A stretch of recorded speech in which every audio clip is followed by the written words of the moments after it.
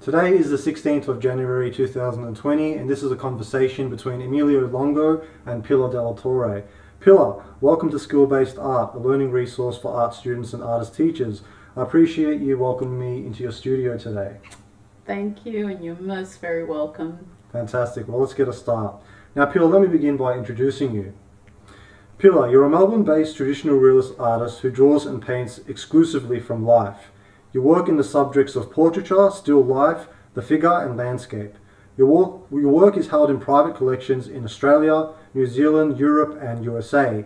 You have been a finalist in numerous art prizes for portraiture and still life, some of which include the Kennedy Art Prize in 2015, the Ricker Moore Drawing Prize in 2016, the Bayside Acquisitive Art Prize in 2019, and the Norma Bull Portrait Scholarship in 2015 and 2017.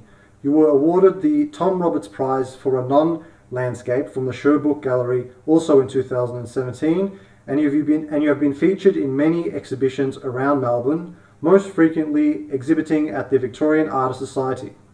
You have also earned major art prizes such as the Archibald Prize, the Portia Geach Memorial Award, and the AME Bale Drawing Prize, which you were selected as a finalist for in 2018. The subject of your entry into the 2005 Archibald Prize was of the Indigenous arts patrons Janice Kirsch and brother Ray Kirsch. The painting was rejected from the Archibald Prize, but instead it was selected into the Salon des Refusés, the alternative to the Archibald Prize in Sydney, Australia, which is one of the highlights of your career today. Today, you continue to submit work into the Archibald, the most prestigious portrait painting award in Australia. In the early beginnings of your art journey in 1998, you were awarded the North Sydney Art Prize, the Philip Muscat Prize for Landscape, and the Thea Proctor Scholarship at the Julian Ashton Art School in Sydney, Australia. As a traditional realist painter, you are dedicated to constant and never-ending improvement, a philosophy that has led you to perpetual professional development in drawing and painting within Australia as well as internationally in Florence, France, Spain and Russia. Now, Pilar, how long have you been painting for?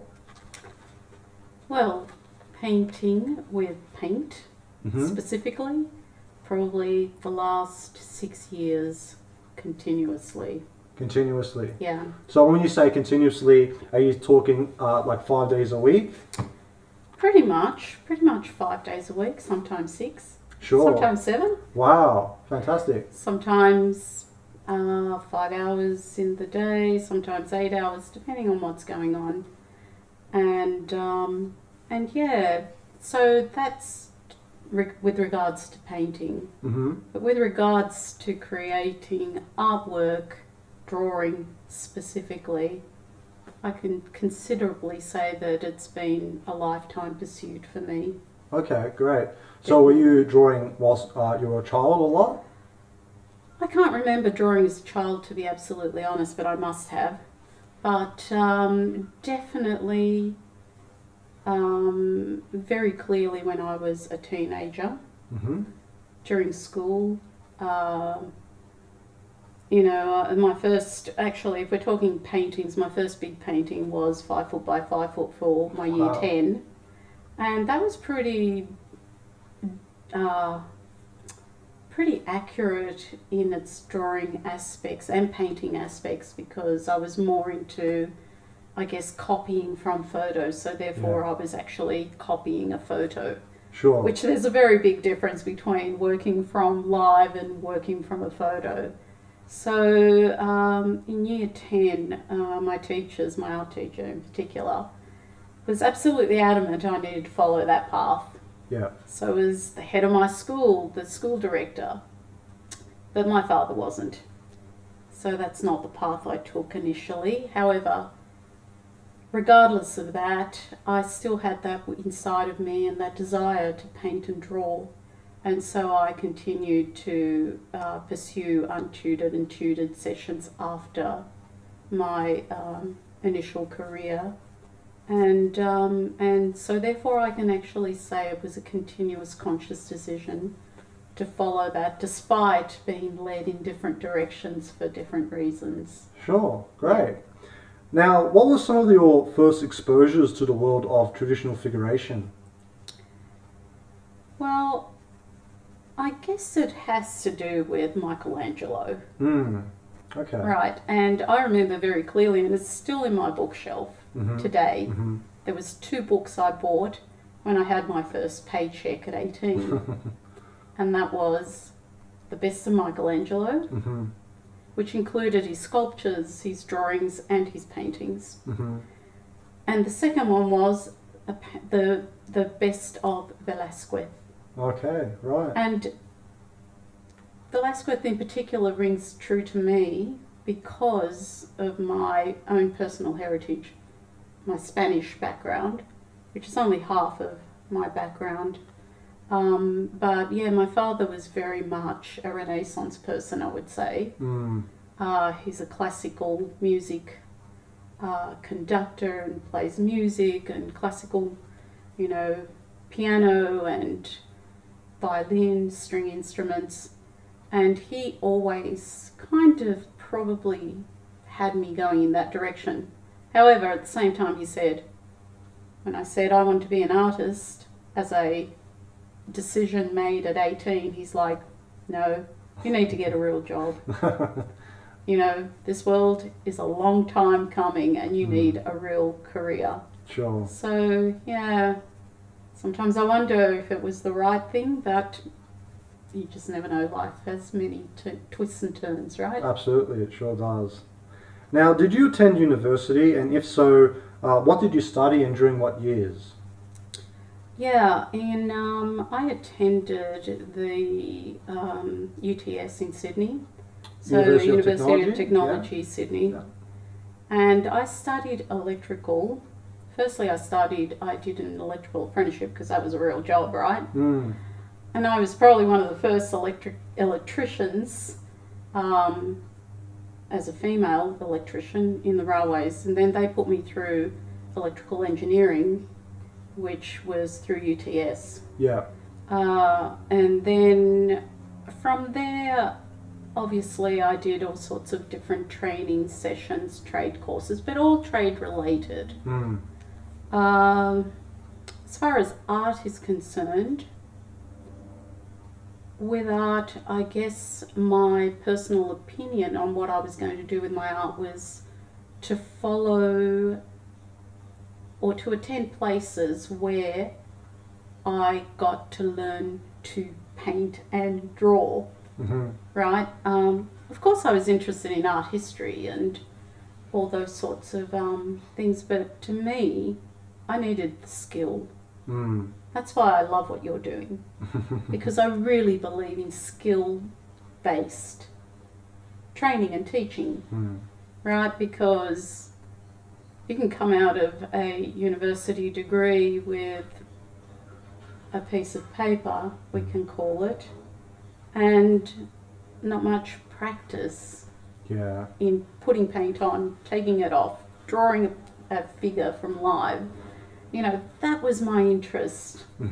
I'd already got my piece of paper in all this other non-related career that I took the path of, and I must admit, I did really well in that career. I was Apprentice of the Year. Wow. And that was the first female to get Apprentice of the Year. That's great.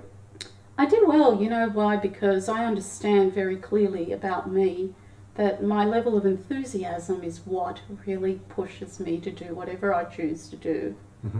So I was enthusiastic about what I was learning, so therefore I did really well. And that's how I feel like, my enthusiasm is what fuels my daily practice of painting and drawing today. Fantastic. And I just can't get enough of it. Fantastic. So I just feel really quite privileged that that's the feeling that I have inside of me that doesn't need to push me. And yes, there's days where I think, I should just get up and do some painting. And that first initial is sometimes there. Yeah. And then as soon as I start, I think, oh my God, what was I doing, wasting my time, not doing what I love. So that just keeps me going. That's lovely, isn't it? It's a fantastic thing. Yeah. Now, when you were in university, so you studied electrical engineering. Yeah. At that point, did you think to yourself, well, maybe I should inquire into some of the art-related courses, or it didn't cross your mind? I did, but I didn't inquire into university run courses. I went to Julian Ashton's Yeah, sure. because to me that was something that was easily, I could fit that easily into my life because I was working during the day, so I could go and do something at Julian Ashton's at night, and I did for a long time, the longest time. Sure. So it needed to be something that was short course, or it needed to be something that was super flexible to fit in with my daily job and work and responsibilities. You know, as a wife and as a mother. So yeah, but it always did take the priority more than anything else in my life, aside from obviously family responsibilities, work responsibilities. Sure. So yeah, but I never really had the desire to go into a university course for art. That was just my choice. And in a way, I'm really glad the way that I have actually explored my art options and gained so much insight into different aspects and different approaches. Sure. Which I think is what fulfills me a lot more than just learning one particular tradition and only working with that. Sure. And or one particular course. I've never been particular in one thing. Well, that's a good trait to have. You know? Yeah, I like to mix it up. Yeah. Stops Keep you your from mind being open. boring. Yeah, definitely. Now, I understand you have an interest in alchemy, is that correct? Yeah, I kind of think painting is a little bit like alchemy. Okay, so explain that. That's interesting. Yeah, well, you know, if you think about it, you're working with powders and oils and mixtures and mixes and basically you're working by having an idea of something or looking at something, and you've got a blank canvas or a blank paper, and by the end of, I don't know, 2 hours, 2 minutes, 1 minute, you have created some magical gold that's come out of the ethers or something like that. Do you know what I mean? Absolutely. So I really do feel that that inspiration of whatever you're looking at and how it triggers either a memory or, I mean, yeah, you're looking at something solid, but there's something more going on. Absolutely. And I feel that that's kind of like the alchemy that I'm talking about. And it's transforms you, and it transforms whatever's in front of you. And then there's all the additives that you're working with. Sure. And yeah, I love mixing the paint with a brush. There's something magical about that feeling. Definitely it is. It is, as you said, kind of magical being able to reproduce nature on a 2D support, and through colour and form and shape. It's it's pretty impressive when you think about it. Yeah. And actually, now that you said that, I was always taken by looking at the old masters' work and thinking, how did they create that illusion?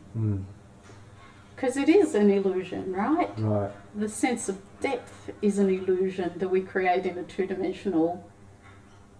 But you have to have the skills and understanding and awareness and sensitivity to be able to know how to create that illusion. Absolutely. So, and then the other thing that I must point out as far as alchemy, there was a number of exercises that one of my early teachers, Tony Johansson, at Julian Ashton's, would encourage us to do. Well, firstly, it was always carry a sketchbook. Yeah. No matter where, no matter how small, how big, whatever. Carry a sketchbook.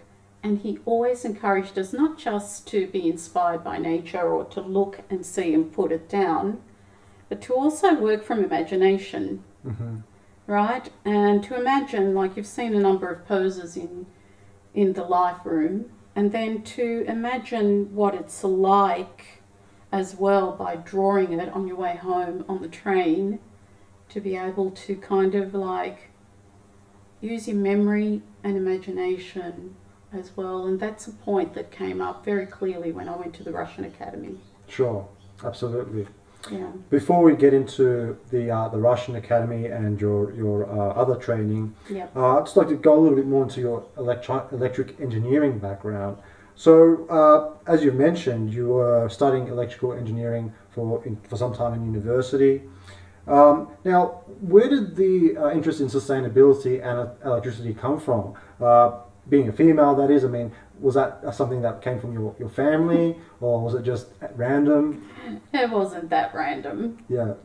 My father's an electrical person by trade. He's an electrician as well. Oh, is he? Okay. And hey, my son's an electrician now. Oh, wow. So it's not like we've got an affinity with electricity, right? But the thing is, I guess families follow traditions and possibly get influenced. Obviously, I know I've influenced my son into going into that field. Although my father was a musician as well, Okay. he didn't want to encourage me into that because he knows how tough it can be, right? Yeah, right. Just to hold that. Hmm. So he discouraged me, actually. Okay. Therefore, he pushed me towards something that was, it definitely was not traditional for a woman to go into electrical in the year of 1982 is when I started my apprenticeship. Wow. Definitely not. But hey, I didn't want something boring, so I decided to take the challenge. Fantastic. And look, it's been a really interesting career. And then to jump into sustainability, I probably did that so I was in the electrical field specifically for 16 years first off. Okay. As a career, doing part-time drawing, live work outside of normal hours. Okay. Then I moved from Sydney to Melbourne in 2000, and RMIT actually was, no, I actually just stepped back a little bit, went through a traumatic time in my life, and then a friend of mine said, we're taking our yacht and going sailing across the Pacific. Okay. You've got nothing to do right now, get on the boat and come with us. Great. So that was the best thing I could have done at that time in my life. Sure. They gave me an opportunity and I took it. And we sailed for 6 months from Australia to New Caledonia, Vanuatu and the islands. They sailed Lovely. for 12 years after me. Wow. 12 years. But when I was sailing, I decided I'm the resident artist. Yeah. So that's what my main interest was.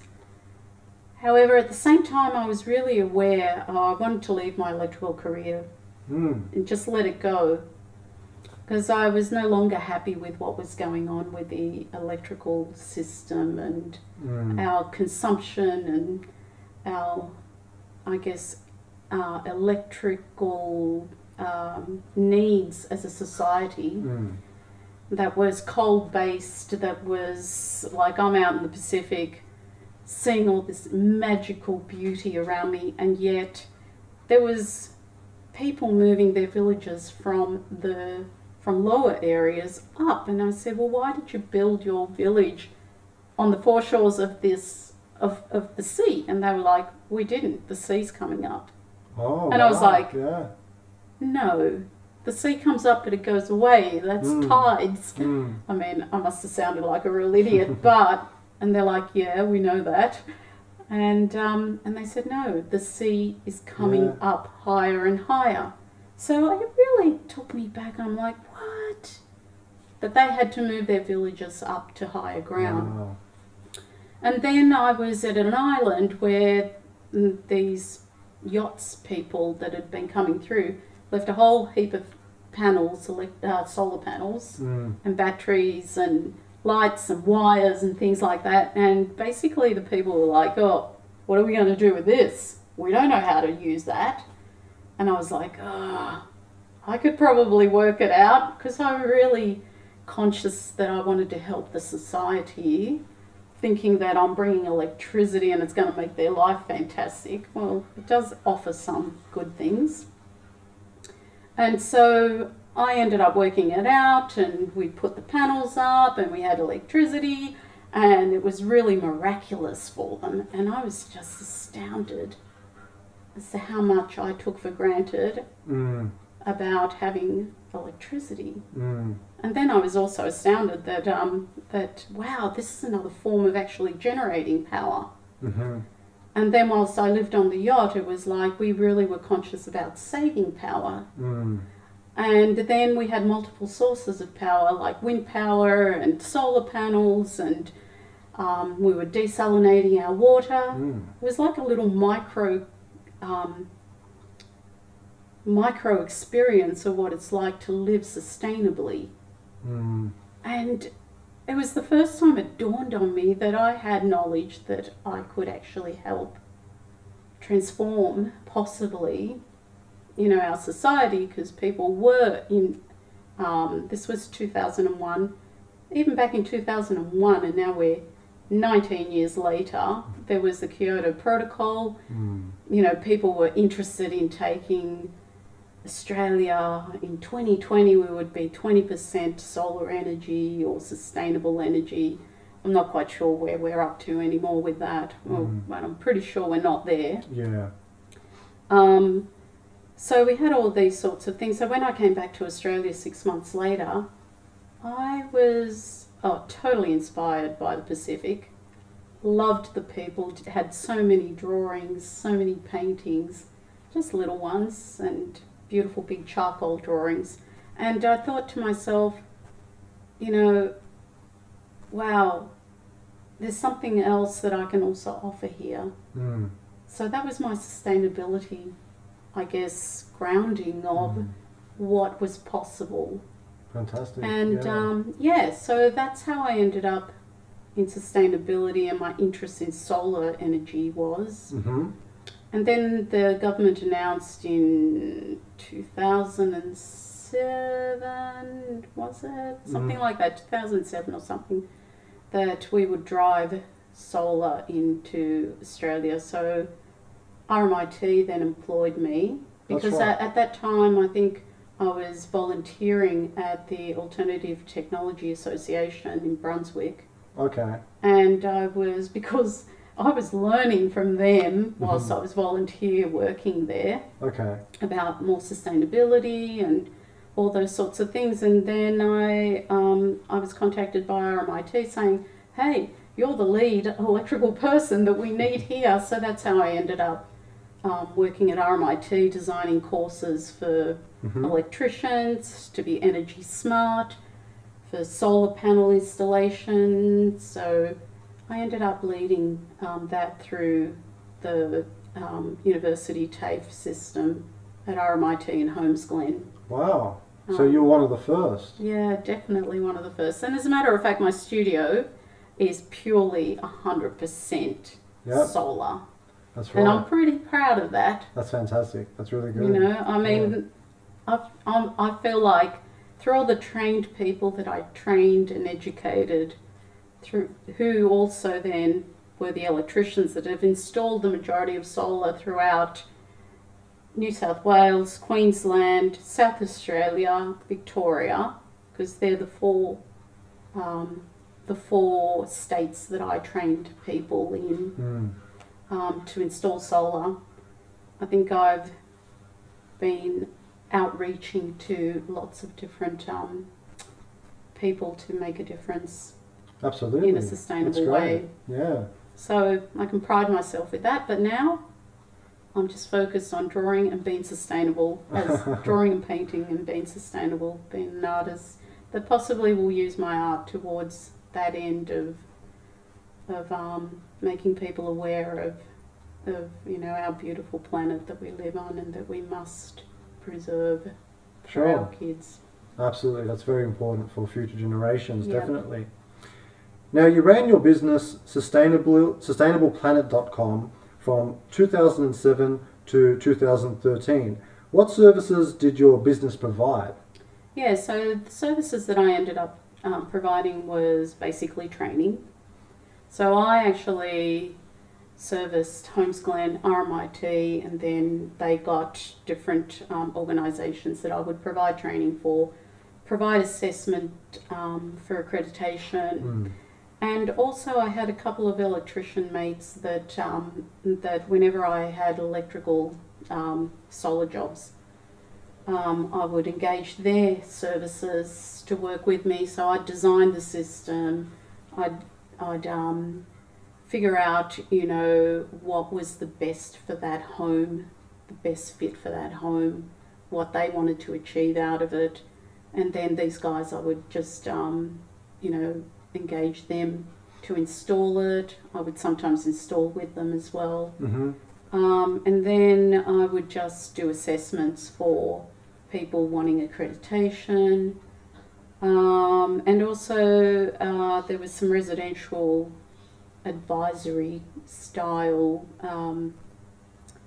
services to help people understand what their electricity bill actually, how they came about their electricity bill, and how they could reduce it, and how they could, you know, what could they change, and all those sorts of things to help people become more aware and then to make a change themselves. That's great. So it was really, really fabulous actually, and there was a good 10 years of work in that actually. Wow.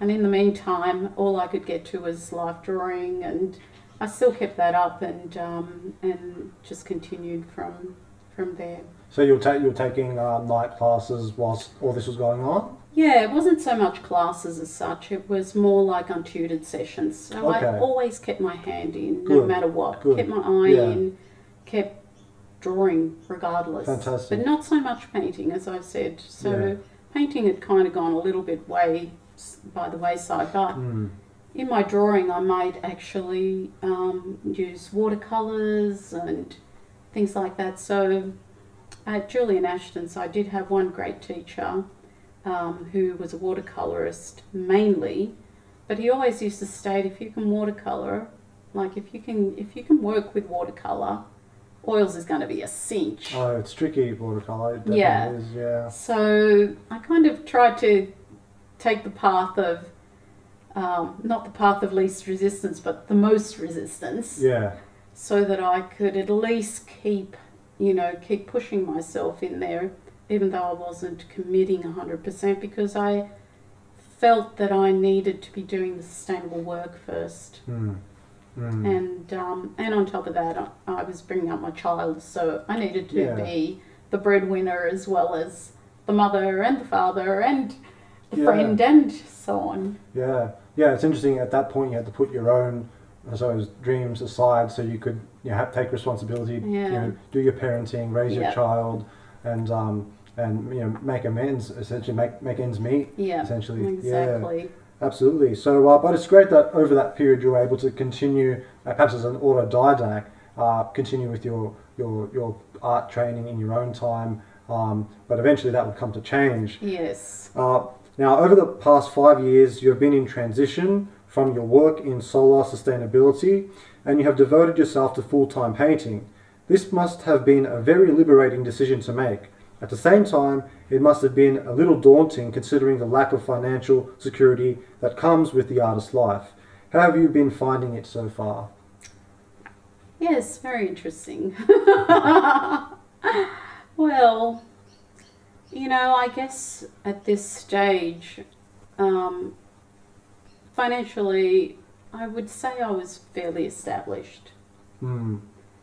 So it hasn't been struggle. And I guess at one level it's not like my son's grown up and he has his own finances and he, so really making ends meet is not an issue. Actually, what I've what I've discovered anyway is we're trading something off all the time. Mm. We're either trading off our time for money, Yeah. right? Or we're trading off money for our time, Mm. right? So the way that I see it is that as long as I've got a roof over my head, I can pay for paints, I can pay for travel, because that's really super important for me. Yeah. And having great support from my partner and son just means that I can do this, and I am very liberated to do it Mm. because I'm not relying on sales from my art, Yeah. right? And I don't want to rely on that, to be absolutely honest. Well, it brings more stress, doesn't Yeah, it? exactly. Yeah. Like, hey, you know, I just want to paint and I just want to draw. And I do enter awards and things like that, and sometimes I win something, sometimes I sell something, and they're the lovely times, and I do have a lot of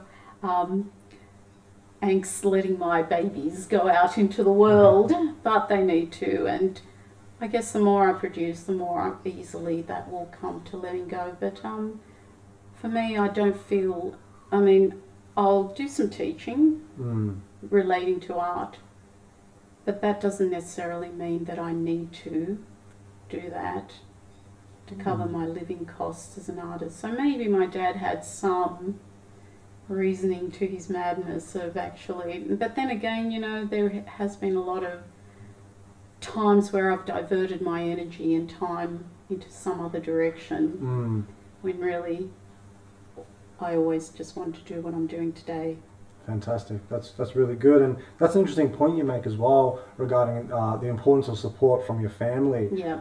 Especially for this choice of life, the artist Yeah. life, which can be very uncertain. Absolutely. And just to have that understanding and support behind you can really help you to Yeah. persevere, to stick with it as well. Absolutely. Yeah, and it's interesting what your father had mentioned to you as well, because that's really a stereotypical kind of outlook from especially a lot of the older generation to buy a home, have a career, support yourself, put a roof over your head. Yep. But for an artist, I find that to be different, because that's not essentially what you're set out to do. Really, it's about focusing on your work, Yeah. and and you'll do whatever it takes to make that your priority in life. Yeah. Whereas other people, it seems to be, who aren't in art, perhaps, I'll have the profession, I'll make money and be happy. Yeah. But for an artist, that's second. It's Yeah. my happiness is going to come from creating my work, Yeah. and not from chasing money Yeah. with some job that I'm Yeah. not really into. Right? Yeah. Yeah. Yeah, because there was a point where I realised that, wow, we're here on this planet for such a short period of time, and I'm either going to trade my time for money, or I'm going to trade money for my time. And in doing so, I can, liberate myself and follow my passion. And I've always followed passion, but not my passion. Yeah. Do you know what I mean? Yeah. So I'm always passionate about everything that I do, and why not? Definitely. But to really be passionate about your art and your creative process and what you produce when you've used 2 hours of your life on a painting and you feel happy with it, there is just no money that will pay for that. Absolutely. And So- you created it, You created it, and it's your incredible, incredible vision. feeling, definitely. Yeah. Very, So I very good. love it, Yeah. and I feel very blessed. Absolutely. Very blessed. Now, the journey of your training as an artist began at the Julian Ashton Art School in 1995, and in 1998 you were awarded the aforementioned Thea Proctor Scholarship, which covered your full-time study for 12 months. Can you recall your course of training at the Julian Ashton Art School and the teachers that you had?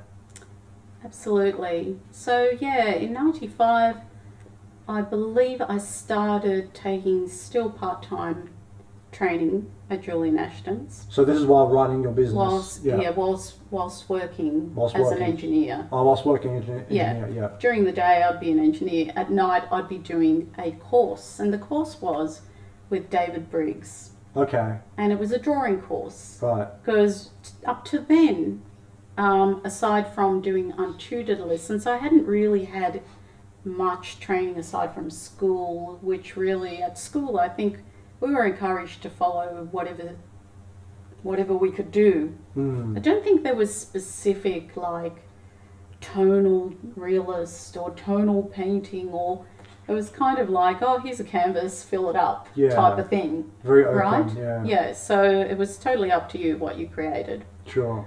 So the first real training that I had, I would have to say, is at Julian Ashton's when I took a life drawing course with David Briggs. Okay. And David Briggs was using the method of training of teaching people how to see, not how to draw. Yeah. Do you get the difference? Absolutely. Right? Yeah. So he used a method called the natural way to draw. That's a Nicolaides. Nicolaides, yeah. Beautiful. Comes from New York. He was a teacher in New York. He kept seeing people trying to learn how to draw, but then he realised their drawings weren't coming through the way that they were seeing it, because they weren't really drawing what they saw. They were drawing what they think they saw and what they knew. Yeah, sure. Rather than really observational drawing. So it's a number of exercises. And that's how I started, and I loved it. What I love about that is that the work has more movement, more gesture.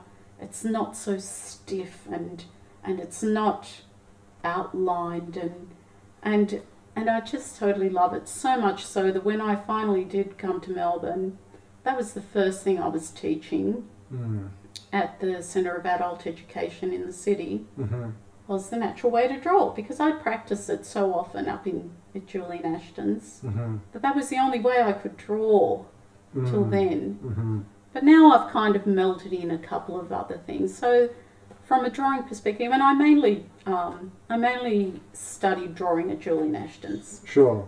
I did a tiny bit of painting with Frank Giacco, a tiny bit of painting with one of the other teachers whose name just slipped my mind. But Keith Jewell was another one of my drawing teachers, and he was more to do with cast teaching. And this was probably more during the day when I made a final decision that I was going to leave my job and I was going to go and study at Julian Ashton's full-time for 6 months, because I couldn't apply for a scholarship unless I was studying there for 6 months full-time. That was the criteria. So I went and did that, and so I was studying with Keith Jewell, then working on casts, and it was all drawing, and then I did some watercolour, as I said before, and I always forget this guy's name, and he's so fabulous. It'll come to me somewhere along the line. Sure. And who else did I have?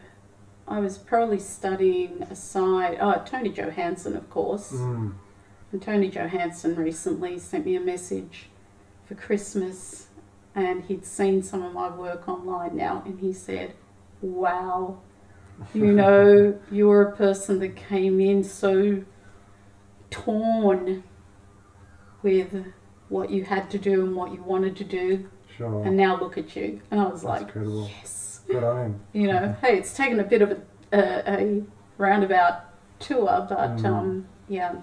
Sure. So yeah, they're the main people that I studied with. So David, Keith, Frank, Nigel Thompson. Okay. He won the Archibald twice, but he's now passed. And now and again I would see Paul Newman. Yeah. They would come into an untutored session there. I can't remember. Anyway. Sure. That's fine. So one thing with Julian Ashton also, you got Paul Dalprat, who's the principal of the school. Did you have much contact with him whilst you were there? Of course we did. Good, good. Paul always featured in every class. Oh, did he? Okay. It's interesting because he's an interesting character as well because Very interesting. he also runs some kind of he's actually a performer from what I understand, doesn't he? Yeah, right. That's right. But at that time he wasn't. Oh, that's right. I don't think he was at that time. Sure. But look, Paul is very dramatic as always, so it doesn't surprise me that he was has gone into performing. Yeah, sure. He was always in class, even just looking in to make sure that, people were doing, and he was being seen and known, and we all knew who Paul Del Prat was. Great. And now and again he would come and give you a little bit of critique, whether you wanted it or not. Because sometimes it didn't quite match what you were asked to do in the first place. Yeah. But it was always interesting, and he would always be reciting some poet or something like that. So I loved my days at Julian Ashton. Fantastic. I just, in those days, little did I know, walking up the stairs where you could actually smell all the oil and terps, mineral terps wafting down the stairs, and you'd come in and you'd take a big now that I know that I wouldn't do that because it's totally banned now. It's all odorless and lids and so but totally beautiful time down at Julian Ashton's. Fantastic. Yeah. Now, with the Thea Proctor Scholarship, how did you manage to secure that? So I had to be at school every day for 6 months, which was fantastic. Okay. That's what I did anyway. Right. Because you had to be a full-time student. Now, full-time, I think, off the top of my head, it's 20 hours a week or something. But I think I pretty much did the intensity thing, and I was there every second because you could pay one fee and you could be there whenever you felt like it for tutored, untutored and everything. So I was going there continuously. Good. However, at the same time, I needed to build up my portfolio. Yeah. And I've done a lot of training at that point with Anthony Robbins that we've talked about before. And this is Anthony Robbins, the life coach, motivational speaker. Yeah, that's him. Sure. The American with big teeth. American, yeah. He's wonderful. Sure.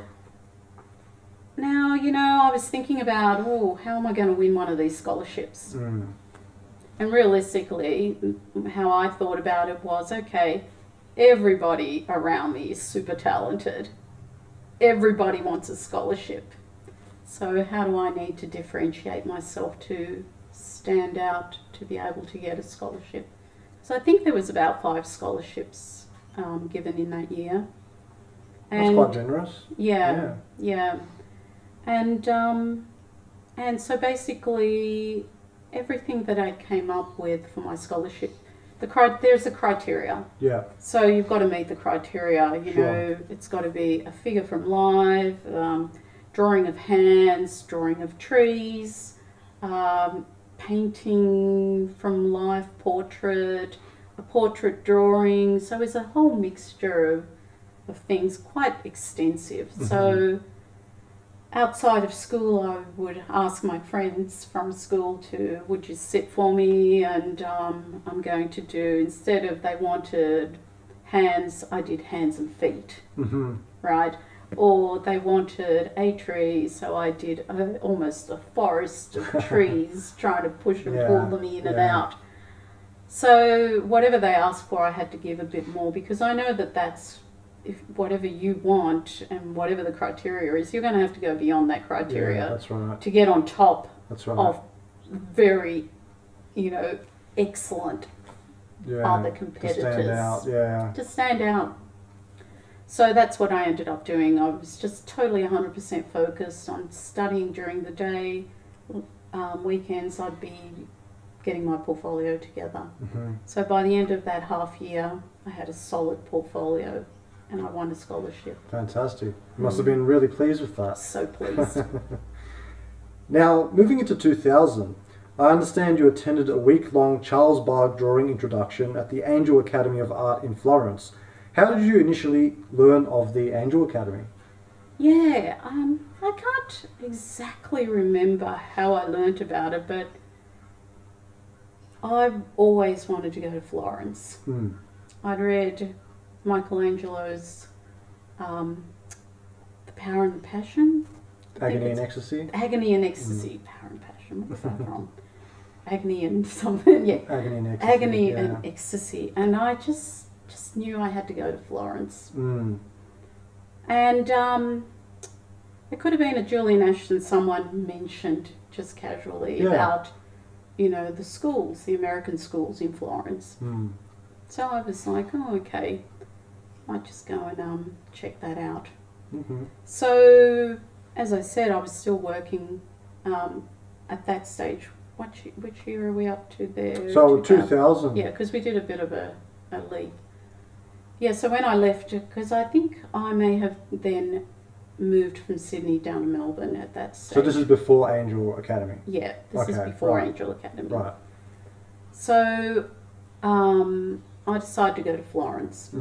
And because I've heard whispers about these American schools, I went looking for them. So I basically went to Florence and just started pounding the pavement to the Florence Academy, the Cecil Academy, and the Angel Academy. Great. So at that stage, they really didn't have any formal summer schools going on. Yeah. So, but I met a person who introduced me to some of the teachers and things like that at the Angel Academy, which was really the smallest academy out of the three. Okay. And it was in a small, intimate setting, and there was a small number of students at that stage. It wasn't as big as Florence and or Cecil. And so I just asked. I said, well, is there anything for someone that can't enroll in a full-time course? And the answer was no. But eventually he said, oh, maybe we could just give you a bit of a taster. Okay. So it was a very informal thing with them. All right. For the week. Okay. But then also after that, the other thing that they did have open to anyone was just come and draw in the untutored sessions. So I would do that in the evening because that's what they had for their own students and any casuals that wanted to come along. So I would do that as well because I was there probably at this stage for 2 months in Florence. Okay. The rest of the time I ended up just walking Florence and sketching as many sculptures and statues that I could see and going into all the museums and so on. I also visited Cecil Academy where there was no formal summer school or short courses for anyone aside from their full-time enrolled students. Yeah. But there was one thing on a Thursday night which Charles Cecil would actually do himself. He would do a presentation with the history of the art in Florence. Oh, lovely. Okay. And I met some people that then said, sneak in with us, because it was really set up for their own students. Sure. And it was kind of like their history theory part of the component. But the most amazing thing about that was, because I would go now every Thursday night to this session, and I was welcomed, and then I would walk out the door and I would be able to see the paintings. I would be able to see the sculptures that he talked about. I would be able to see the architecture that he was talking about in the lectures. And that was magical. Absolutely. That was absolutely magical. Sure. So, so it was just something that I couldn't have planned. Just something that happened as I was meandering around at that time. Sure. In that place. And so that's how all of that came about. Right. So it wasn't anything formal at all. But at that stage, I started to understand through the people that were studying there what it could have been like to study there because they gave me, they would take me down, like particularly at the Angel Academy. Actually, funny enough, Florence Academy were really closed off. I wasn't even allowed to go in to have a look around. Nothing like that. Okay. But Angel Academy was so open the doors, and because I knew one of the ladies that was studying there, she took me down to the darks and where she had her set up in the dark, and it was down a tiny room with one light source and another light source on her work, and it was just amazing. And I just really wished I could have been there. Sure. But because I had that understanding, I had a better idea of what I was there. I also met Jason Arkles at that stage. Okay. And then Jason actually took me through, and maybe I met him because when I went to Cecil Academy, someone allocated Jason to take me through the big sculpture room. Okay. And I was just like jaw-dropping because we were literally looking from a platform above, and the sculptures were below, and they were as tall as, as tall as 2-story high. Wow. That we were looking down from. It was just incredible. Sure. Incredible. So, yeah, at that time I said to Jason Arkles, do you want to come to Australia? When you want to come to Australia, you let me know. And 18 years later, or something like that, he comes to Australia. That's as I incredible, invited him isn't it? over. That's fantastic. Yeah. Great. Now, what was your first impression of the Angel Academy, as I imagine this would have been a more comprehensive curriculum than what you were learning at the Julian Ashton Art School? Yeah, Julian Ashton Art School is a lot more movable or flexible, and it did cater for lots of opportunities just to move from one to the other, whereas the Angel Academy, you started with a bar drawing or 3 in a year, something like that, 3 or 4 max in a year, because you had to spend months on them. Yeah. And that was the main reason why they didn't have these short courses available, because it was a very long process to get anywhere. Yeah. And I think I basically in 1 week got to basically the, just the contour of whatever I was, a foot I think, that I was working on. So, you start off with drawing, bargs, then casts, then live, and then painting is what the structure of it is. And you, no matter whether you know how to draw or you think you know how to draw, you start off with bargs. And I can see the value in it because there's so much to be learnt by mechanically, and it is a mechanical process in my mind anyway. It's not like the natural way to draw, right? It's very mechanical, very methodical, very it's sight size, which was the first time that I'd ever heard of sight size, because we hadn't heard of sight size in when I was at Julian Ashton's in that time. Now I think they have a little bit of a, like they don't necessarily push it, but they still do introduce sight size as a method of measurement. Whereas it was more comparative there. Okay. So the process and the building structure, I totally would have been happy to do something like that. But unfortunately I didn't have the time of 3 years with other responsibilities to be able to focus on that. So yeah, it was very different, I would say. Sure. Can you recall the exercises you carried out at the Julian Ashton Art School and some of the instructors that you had? Now, you have touched on some of the instructors that you had. But perhaps, what were some of the exercises that you were doing? Yeah, so it was mainly actually through David Briggs' course. It was The Natural Way to Draw. Okay. So it was figure drawing. Okay. So the figure would be set up in poses of 1-minute drawings, 2-minute drawings, 5-minute drawings, 20-minute drawings. So fast drawing, and then strategies as to how how to actually tackle a 1 minute drawing and get the whole figure in, right? How to tackle a 2 minute, a 10 minute, what other components you're going to structure into a 20 minute. So that was one of the exercises. And the other exercises for me were things like cast drawing. So it was basically learning comparative measurement, because we didn't really sight size anything at that stage because there was a number of people around. It's not like we had a cast in our canvas and we were just, working from there. And that's what they do have down in Florence or Angel. They'll have a cast and two people on either, or one person on either side. Or they'll have a portrait and one person on either side. Sure. So, they can do sight size easy enough that way. Right.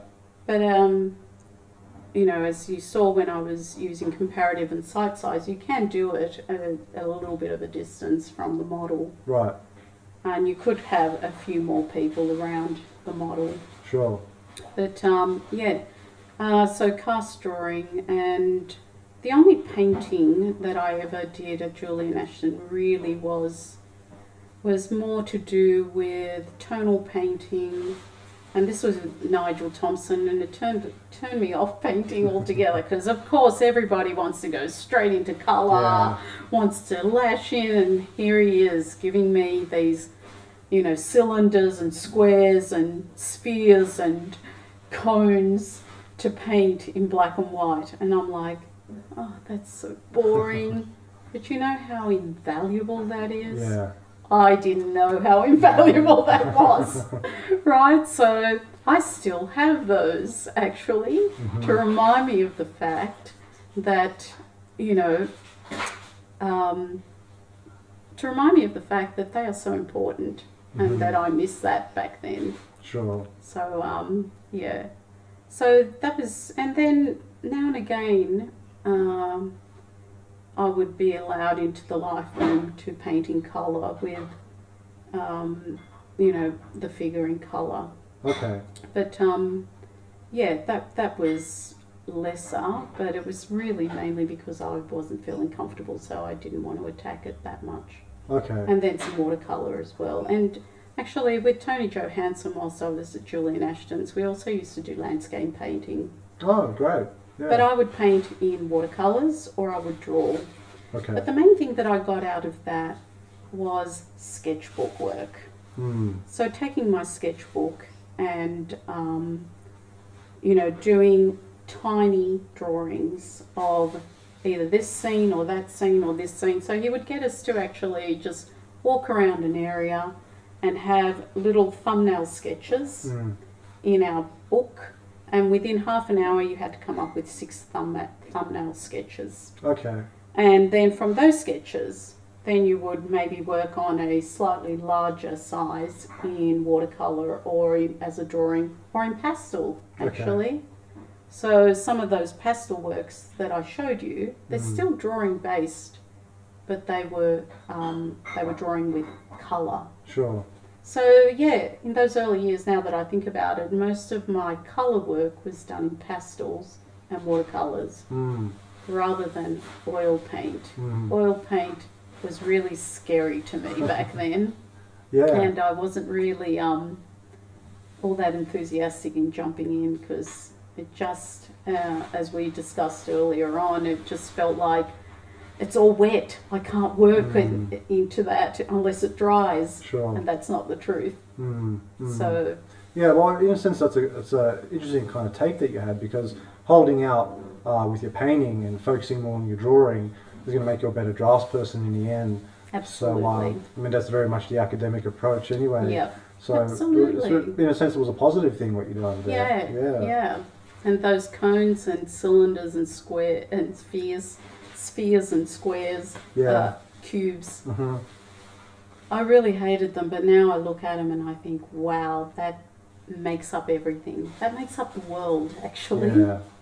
And it's the foundation. And I really love them, and I try and take my own students through that. not that many people like it, so I can understand that reaction of, oh my God, how boring to do that, you know. Yeah. And I'm like, yeah, I was once like that, but believe me, later on you'll be thanking me that I took you through that. Sure. So yeah. Now, during your time at the Julian Ashton Art School, were there any prominent artists of the realist tradition who were training alongside you? You mentioned Paul Newton was there. Yeah, but he was not there so much as a student. Okay. He was there as a casual at untutored sessions, because I think he was pretty much already fairly well known, particularly in the Archibald even back then. Okay, right. But yeah, look, teachers like Frank Giacomo, who had won the Archibald in 2006. Sure. He was there, and people that I studied next to was people like Sam Wade, who won the Bail later on.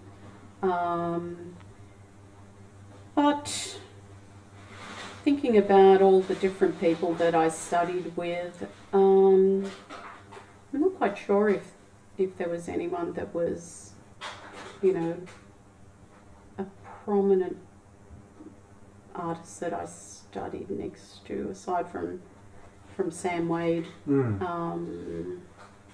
Everyone else was, I guess, on the journey of art. And I haven't really heard too much about anyone who continued. Sure, fair enough. Yeah. Now, in 2012, you continued your training with Australian realist painter and former teacher at the Florence Academy of Art and founder of Atelier Canova in Rome, Andrea Smith. I understand you undertook a still life and portrait workshop in a Nicholson building in Melbourne. Can you provide a summary of what you learnt in this workshop?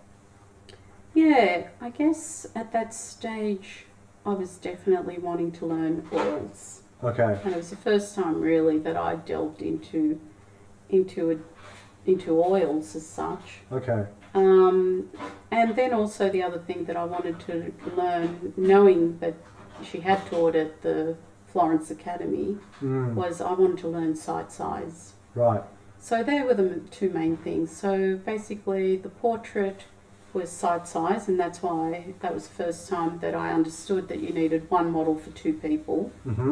And then, because there was only 4 people in the class. Oh, okay. So there was 2 models. Was it 4 or could have been 6 actually?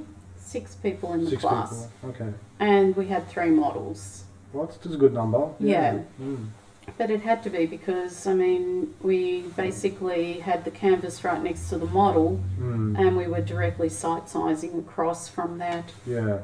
And I really then had a good feel for what it was like to really paint in oils. She had a slightly different method to the method that I use today. As you would know, she'd have the main colours put out and then you'd have to mix the tertiary colours and then work from there, and most of the colours were mixed with a palette knife so that they would be equal and even throughout the whole mix. Sure. And what have you. And I don't necessarily use that approach anymore. I mix with brushes, and I'm not so, in certain areas of my painting, I'm not so worried about not having a little bit of some other colour in my paintbrush that goes down and stays there.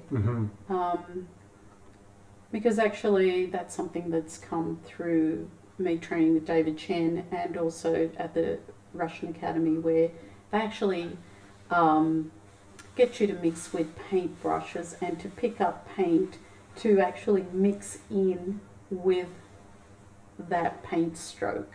Okay, right. So they call it broken colour. Broken colour, yeah. Right? And but you got to know where it needs to go. Sure. Otherwise it's going to look like Look a bit messy otherwise. Yeah. Yeah, sure. Yeah. Now, in 2012, you returned to the Julian Ashton Art School to attend the Dimensions of Colour workshop. I understand that this is a comprehensive course on colour that was developed by artist teacher David Briggs. Can you provide an overview as to what exercises you undertook and what you learnt at this workshop? Yes, that was when I was really just wanting to understand colour and colour mixing Sure. and how things kind of sat beside each other. Really what I'm talking about there is relationships, Okay. right? And it's the Munsell system, yeah. right? And it was so complex. It did my head in for a whole week. I'll absolutely admit that. But I came away with enough to actually start to really kind of consider and think about like how colour and, well, firstly, how tone works, right? Removing the colour, but then how colour or temperature works in the spectrum of this concept of the Munsell system, right? And learning about chroma, because no one had ever spoken, not even at Julian Ashton's when I first went there. Because on top of that, I was only focused on drawing, really. But no one had ever spoken about the chroma and how it sits in the three-dimensional field of colour, and how tone goes up and down through the middle of this conceptual tower. And to be absolutely honest, I was totally confused and baffled, and I was like, whoa, this is too scientific for me, you know. But realistically now, looking back, and hey, I went back to do it a few years later after painting for a little while, and none of the teachers here in Melbourne talk about the Munsell scheme, the Munsell system. They certainly won't lead you into any of those areas. They don't even use the terms chroma, really. Definitely tone.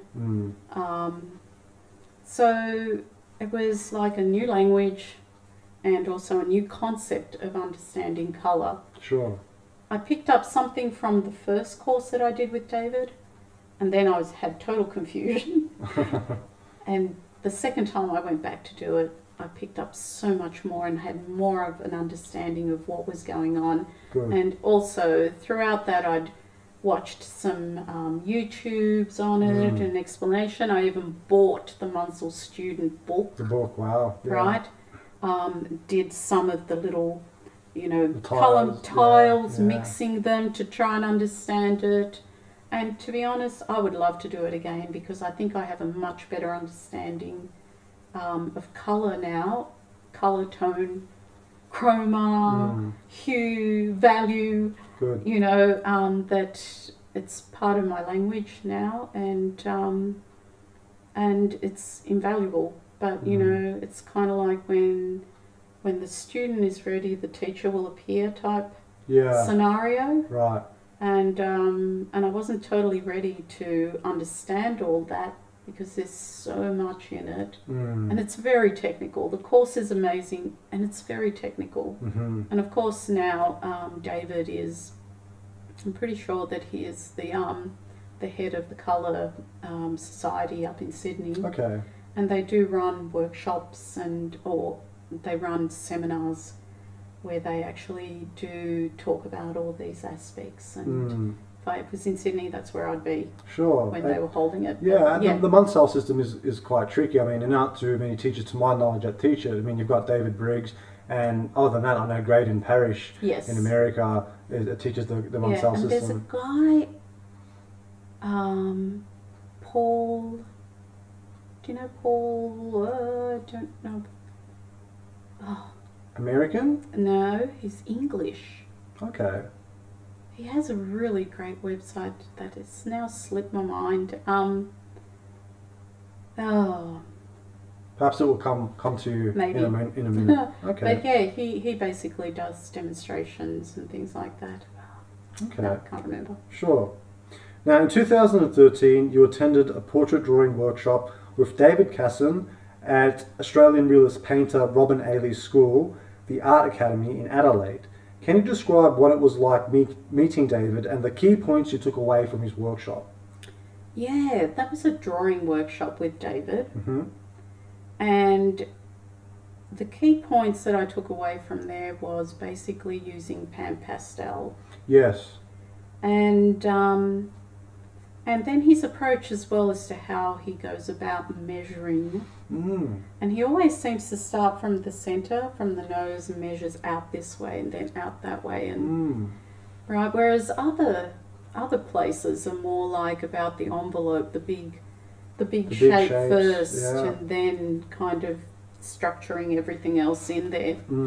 But mainly it was use of materials, and that's where I was introduced to using pan pastel in a grey and a black, and obviously using the white for highlights. And then also he used the General's pencil for white, white charcoal. the white charcoal to kind of give the drawing a bit of a shimmer, and it was also on toned paper.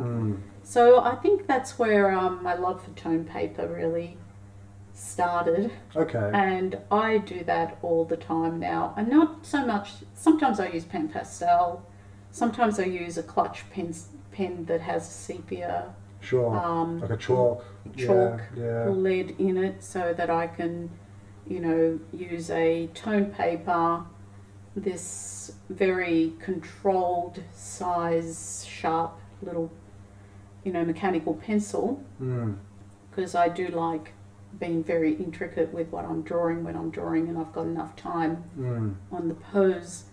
And then I'll use my highlight area to do the high points and create that depth. And then the darkest point somewhere is created by the pencil that I'll be using. But so they're the main points that I got out of David's workshop. And David himself was absolutely amazing. So his workshops ran like this. So half the day he would be doing a demonstration, which was up on a TV. So you could either be sitting there and watching him, and you could also be seeing a huge image of what he was doing, which was really fabulous from a training perspective. And then the other half of the day, we would have a model and a number of people around that model. We had, I think, about 3 large groups. Okay. And then he would literally race around to everyone. Yeah. So really the main part of the training was as you watched him demo. Secondary to that was like there was a number of people he had to get to, so you might get a critique or two. But it was over 5 days, so you did get some times going on. And then you'd get to use the materials. And I think that's what part of the problem sometimes is, that if you don't know how to use your materials, and then you don't know how to structure your work, it can be really daunting. So that's why I think the academies that have been set up and having a formal, step through type training does help people become a much more solid realist artist, rather than just kind of, being too loose about your structure. Now, David has a really interesting way of measuring, whereby he uses a pair of binoculars. Was he using the binoculars whilst you took the workshop? He was. He was, and I have since bought a pair of binoculars. I have since, bought numerous binoculars or monoculars. But it's about seeing the finer details, like the wrinkles in the skin. It is. And I think it takes a certain personality to want to go that level. That's taking it to a point where it's, it's hyper-realism. Absolutely. Definitely. Absolutely. So for me, that was interesting, and I do at times want to have a closer look. But I think, I like the distant look. And the kind of more subtle, not so... Atmospheric. Atmospheric, that's it. And that I got an understanding from another school, which we'll talk about shortly. Now, also in 2013, you attended a painting workshop with Robin Ely, also at the Art Academy. Can you provide information as to Robin's methods of teaching and what you learnt at this workshop? So with the painting course, because it just butted up against the drawing course that David had done, I decided to stay on and do the whole lot. Oh, great. So I wasn't aware that we would be using photo reference, but when it came to it, I was like, okay, but that's okay because, you know, I don't really understand how to use a photograph to translate it to make it look realistic and not like a photograph. Sure. Right. So that was my reasoning for wanting to take this workshop. And Robin once again would do a demonstration, and it was always like a big screen type thing that you were watching as he was you know, working away on stage. And then everyone was kind of lined up and got their work in front of them. And then after that, you know, you would see him doing all the mixtures and what have you. But at that stage of my painting life, I wasn't even quite sure what made, you know, a skin tone. Yeah, right. And things like that. And so I found it really difficult personally to work from a photograph. It just didn't have the information that your eye provides. So I did my best, and really I can show you the painting. It wasn't even finished, but I liked the process, and it gave me something else to think about. You know, so and the painting actually was, from a glance, it looks like a half decent painting. But one of the things that I've noticed, for me anyway, I can't seem to totally interpret a photo and make it look real, as if it had been painted from life. It's tricky. And I think what it is that when I'm working from life, that live person in front of me is actually feeding me energetically as I am feeding them, as I'm so focused, they're focused, and there is some sort of transference. And apparently, you know, that is what actually happens according to psychiatry, that there is that goes on amongst humans. There's this kind of like an internal dialogue that's going on. So I don't get that when I look at a photo and try and work from it. I find it really hard. So I'm now almost like, I don't want to work from a photo. If I can absolutely help it, I'll avoid it. Sure. You know? Absolutely, yeah. But look, at times if you're doing like a portrait that is, you know, that the person can't be there on a continuous basis for you to work from, I mean, I've got a bit of a better idea how to interpret that photo, but I would probably mix it up, like a sitting, maybe some photo reference, maybe a little bit of work, and mainly actually background and stuff like that if I'm not at that particular location. And then the next sitting or another sitting where I can then flesh out more of the person themselves. Do you know what I mean? Sure, yeah. Much rather do that than just copy a photo. Gives me nothing. I agree. Yeah, definitely. Yeah. Sure. Now, the Art Academy in Adelaide is one of few skill-based art schools in Australia. How did you find the academy in regards to learning foundational drawing and painting techniques? As I understand, Robin uses photo references to teach from. So you've mentioned the process of going about painting from a photograph. Did you get much formation in regards to foundational drawing, or did that mainly come from David? Yeah, that mainly came from David. Sure, fair enough. And that came from live. As I said, we did have models to do that. Sure. There was an exercise actually where we had first the skull, which was really good. Yeah, David likes using the skull. Yeah. Because the skull's going to inform you of when you get to see a person, that you've got to imagine that they do have a skull behind them. So you're going to have to, you know, imagine from wherever you're viewing that person that, you know, you've got the back of the skull and the front of the skull, and that structural analysis. The structural analysis of it. Absolutely. Now, the following year, in 2014, you expanded your understanding of portraiture with Melbourne realist painter Lee Mackerlack. Can you recall your time with Lee and explain the training she put you through?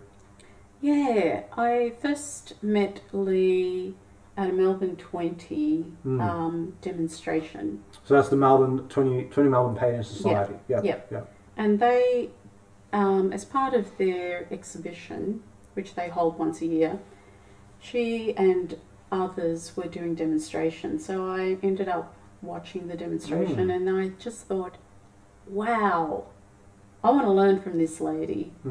So I pursued that, found where she was teaching, and actually I think even after the demonstration I got her details and I asked her, are you running classes and so on. So I actually studied 2 hours a week for probably 2 years with Lee, and then I probably did another 5 hours a week, whereas because she runs a full day, so I do the morning class for 2 hours a week for 2 years, and then I did another 2 years of the full day.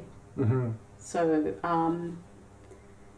yeah, throughout that time, it was definitely tonal, mass,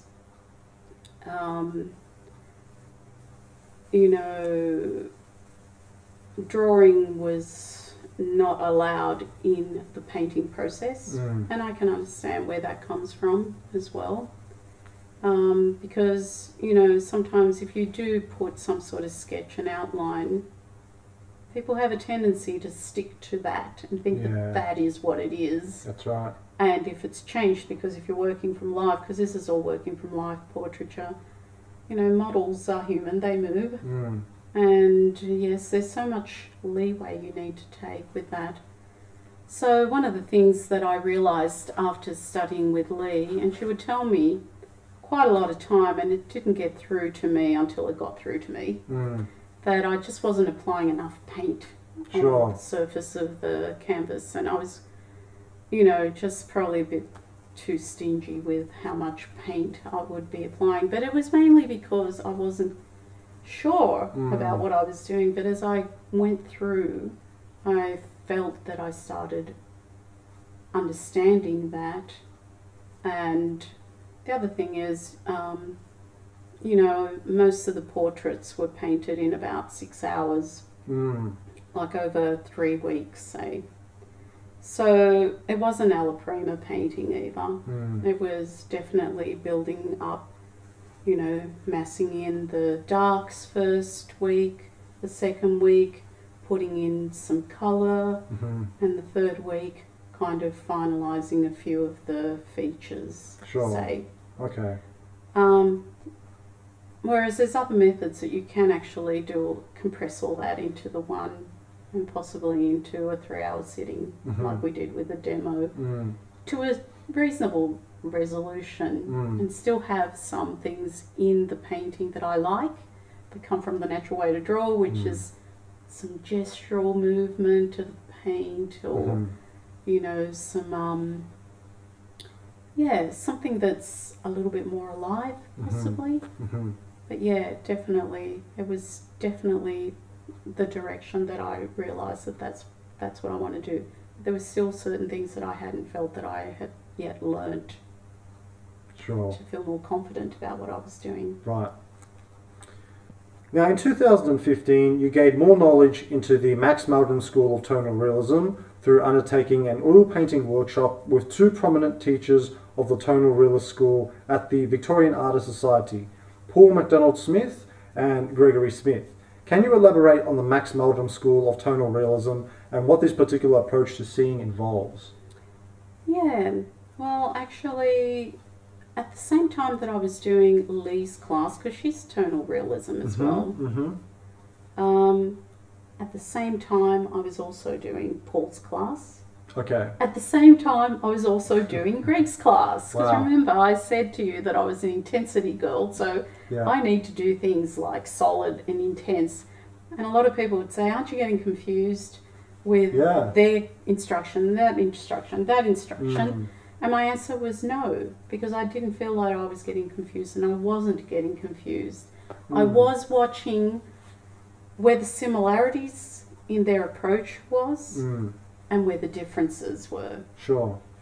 So the difference between the approach that Gregory R. Smith uses is that he will actually tone his whole background with raw umber, and then he'll use the rag to wipe back the lighter areas, and then you paint into all that.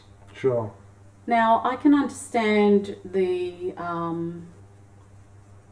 advantage of having a layer of paint on your canvas, right? Because already you've got something that is movable already sitting there, because otherwise you've got just either a blank white canvas and you apply your first paint strokes and you need lots of paint on the surface to actually move the paint about. Sure. But his method really fast-tracked the painting to a finish fairly quickly. The only thing that I didn't like about it was in portraiture and figure painting, I didn't like the way that the colours of the skin was being affected by the background. Yeah. But in still life, perfect start. If you've got a dark background subject and you've got some other bits in front of it. If you've got a light background subject, big challenge, right? Yeah. And I do like painting light background or other, light tone backgrounds as well. So that's it. And Paul and Lee are probably most similar in their approach. And but Paul's also really super flexible with, it doesn't always need to be the same procedure always. So sometimes he would start with either a toned background, just a different tone ground, or he'd always start, with having a bit of a plot as to where the canvas was and where the maximum edge distances of what you were trying to plot in are going to be, the top and bottom, the sides, if that whole composition is going to fit in there, and then start massing out the darks, and then go straight into literally the highest chroma, and all mainly describing the mid-tone colour of all of the objects. So I've probably studied the longest. I studied with Gregory Smith for about 2 years in that 4-year period, the same 4-year period that I studied with Lee and Paul. Wow. But I probably studied with Paul the longest, even after I left Lee and Greg. Only really until mid last year I was with Paul. And now I'm kind of in a bit of a mentorship arrangement with him, which I am so grateful and very glad to be in that.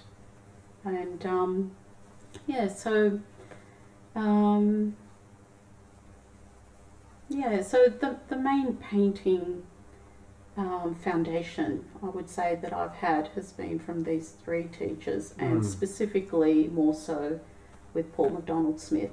Sure. But the best thing about it is actually understanding that I don't always have to start a painting one way or this way or the other way. That's for me anyway, because most of these people do have their procedures and that's what they stick to. Yeah. I'm a little crazy. I like a little bit of variety. I like to start this way or start that way, or explore a little bit into this way and then maybe go back to but definitely always going back to the principles of darkest dark, lightest light, mid-tones. Yeah. And then recently, even though I did it with Studio Escalier, is actually sometimes started in one part of the painting, actually getting relationships working in that part of the painting, getting relationships working in this part of the painting, and kind of growing it together. Yeah. Yeah, so, but yeah, That's interesting. Yeah. yeah. So it sounds like over those 4 years, you had a pretty intensive training with the tonal realists. Yes. Because there are 3 in Melbourne. That's Lee Yeah. and Paul and Greg. Yeah. So And I must add one more, Sure. because I did maybe a year with now he's well, 2 more I'm going to add. Ray Hewitt, hmm which I've on a more casual basis gone out painting with him out in the landscape, Sure. and he's the one who has suggested that I use a limited palette till I fully feel comfortable and understand exactly what's going on with that palette. Sure. Whereas everyone else, I've been painting with a full palette rather than a limited palette. And also, can't believe it, one of the other Melbourne 20 painters. Male or female? Male. Male? Okay. He teaches at Brighton. Okay. Can't believe it. Like, we've even gone away to the McDonnell Ranges in Alice Springs, and we've gone to the Flinders Ranges most recently with Ray Hewitt, and can't believe his name is so hard. Maybe we'll come back to you in a Oh minute. God, Yeah. all these names. Sure, that's okay. Now, moving forward, you studied figure painting in France at Studio Escalier in 2014 and again in 2017, an experience which was highly influential for you. Studio Escalier was founded in 2001 by the artists Timothy Stotts, Anthony Ryder, and Nicole Michel Tully in Argenton, Chateau, France. I understand that this school is based on the late Ted Seth Jacobs' ideology of reconstructed realism. Sadly, Mr. Jacobs passed away in April 2017. How did you initially hear about the school? Yeah, that was interesting actually. I was thinking about that question the other day, and I realised that I first heard about Studio Escalier at Andrea Smith's workshop Okay, from one of the students. okay. Not from Andrea, but from one of the students. Mm. And he was actually going to Studio Escalier in that particular year, which would have been 2012. All right. His name also slips by, but he was a Julian Ashton scholar as well, Okay. and so he told me about it, and I started looking into it and looked at their website and looked at Michelle's work, because that's how I generally have been choosing who I study with. Definitely. By looking at people's work first. If Sure. their work resonates with me, then I feel that I can, study and get the best out of what I need in what I feel I'm missing in my work. Absolutely. So I looked into that and I applied. And to apply, you've got to send some images of work from life, and not too many for this one, like a few images, and then you'll get an offer whether you can come and study or not. So I did the autumn school, which is a 6-week program. Wow. And I okay. really liked the idea, once again, of doing something intensely. So it's 6 weeks, it's 5 days a week with the weekend off, but our weekends end up being Friday and Saturday. Okay. And the beginning of our week is Sunday through to Thursday. Mhm. The reason for that is because on Friday is when the everybody goes out and puts all their market Okay, these are the groceries. and sure. everything, which is all homegrown, Yeah, and so therefore you get beautiful produce, not just for eating actually, but also for painting. yeah. Because I used to choose things that I would think, oh wow, that's interesting shapes, beautiful colour, and possibly I'll eat that somewhere along the line, but I know I'm going to paint it, right? So I take those things home, and it's held, the 6-week program for figure painting is held at Argenton, which is about 3 hours by train, and then an hour by bus to Argenton, where they have the studio, which is at the top of the third, or the attic Okay. of their home. Mm-hmm. That's why it's called escalier, because you're going up to the top, Yeah. you know, through the stairs, the stairwell, which winds up. And so basically it's pretty strict, from the fact that you've got to be in class by 9, and then we're finished by about 12:30, and then 1:30, I can't remember now whether it's 1:30 or 2:30. Anyway, you have time off for lunch, and then you have the afternoon session till 6. Okay. Must be till 2. So this is the daily routine, Mm-hmm. and it's fabulous. And then there's a morning pose, an afternoon pose, and some poses last for one or 2 sessions. Some poses last for 3 sessions. Some poses, the big painting lasts for maybe about 4 weeks, 4 afternoons Wow. so you really get to understand. And the best thing about Studio Scalier, I would say, because we've got this lengthy period of time to work on one pose, is that Tim and Michelle, because Tony Ryder works in Santa Fe. Yeah, he's got his own studio. Yeah, his own studio in Santa Fe, and that's where he mainly is. Every time I've been there, it's only Michelle and Tim. Mm-hmm. And the two of them kind of team tag. So they'll teach a morning class or an afternoon class, and they really spend time with you in a critique. I mean, I'm talking about maybe even one entire 20-minute session of the pose that they will spend with you. Great. And, you know, Michelle will always ask, well, would you like me to do a little bit of painting on your painting, or would you like me just to show you and demonstrate on another bit of, you know, canvas on the side what it looks like? And actually that's the beautiful thing, because you can also then have that as reference for later on. And so, yeah, they really take their time, but that means that maybe one day you might not get a critique because you've had 20 minutes the day before or something. So it's not so like the schools here in Melbourne, you know, it's a 2-hour session and teachers are just going round and round trying to give as much critique. But I mean, I guess with Studio Scalier, what I learnt was, well, firstly I learnt about colour and colour relationships, and making sure that things relate around each other, that you put your darkest dark and your lightest light. If I went back there again today, I think I would absolutely understand the majority of the concepts that they introduce, because I've been doing some with lots of different people and doing it myself.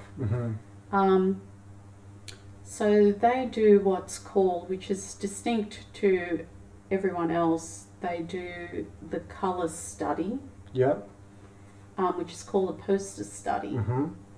And it's basically putting down patches of colour, or little, Michelle calls it little tiles of colour.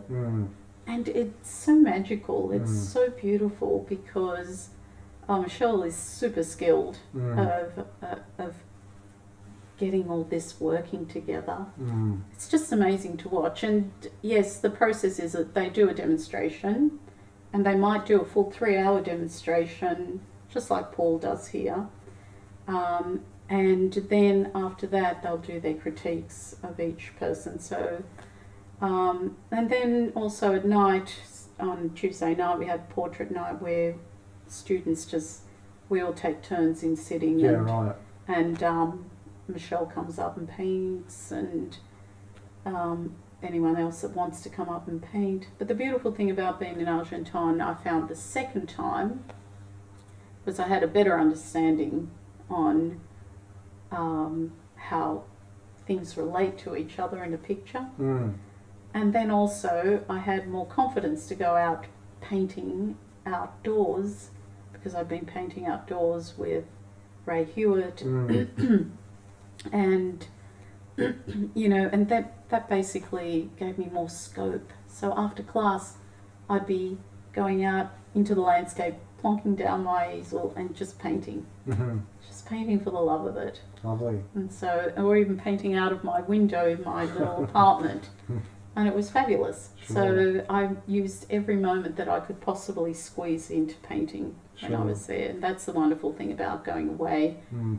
And you still have to take care of things like your food and everything like that, but you basically are just so focused on what you're there for, Mm. to learn and to paint, to learn to Sure. paint, Yeah. and to Definitely. experience the atmosphere of being in France, which I totally love. Mm. Mm. Was the light really nice? The light was beautiful, actually, Mm. because sometimes I'd not paint in the afternoon, and myself and Isabel, who's someone from Julian Ashton's that I met in Sydney, who had also she's been to Studio Escalier for quite a number of times. She's a brilliant painter. I Mhm. showed you that little Yeah. poster study of hers.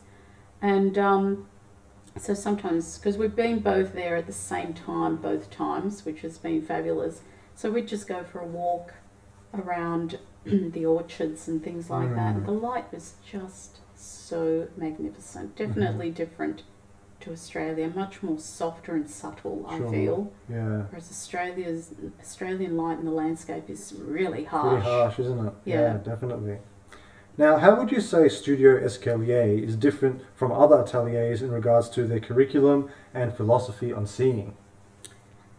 Yeah, definitely they have a philosophy that came through Tetzer Jacob, I'd say, Mm-hmm. but they've developed their own way of seeing, Sure. and their palette is quite Colourful, right? colourful and huge. Yeah. And that was the challenge for me, that handling a palette with so many different colourful, tones and hues, I just really wasn't certain what how I'm mixing things. But, for someone like Michelle, she has such a command of that palette. It's incredible. Tim had a number of really interesting philosophies about drawing. Mm-hmm. Some that I'm pretty sure he somehow has developed himself. And it's got to do with I've been wanting to go back and do just specifically drawing with Tim. But it's got to do about the movement curve. I think Tony Ryder as well talks about the movement curve of a pose and a figure. Okay. It's a little bit closer to me, in my mind, with gestural marks. Okay, right. But yeah, it's I can't even explain it, because you really have to watch a demonstration of it to then kind of go click. But however, the drawing ends up being a lot more fluid rather than static and like statue type. It's got more movement. It's more lifelike. Lifelike, sure. So I really, he explained that a little bit in the course, because this is really the courses that I've done there, which was the same, the two courses, autumn school, Okay. was really just focused on painting the figure, Right. and numerous exercises on painting the figure. Mm-hmm. It was basically their philosophy is poster study, which basically has no detail, just big plain pieces of paint to allow you to understand where the light is forming, and then how it recedes away from the highest highlight to the darkest dark. And then after that, there's some exercises of still keeping the poster study planner painting in your painting, but then also rounding it off so that you're going that in between the different facets, you're putting in that mid-tone in between that goes there, that then makes that form turn. So you're blending all the little nuances. There's never a blending. Actually, there's a mixing of a tone and colour, or tone and temperature, that goes in between those two.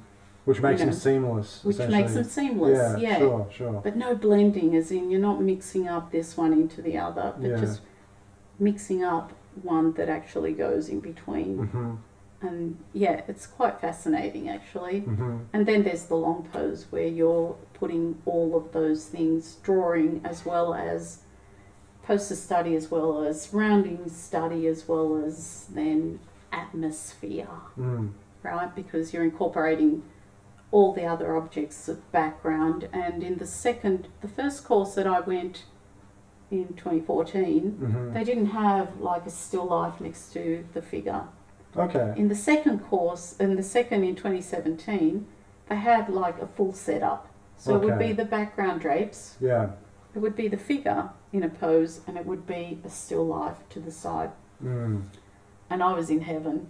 I loved it. I loved it because then it was kind of like this relationship going on between not just a figure in space, but it was a figure in a context of a still life and the background, that you have to relate everything together, and atmosphere around it as well. How the figure exists in the space as well, how light is travelling and reflecting off of those surfaces. Exactly. And Tim had some idea that blew my mind about how around the edges of the figure you can actually kind of get a bit of a glow depending on the light, and it's almost like this energetic fuzzy. I mean, I'm sure he would have better words to explain it, because I'm just trying to explain what I understood of what he was trying to tell me, but it was really more to do with how the atmosphere around this human being interacts with the space and the light. Yeah. But that was fascinating. So there's some interesting concepts that I got introduced to there, that mainly, I guess, with the painting of the tonal school, it's you see and you put that down, and you know, you get it all in, of course. And yeah, there's no talk about, well, maybe there's no direct. I know with Paul he does talk about the atmosphere around, but it's a hard concept to, for me anyway, it's been a hard concept to really gel with. Yeah, it's interesting that concept of the glowing around the figure that you were talking about. You see it a lot in floral still lives. Like when you look at the petals on a particular flower, there's almost this ambient sort of glowing light around some of the petals, which really adds a lot more atmosphere and depth to the actual still life when you look at it. Yeah. And if you were really esoteric, you would actually be thinking about the fact that they're living, they're producing an aura. We're producing an aura, and is that showing? That's right. And I mean, hey, I've had photos done of my aura, you know, in those hippie places up in Byron Bay. Yeah. But it's really interesting to see, like, how this kind of radiates out. It's interesting, yeah. Definitely. So, yeah, sometimes there's the struggle of getting the mechanics in of a painting. Let alone to think about anything like, you know, all this glowing and atmosphere around. Yeah. It's kind of like, I think, really comes down to being very skilled at what you're doing to then be able to create beyond that. That's what I'm thinking anyway. Right. So in regards to your instructors at Studio Escalier, you had Timothy Stotts, you had Michelle Tully as well. And did you engage with Ted Seth Jacobs at all? Oh, yes. Actually, that was so fantastic. The first trip in 2014, I had a harebrained idea, but I'd already kind of teed it up because I bought Ted Seth Jacobs' dictionary. The Dictionary of Human Form. Yes, of human form, right? But I bought it when I was in Australia, and so I'd been in communication with him over the internet through emails way before then. And that's when I said to him, so I bought it in, and then I said, oh, look, I'm going to Studio Escalier. And funny as he is, he just said, "Why don't you come to my class instead?" But he was in Holland somewhere. He was running a workshop, and Okay. I was like, I'd already kind of made plans to go to France, and I'd applied and I'd accepted, so that's where I was going. But I said to him, "Listen, whilst I'm there, are you going to be about?" Because I knew that his place was only one town away from where Michelle and Tim have established All right. Studio Escalier. Yeah. So one day I said to Isabel and one of the other guys that we were painting with on this course in 2014, I said to them, "Well, I'm going to get the bikes because Tim and Michelle provide bikes that are available. So I'm going to get a bike and I'm riding to Ted's Jacob's place. Does anyone want to come?" And so Isabel was like, "Okay, I'll come." And Sam, also a Dutch guy, said, "Yes, I'll come." Oh my God, 20 kilometres later, we arrived at Ted's Jacob's and we were literally like super exhausted. It was a huge ride. And, but every minute, every kilometre was worth what was waiting on the other end. So we went into his house and it was like a museum. Wow. It was like a museum. He had murals everywhere. Incredible. The entry door had a mural. The window sashes had murals. Incredible. He had a huge Buddha mural because he was very much a Buddhist. And he took us through his entire place, which had not all probably, but lots of paintings, lots of drawings. He took me to the best place that I could have ever have gone to, and that's his sketchbooks. Oh, yeah, definitely. He opened up his sketchbooks and said to me, "You go and look at everything that you want." We spent an entire day there just in awe of all the work and the space that he had created there. And then his outdoor area, like a little bit like my pergola area, is where he used to paint, but it was enclosed. But it was literally just an open, natural lit sky. Like the whole roof was just a skylight. The skylight, yeah. And because he needed that for his eyes, and so he would just have his setup over there, all the light coming in, and he would be working away there. Sure. And it was just the most beautiful experience. I was so grateful that he accepted, that he did offer, "Come and visit me." Okay. And it was well worth the ride. Absolutely. There. But then we had to ride home and we got caught in a storm and it was a nightmare. We were totally dead by the time we got back, but the next day it was like, wow. Sure. So I really had the full intention of going to visit him when I went back in 2017, but Michelle said to me that he had been really sick and that he was, not walking anymore, and so I decided that it was probably, because he wasn't answering his emails either, it's probably best not to go visit. Sure. But I felt a bit bummed about it. But yeah, it was such a beautiful experience, and he gave us all one of his books.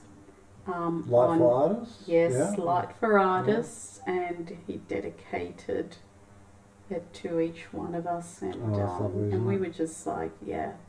It was Amazing. It was amazing. It really was. One thing I want to ask Pilar as well regarding Ted Seth Jacobs. I've seen a few pictures of him working, and I noticed that he often wears a visor, a cap, whilst working. Do you understand what's the point of wearing that visor? Yeah.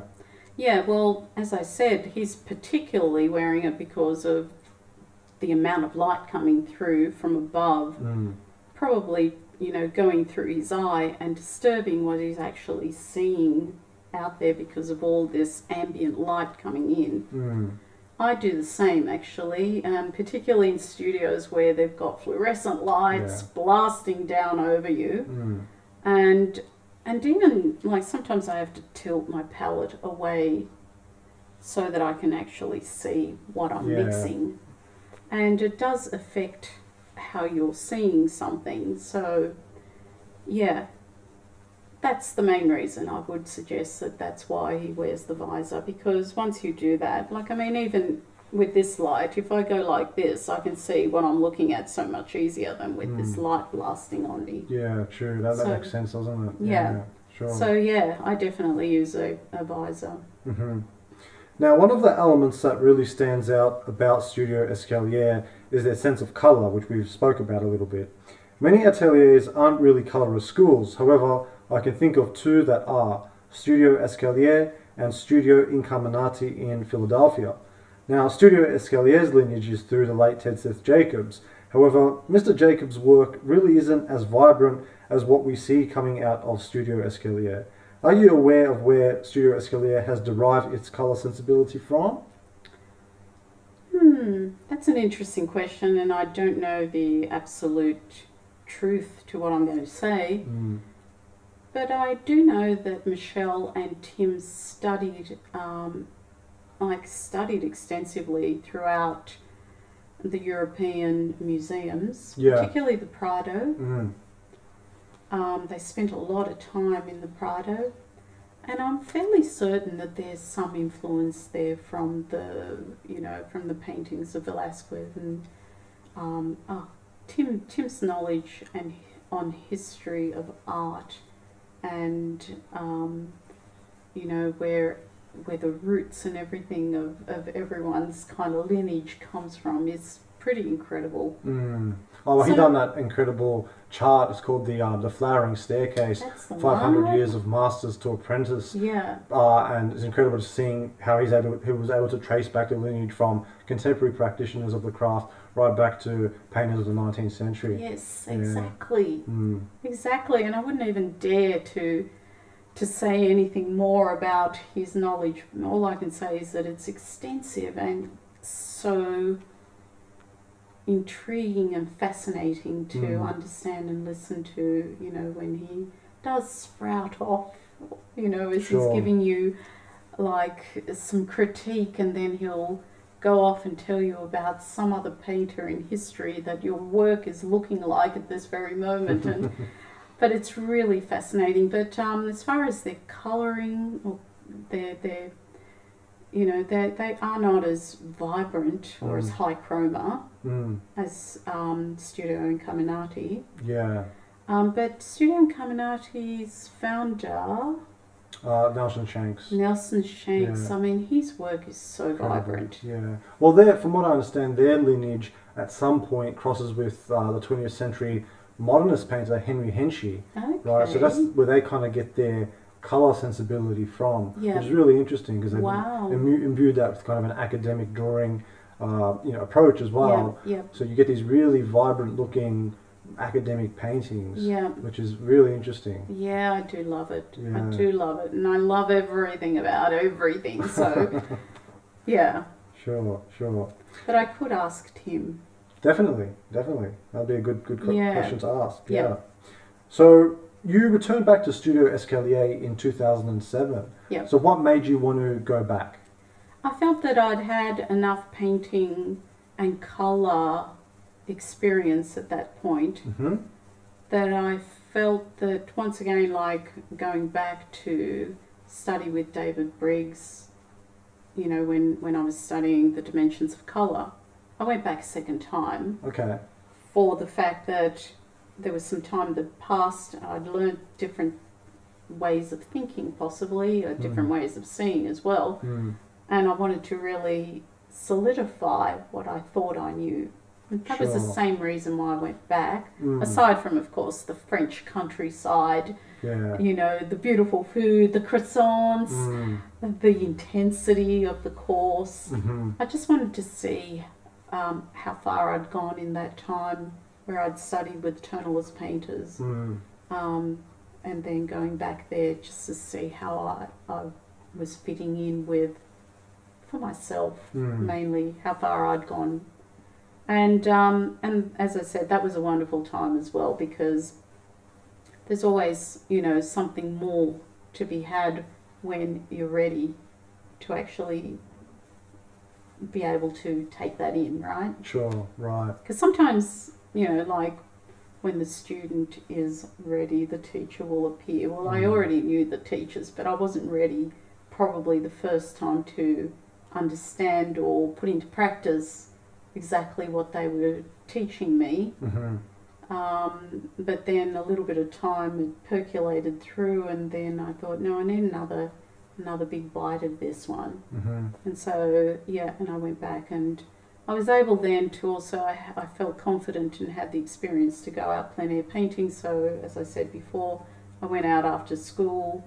So this is when I really was working almost round the clock. So I'd go to school, go for lunch, go to school, go for a tiny dinner, and then go out plein air painting. Wow. And so I was fitting in like 3 sessions of painting a day for 6 weeks, and that was magnificent. That's great, yeah. So came back with lots of paintings, lots of still life with vegetables and things like that I would get at the market, and just being there, and the whole French atmosphere I love. Sure. You know, countryside. Yeah. And then at the same time, once that course was over, I was able to go to Paris and spend a week there, where I went to an exhibition by Gauguin and I went to an exhibition by Zorn.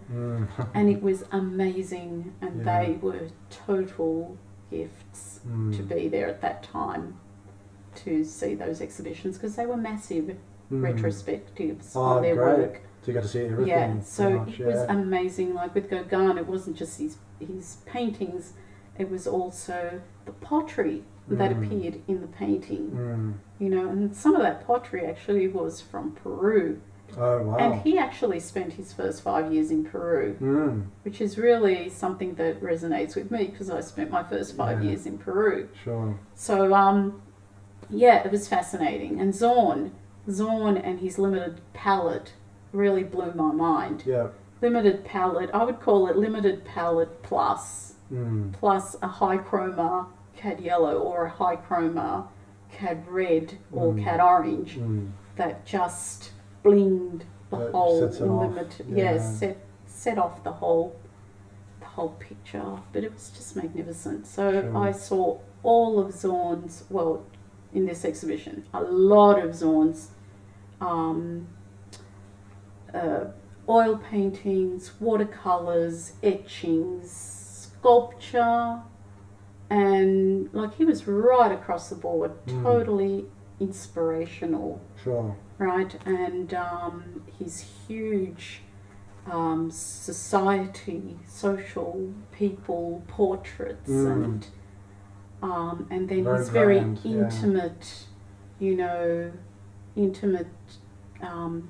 scenes of women bathing, and it was just so incredible. What an incredible painter. Definitely. It would be a real privilege to see that exhibition. It was a privilege to see that exhibition. Fantastic. So how do you feel your work improved after your training in Studio Escalier? Definitely, I was a lot more focused. I was less worried. I mean, you're always worried about getting the drawing right and shapes, and but I was more, I understood more about getting the hierarchy happening correctly, you know, highlight, everything else diminishing from that. Just like when I'm talking in the demonstration, I'm really aware of making sure that there is a hierarchy going on. Sure. So I think that really influenced that part of my thinking as I'm looking and painting. Right. Because they do emphasize all the planes and the planar distribution and breakdown and shapes. That's what I love, what Michelle does. All these little tiles, and they're not all square, they're, you know, a particular shape that follows a plane and then moves around. The way the form turns is pretty incredible. It's magnificent. Sure. Now, in 2017, you returned once again to the Julian Ashton Art School and studied portrait painting with Australian realist painter Paul Newton. Can you describe Paul's approach to painting and the essential concepts and techniques you learnt through training with him? Yeah. I keep going back to Julian Ashton's once a year at least. Wow, okay. And it's usually around about January when they run their workshops. Mm-hmm. So I can get away for a week or a weekend and do something there. Because I really believe in constant and never-ending improvement. Yeah. And I really do love Paul's work. Yes. Right. So the interesting thing that I found in that workshop was it wasn't that I really was learning anything new and like mind-blowing. You know what I'm saying? Right. But I was learning more about the finesse of a finish of the work. Mm-hmm. It's really interesting because, you know, there's so many different phases of a painting. The start, the middle, the end, the ugly stage, the beautiful ending or the disastrous ending, whatever it ends up being, right? Sure. So in the 4 years that I was learning with 3 different teachers, it was lots of start, to about medium finish, not finish. Mm-hmm. Do you understand what I'm saying? Right, yeah. So with Paul, with that workshop, what I was aiming at was really looking at the finesse of finishing a portrait, maybe a little bit more highly polished than what I normally finish it here. Just, even if I'm not going to aim at that every time, which I don't, I just want to be able to know that I can, right? So that was my reason for doing that. Good. And Paul was very generous with his critiques, very generous with what he would share with people, and he only demoed a little bit of his own method. But really, when I think about it, his method is pretty much standard to what I've described with how Lee or Paul, you know, paint portraits. Sure. So, yeah, that's what I mainly took away from it. Aside from the fact that he is a little bit more narrative in his portraits, which I really like as well, and that's why he's very popular in, you know, being selected into the Archibald. Because his portraits do have some narrative behind it, even if it means, I don't know, the background. Because one of many things that I learned by working on studying with Paul McDonald Smith is just how important the background is, and so many people do not understand how important that relationship is. Hey, I was one of those people as well until I understood it. But that's the way that all of our awareness goes, right? Sure. So, yeah, even a background can seem so background, like so nothing, right? But yet it's so important as to how it presents or how it narrates something about the portrait. So that's what I got from studying with Paul. Sure. And obviously, whilst I was up there, as we were discussing before, I went and saw his most beautiful painting at St Mary's Cathedral that he was commissioned to do, and it's just magnificent, and just to see his work. And I have seen his work before in Canberra at the Portrait Gallery, and I like the fact that he's super sensitive with how he paints as well. Definitely. You know, so and another, you know, I can name a number of the people that I've studied with, Paul McDonald Smith, Nicholas Chen. The thing that comes through out of their work for me is the sensitivity of their image and their paint handling, and yeah, that's fabulous. Yeah. So, yeah. Those painters definitely Definitely have some very nice brushmanship. Yeah. You can see that in Yeah. your work. Yeah. Yeah, and I think it's their sensitivity as a person Mm. that comes through their brushwork Yeah. and their imagery. Absolutely. So- yeah. You get a sense of some of their interior life. Yeah, through their work. absolutely. Yeah. Beautifully put. That's Yeah. exactly what I feel. Sure. Yeah, it's really interesting. In 2018, you studied with realist painter David Chen here in Melbourne. What were the main things you took away from your training with David?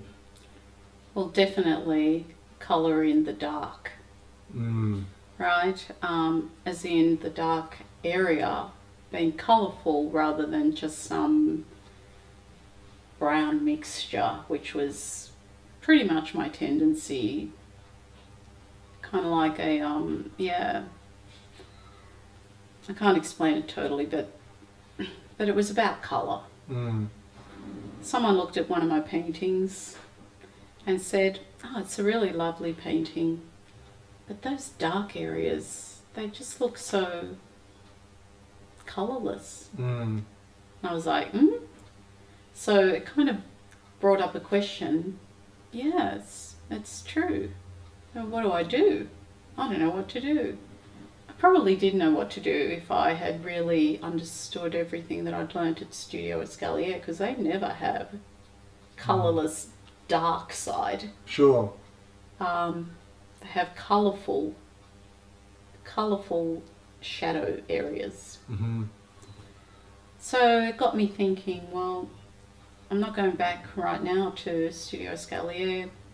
And then I understood that David had actually studied with the Russian school inadvertently, right? So, as I was saying before, that back 40 years possibly, China sent 10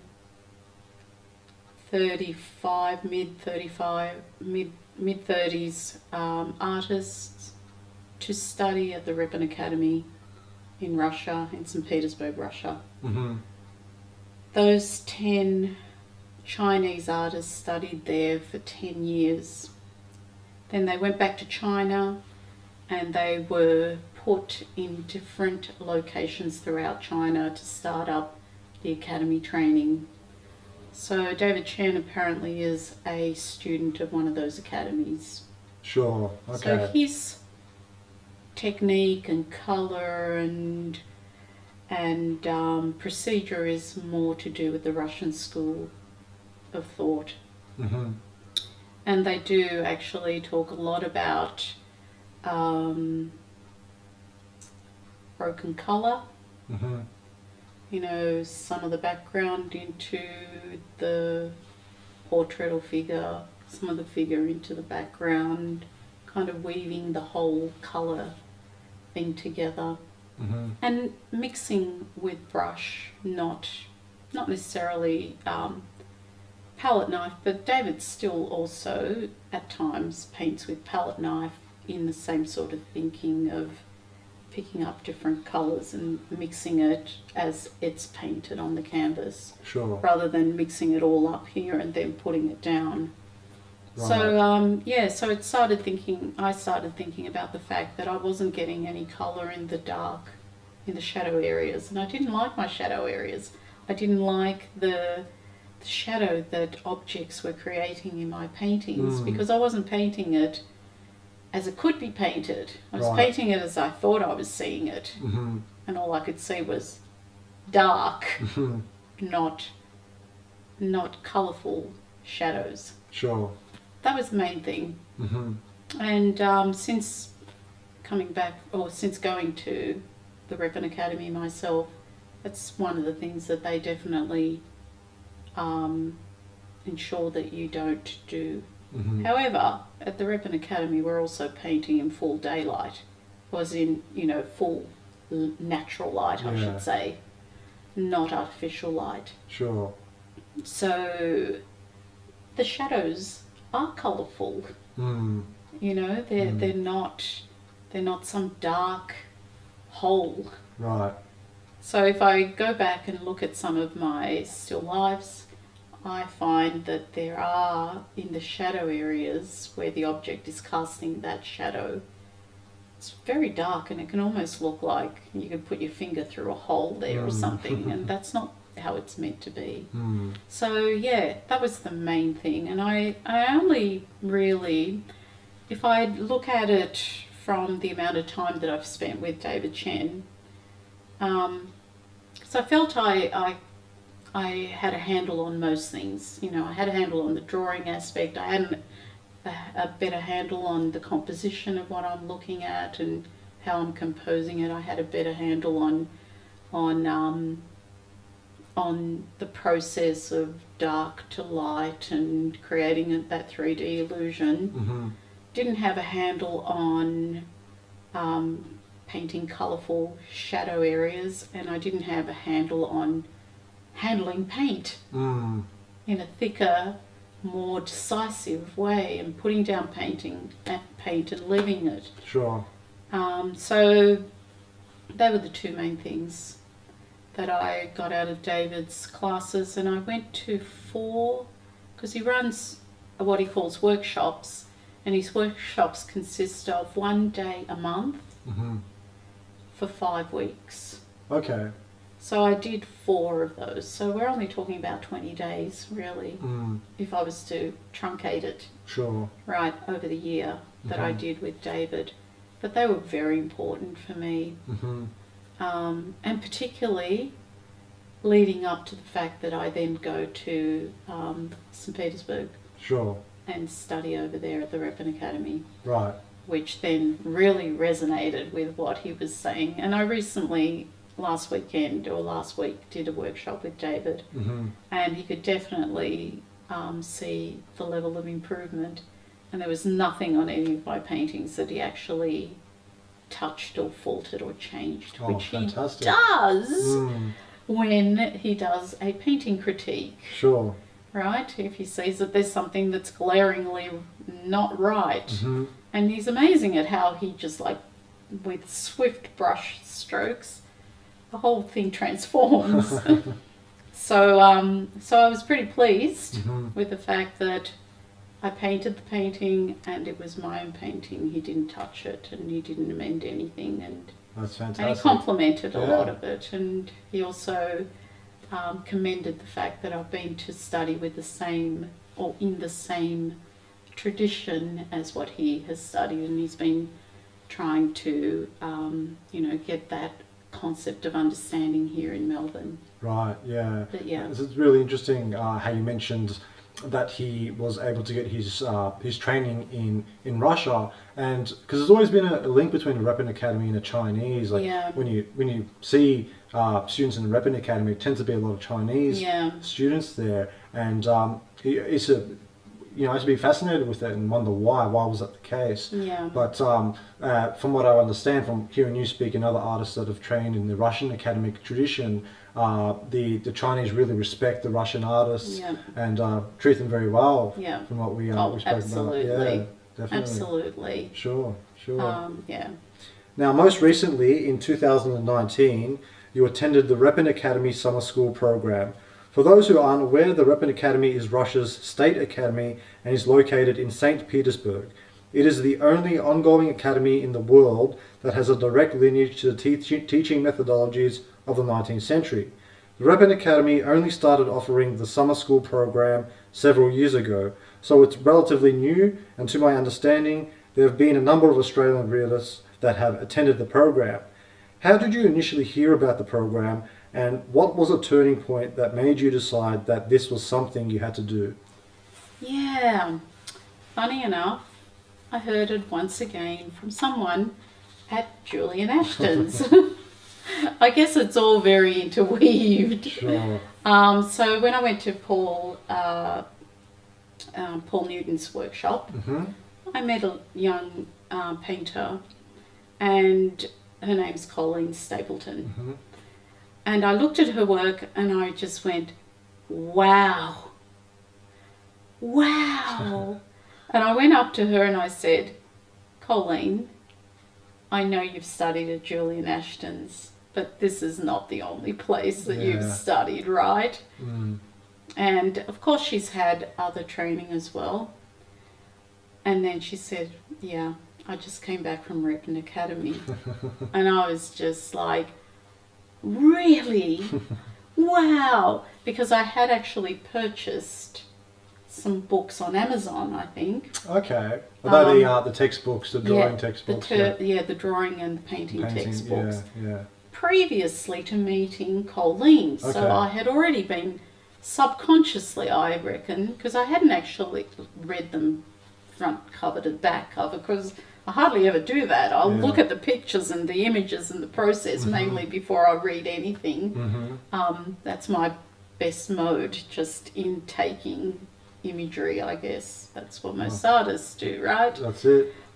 So I had looked through this whole book. I had seen the step-by-step images. I was like, yeah, okay.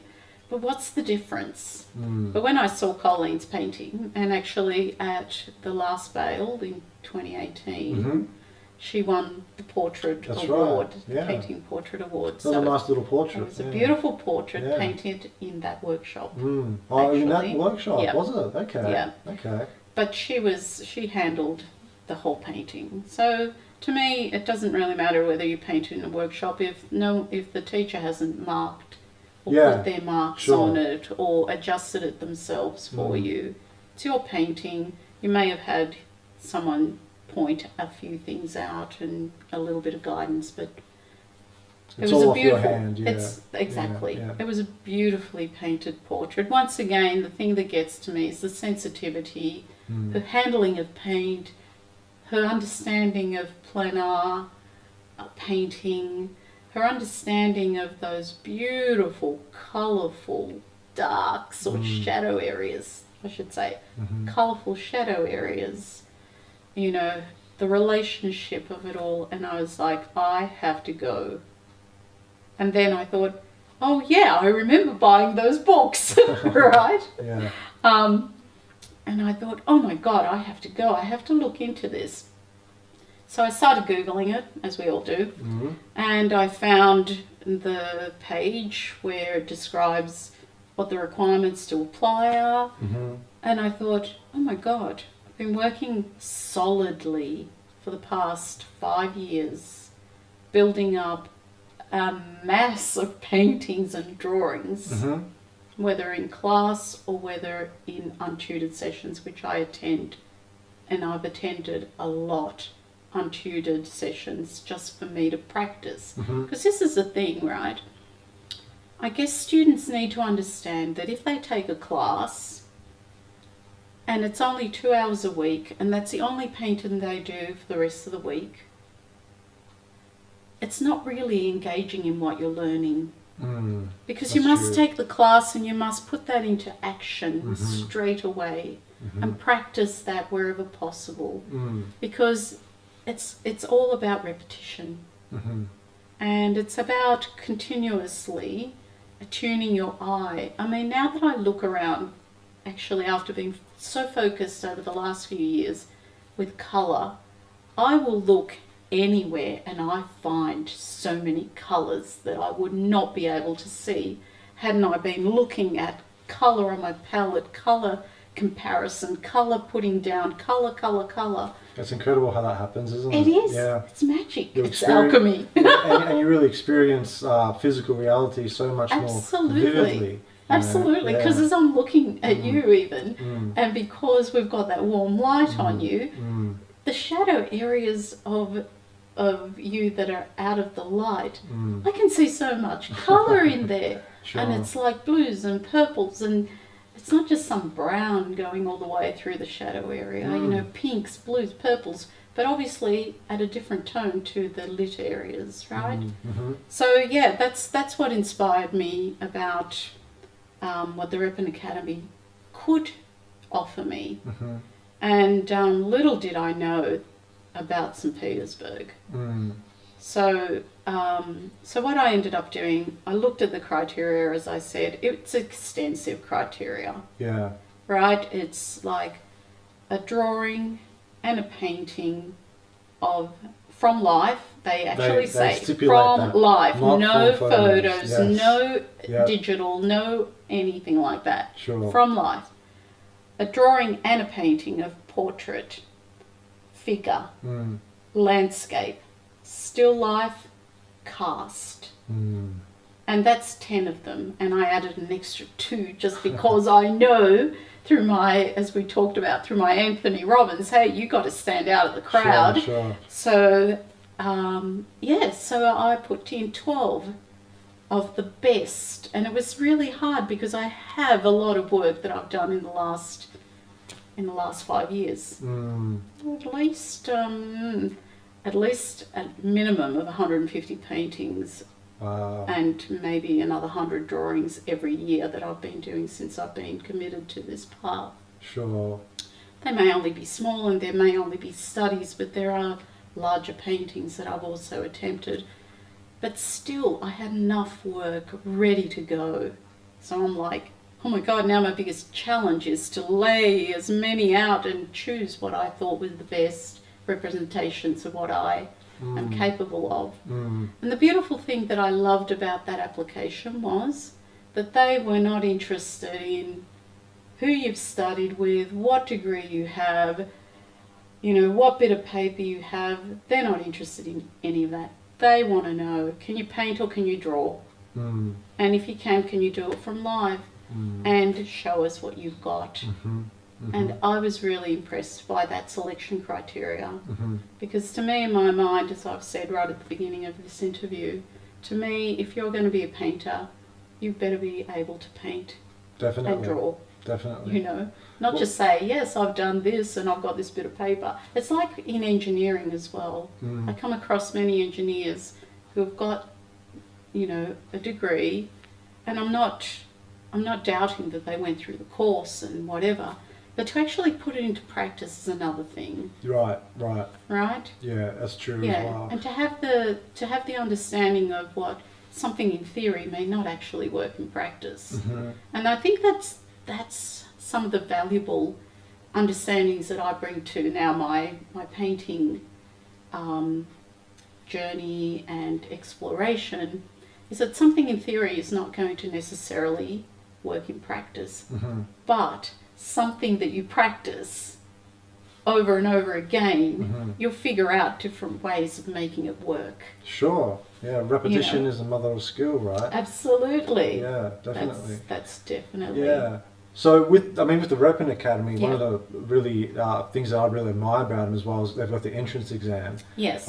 Which is incredible. Which, from what I understand, you get, I think it's 20 hours to produce a series of drawings and paintings from life, and that's intense. That's really intense. Yeah. Which is really, kind of old-fashioned when you think about it. I mean, it's like back in the day of the academies, which I love it. It's great that they've maintained that standard as well. Absolutely. You wouldn't expect anything less from an academy. Yeah. So at the point when you submitted the folio, how long did it take for them to get back to you? Oh, it took forever. Did it? I just literally thought, that's it, I'm not going. Okay. Right?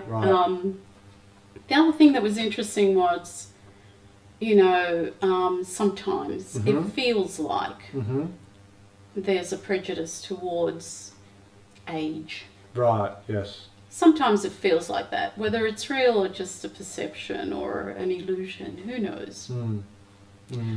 But that's what it feels like at times. But you know what? The way that I see it is that sometimes people haven't had that opportunity to be the artists that they always were, because of other situations in life and because of other responsibilities and children, particularly for a woman. Children, family life, and those things that are also super important, obviously, in someone's life, right? And so I also was really, really impressed that that was not a factor. Because even when you enter competitions, some competitions, they always ask you for your age. And what does it matter what age, in my mind? It's whether you can paint or draw, whether you can be imaginative, whether you've got a beautiful inspiring something that's calling you to look at it, I think is important, because you always bring, I feel that I bring my engineering understanding and way of working and discipline, and because engineering is a discipline, and so is painting. Sure. And you've got to be disciplined, because otherwise you're going to just be floating around, not being able to achieve goals and deadlines for, you know, exhibitions or even just even a 2-hour painting. Hey, you've got to get through in a process, in a procedural way through that 2 hours, knowing where you're at each point and where you need to be at each point. So I really feel that all of that comes from my other career that I've had in life. And then also, like, it's part of life as well. I'm interested, I don't paint them, but I'm interested in other mechanical looking things that I've experienced, electrical looking things that could be of interest to others in an image based painting. And I'm interested, as we've discussed, in sustainability and nature and the effect of climate change. Right. So those subject matters interest, and not just interest, but I'm really passionate about that, which I can now put into my paintings and work. So I think everyone, you know, that is passionate and willing to work for it should be giving a chance. Sure. Rather than, oh no, too old. Now, not enough career span. But actually I've met, unfortunately, a couple of, one of the people that won their scholarship when I won my scholarship was an 18-year-old young man who then died from a heroin overdose. Oh, that's terrible, isn't it? At 18 or 19. You know, so there's no guarantees that someone that you think is a brilliant upcomer is going to make anything more than what they created then. Yeah. Anyway, that's just my thoughts. So the Ripon Academy were non-discriminative of age or anything. As a matter of fact, they really loved the fact that people come from all different places. Now, the people that I attended the Ripon Academy with, there were some older people than my age group, and they were surgeons in a past life. Wow, okay. But they still had skill. Otherwise, they wouldn't have been selected, because there was only 16 people from around the world that were selected. Yeah. I was the only Australian. What number did they get, like, of applications you were formed? I have no idea, but all they said at the very end when they present us with, you know, a certificate, and it's the dean of the university that's there to present it to us, and he's so lovely. Very, you know, very personable. Because even like when they presented, and you know, this person comes from Japan, he would do the Japanese bow. He was really amazingly cross-culturally aware. Sure. Right? So the only thing that I know of the selection process is that they had a map of the world. Okay.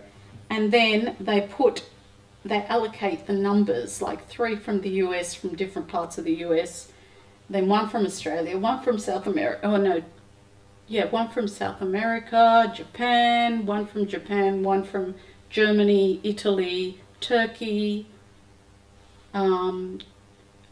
Poland, UK, Taiwan,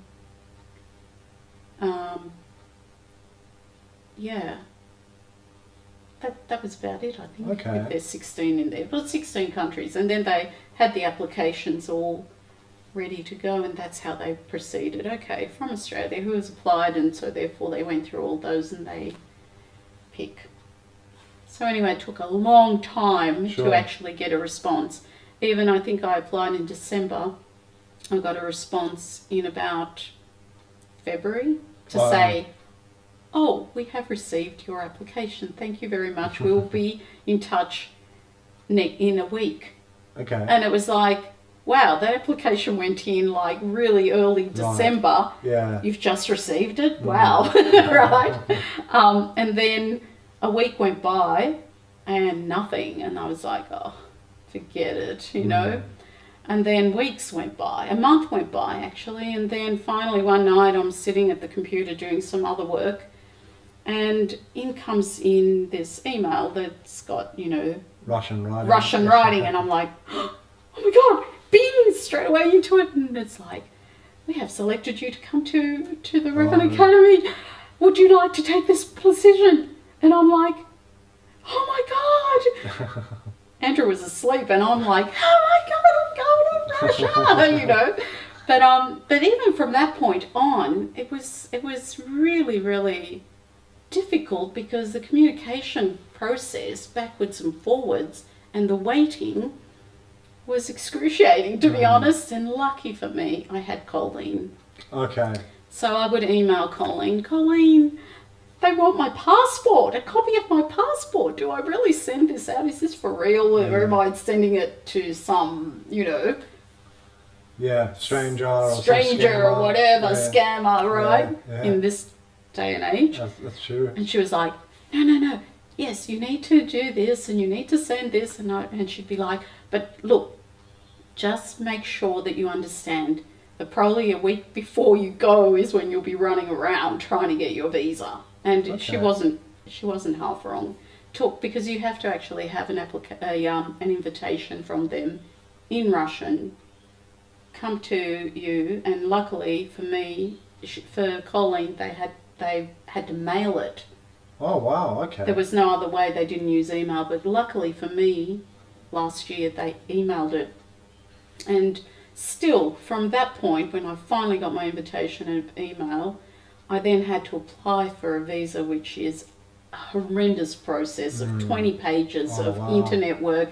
And if you get it wrong, they reject it. Yeah. So I went to a travel agent that is Russian and put it through them and paid them to make sure that my application was going to be totally compliant and they weren't able to knock it back, because I only had something like 3 weeks at that stage before I'd already booked my flight the night that I got that email. Wow. I wasn't stuffing around waiting for things to happen. So finally like maybe even a week before I flew out, I finally got my passport back. Fantastic. From the embassy in Sydney. And that's the only time I could breathe. Yeah. Sigh of relief. And Sounds like quite a stressful process. It is actually. Yeah. I must admit it is, because the communication barrier, the distance, the not knowing who you're actually talking to. Yeah. You can't actually ring. I did in the end, tried ringing. No one answers the phone. Anyway. I've heard that the office of the Ribbon Academy isn't very organised. No. And most of the people in there anyway can't speak English, so Yeah. that's why they probably don't answer the phone. Yeah, sure. Right? And they probably get a lot of people like knocking on the door wanting to get in. So look, in the end I was just super grateful and so happy to get it, and I couldn't believe it when I finally got on a plane. I'm like, oh my God, I'm actually going. That's incredible. Wow. So that was super, yeah. That must have been very dreamlike as well. It was really amazing. And Sure. the whole experience was incredible. Sure. Yeah. Can you provide an overview of your time in the summer school program, including your reaction to the academy itself, the thoroughness and seriousness of the curriculum, and a description of what the program actually involves? Sure. So I'll start with the program. So the program basically is drawing and painting a portrait and a figure from life under natural lighting conditions. So basically we walk away with 4 works.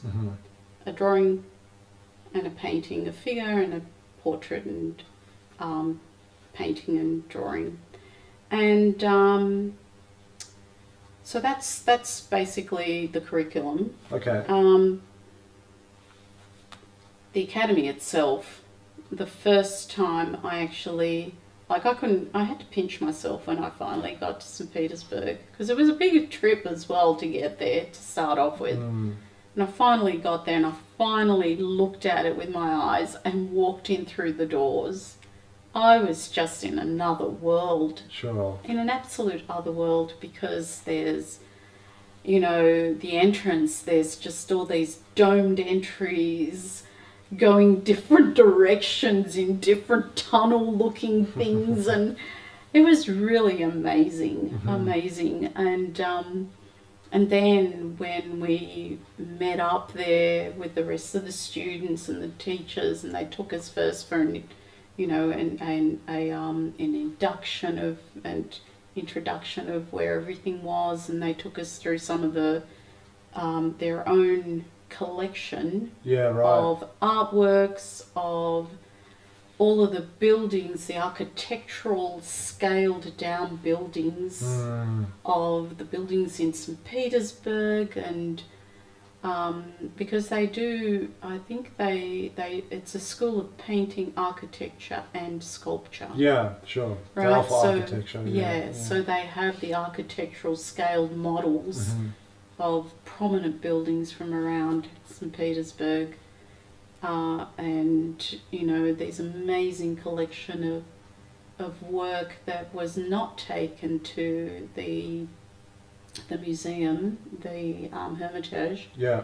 They were there left for people, for students I should say, to study directly from those paintings. Fantastic. So many times you see during the week that you actually see the students with their big canvases next to another canvas, the original, and they are literally copying brush marks, mixing colours, and they're, and that's totally invaluable. Isn't it? Yeah. We're not even allowed to do that in any other museum, generally. Yeah. Taking You paint. know? Yeah. Yeah. It's prohibited. And we're talking about copying paintings 1-to-1. So we're talking huge canvases that are next to that painting, and it was just incredible. That's amazing. In the studio itself, which is 5 flights up, so Studio Escalier was only like 2 flights up. Okay. This was 5 flights up. Okay.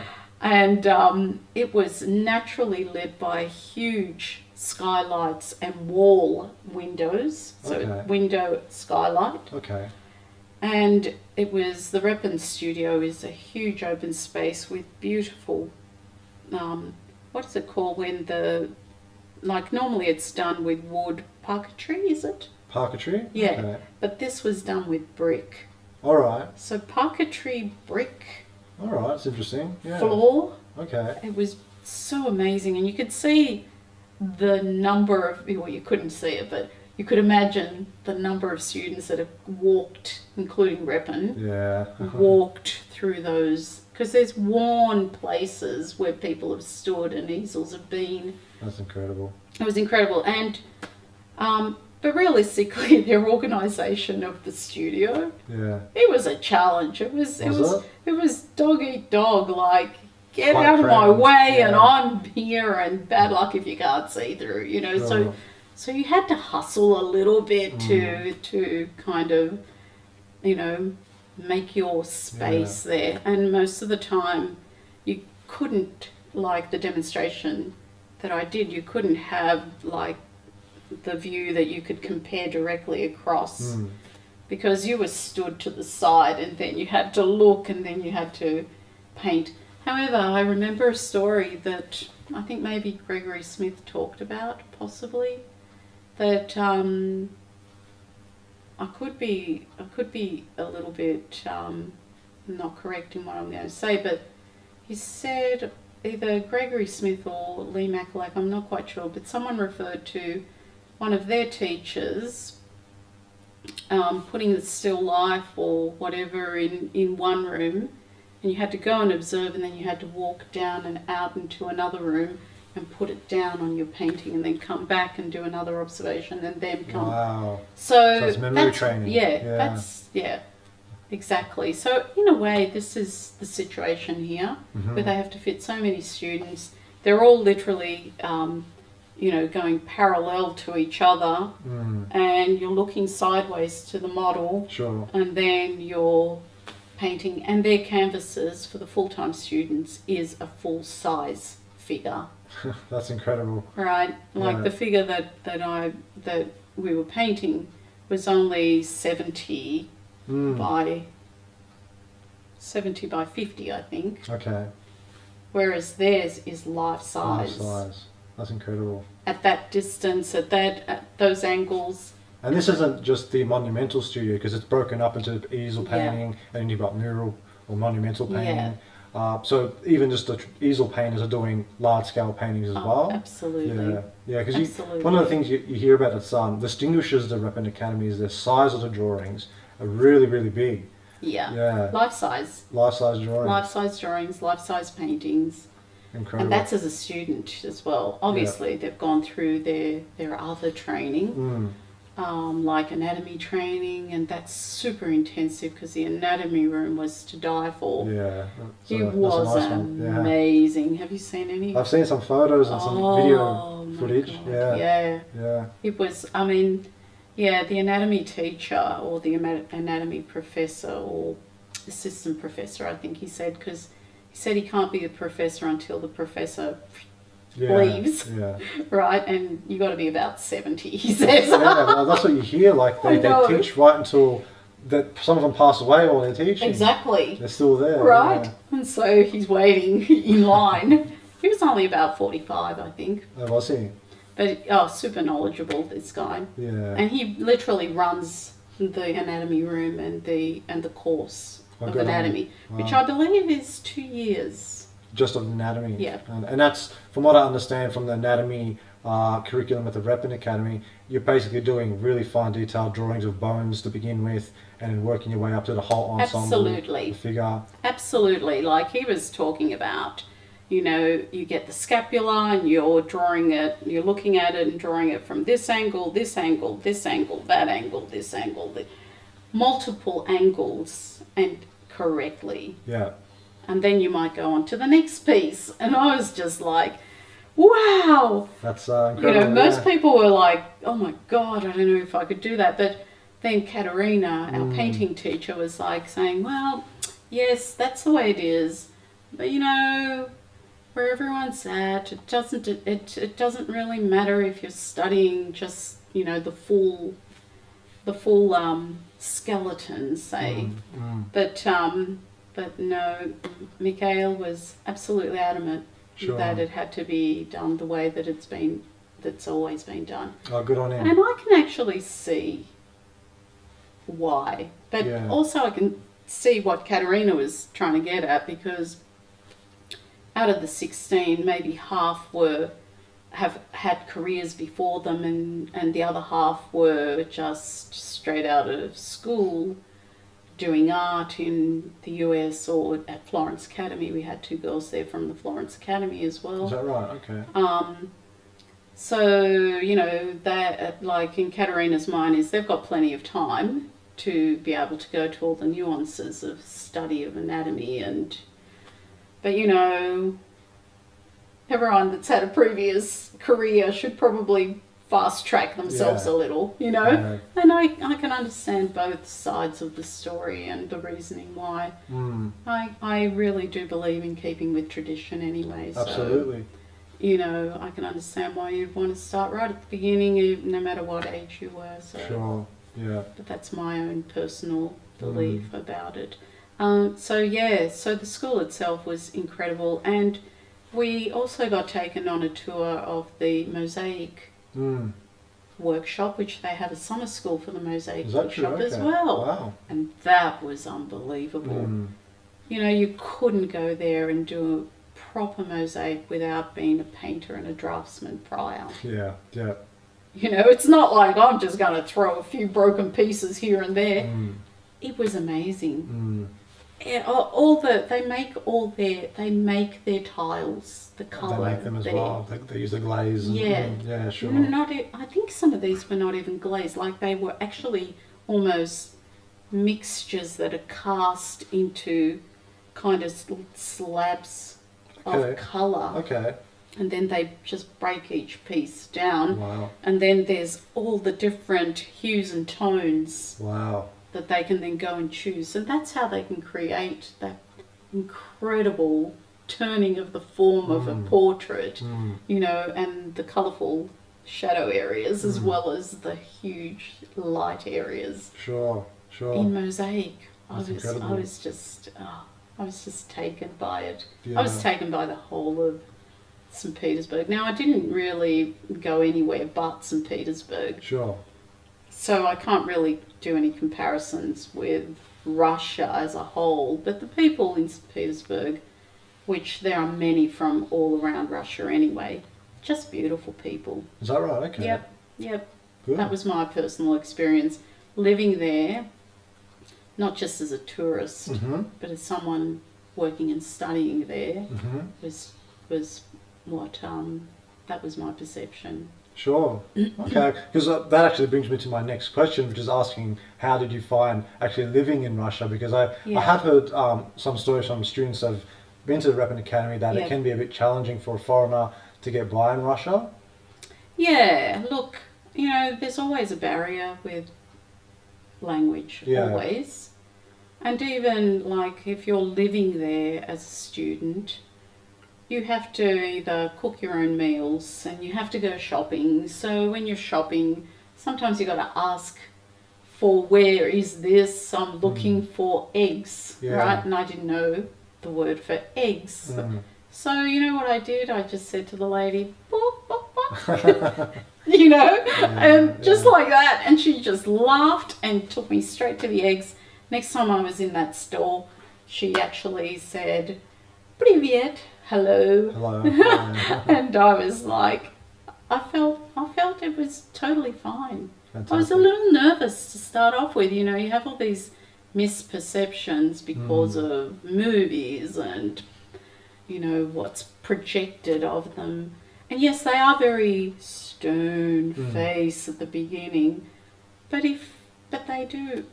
when they open up, and this is what I'm going to say about my perceptions of the Russian paintings that I saw in the Russian Academy, in the Russian museum, which was my favourite museum, so much more than the Hermitage. Okay. Right? The Russian museum was my favourite, and what I saw in what I was looking at in the paintings was there is so much emotion in their paintings. That's what a lot of people say. There's so much life force in Russian work that you don't really see in other in Western work, basically. Yeah. Absolutely. Absolutely. Like I went into the Hermitage and saw the beautiful painting by Leonardo da Vinci. I can't remember the name of it, but everybody was crowding around. It was a huge crowd. It was so hard to even get to see it behind glass and everything, right? And it was beautiful. But then you go to the Russian Museum and you see these monumental paintings with people's faces in either agony or ecstasy. Yeah. It was so real, and it was not finely, you know, modeled. It was gutsy brushwork that were just super solid. Yeah, full of life. Full of life. Yeah. Yeah. And it's incredible, like multi-figurative works. Multi-figurative works, because that's what they train. That's what they train them in the academy. You might start off with one figure, but eventually you're doing two and groups and humongous canvases. That's and incredible. It's no wonder they train for so long. Yeah. Because to get to that level, you need that on a daily basis, over and over and over again. Yeah. And as I think I told you about, I snuck into one forbidden area. No, it was only forbidden because the door was locked or closed, I should say, and one day it was open. So then another couple of people snuck in, and it was just a big vault of abandoned works, because they churn through the work.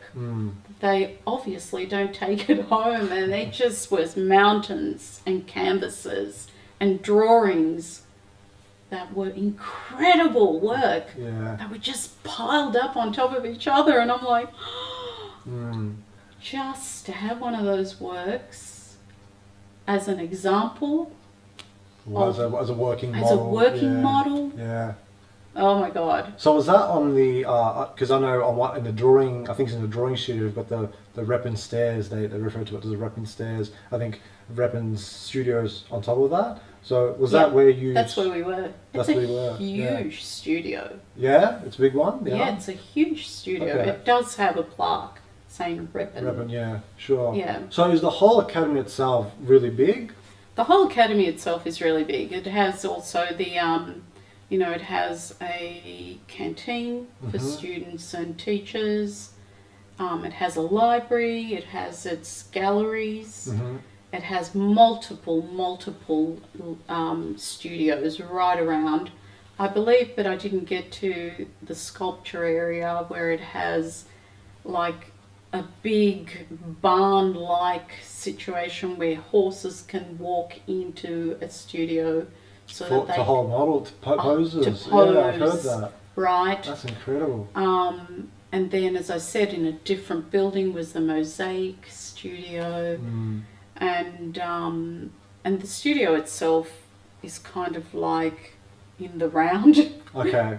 So it's a spiral. Yeah, and you can definitely get lost. You could totally get lost. I thought RMIT was pretty bad, but this is definitely a maze. And just little personal tiny studios for obviously people or teachers that are there pretty regularly. Like the anatomy teacher, Mikhail, he basically almost lived in his anatomy room.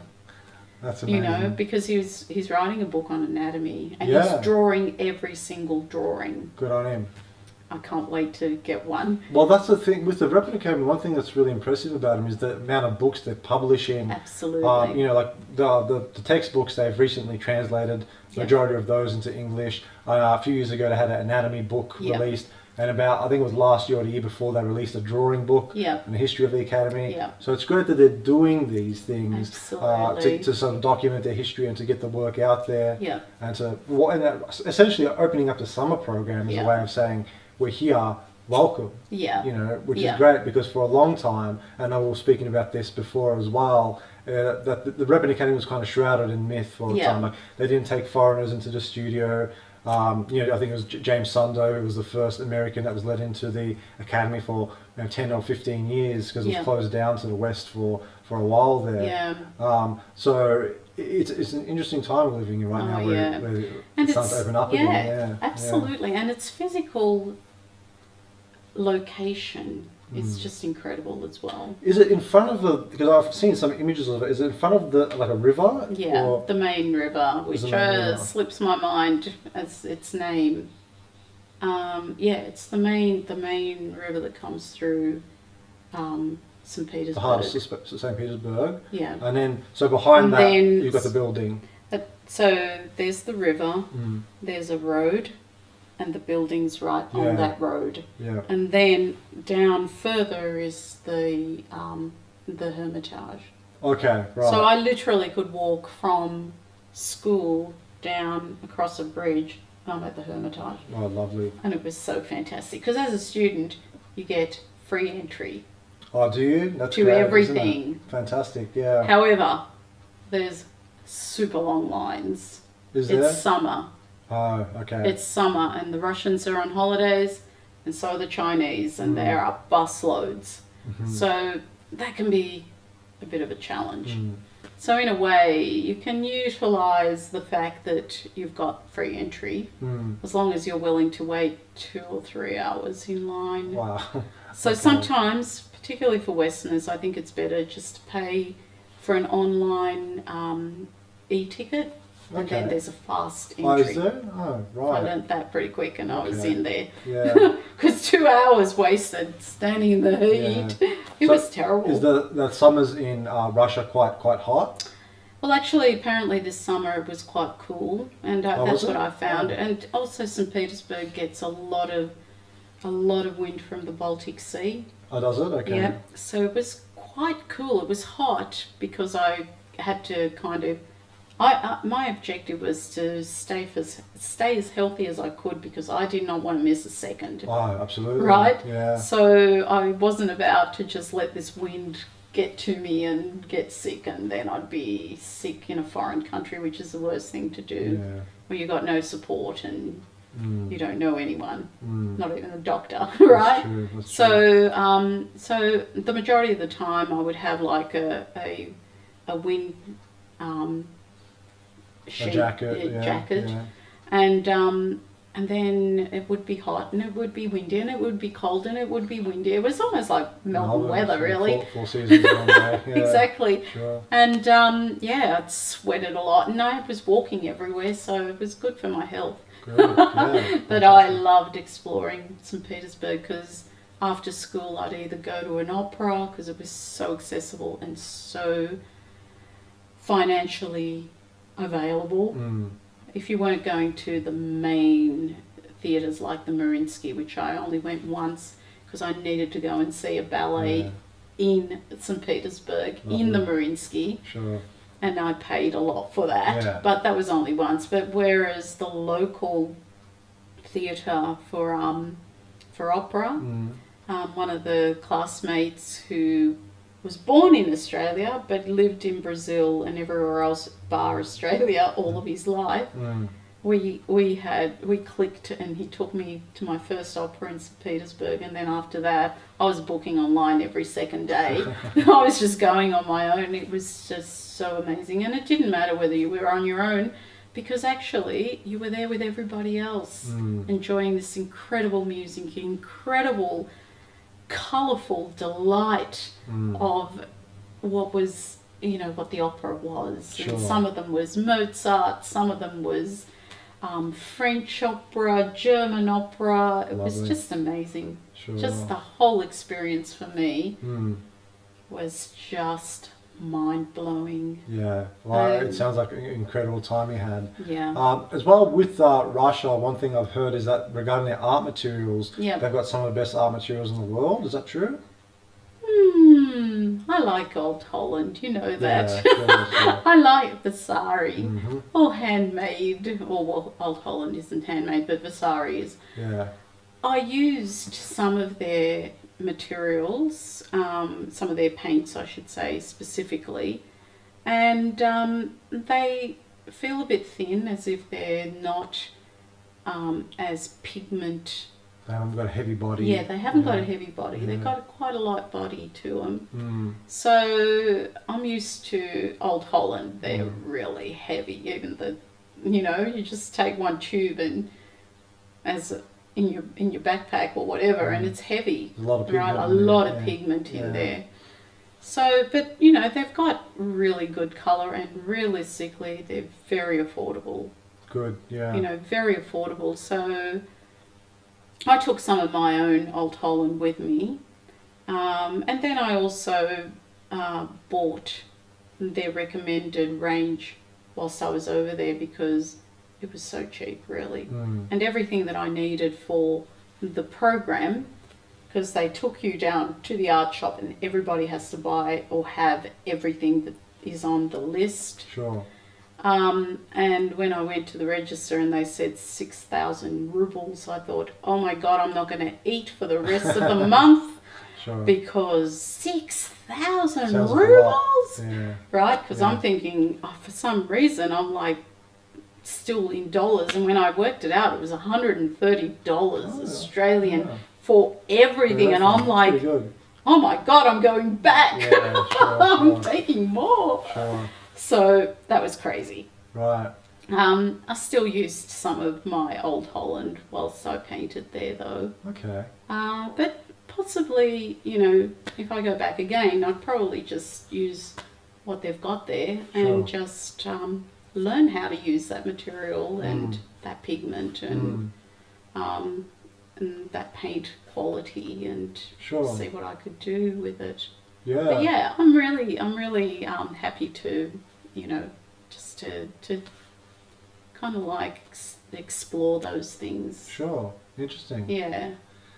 Now, the Russian academic approach to figure drawing differs somewhat from the teaching of the academies in the West due to its heavy emphasis on construction and anatomy. From your own experience, Can you explain how you found the Russian approach to figure painting and drawing to be different to perhaps some of the other training that you've received in other academies and ateliers?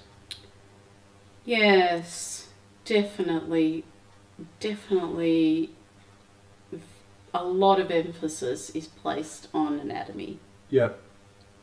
You know, the landmarks and the anatomy teacher absolutely, even though English is his second language, he knew all the anatomical names in English. So Wow. he's amazing, really, and he was so funny too. Mm. So for him, the most important thing was construction, more so than like measurement, proportions, and things like that. That was not front and foremost. Mm. I heard that measuring isn't really a main focus of the Russian approach. Yeah, that was really interesting because I think it's more intuitive measurement. Yeah. Like really using your eyes to figure out that those measurements by eye. Mm. And the interesting thing was that actually, if I think back at Greg Smith as well, he was always saying about measuring by eye, teaching yourself to measure by eye and estimate by eye. Mm. And I have followed that quite a lot since he brought it to my awareness. And then I will always try and measure by eye. Right. And then after that, I'll double check myself by comparative. Yeah. Right. And I think that was shown in the demonstration. Sure. Yeah. But even like in drawing, I guess in drawing you can, and at the academy, everybody goes there with different skill sets, different experience, different methods of starting from a blank page. Sure. So I still used things like the natural way to draw, which was pretty much a gestural way, thinking about, you know, the proportions that are expected, measuring up against the model. But but the main things that once all that kind of big structure was in place, was that Mikhail would come along and he would get you to focus on all of those other placements of the face, continuously refining and thinking about the structure underneath. Okay. So thinking about in the portrait, thinking about the skull, the eye socket, rather than focusing on the eye as an eye. It was really thinking about the skull underneath that eye, right? How the sockets and the zygomatic, there, right? Yeah, sure. So he would go through all the anatomical terms, and then just where the darkest darks were, like in the pupil of the eyes, the cut of the lips, the dark of the nostrils. Yeah. Because we were working just with pencil, actually. Okay, right. Just with lead pencil. Sure. And then they had this really funny gummy sort of rubber that he insisted everyone had to have. Was it like a kneadable eraser? No, he didn't like those. Okay. Because I had mine from there, and he's like, no, I want the one with the elephant on it, he says. Right. And it's basically it's something that they make in St. Petersburg. As a matter of fact, their paints are made in St. Petersburg. Okay. Their rubber's made in St. Petersburg. Their paper is St. Petersburg paper. Because, you know, there's probably they're not allowed probably to buy Winsor & Newton or American-made paper, you know, Strathmore's or whatever. Sure. Right? So they have all their own range. Great. And they're really fabulous, actually, because they know what materials go with that So it was a particular paper that we used for the drawing that was really heavy. We had to stretch it and staple it and Wow. tone it right from ground level. And then this rubber, the squishy rubber, that then you could literally just wipe right over every mark that you'd made to just give yourself a ghost image to then start again. And so you were always, what I loved about the drawing, to be more specific, was that you were always searching for what was underneath those layers that you don't see. Right. Yeah. And Mikhail was always pushing you in that direction because that's how he sees the world. He'll actually see the structure of your face. And funny enough, going to that, he once said to me, whilst he looked at my face, he said, "Yep," he says, "I can see the Spanish side of you."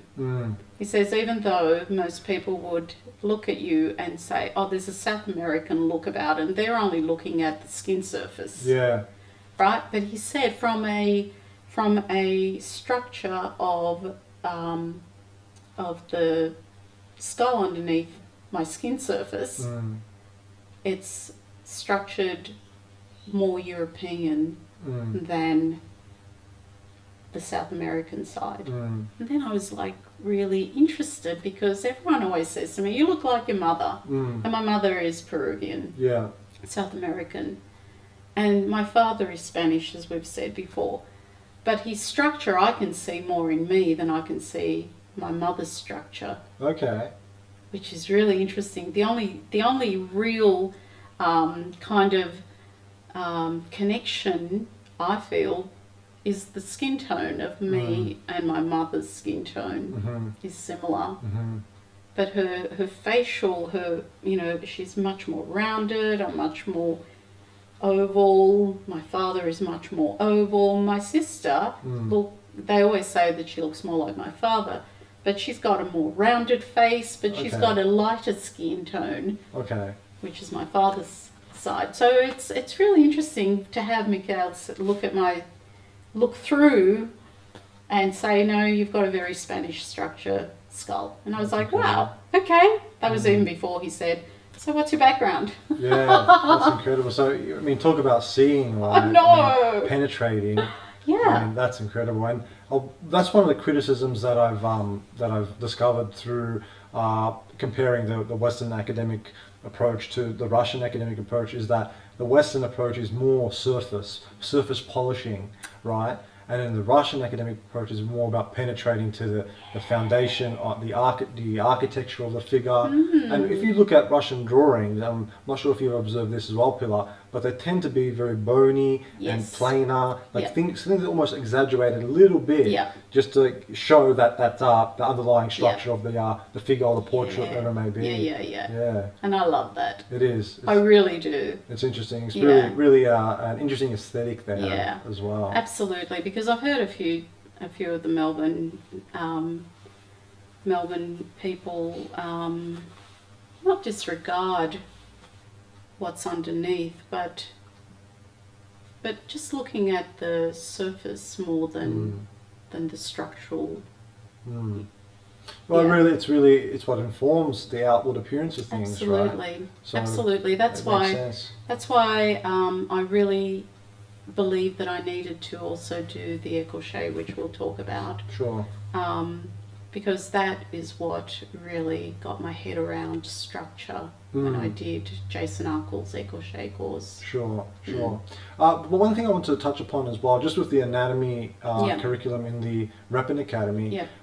So usually for artists, when we're studying anatomy, we're not studying every single bone, even écorché, not every single muscle, just the things that affect the outward appearance of the figure. So what I want to know is, in the Russian academic approach, are they going a step further and looking at the bones that perhaps isn't considered artistic anatomy, but perhaps more medical anatomy?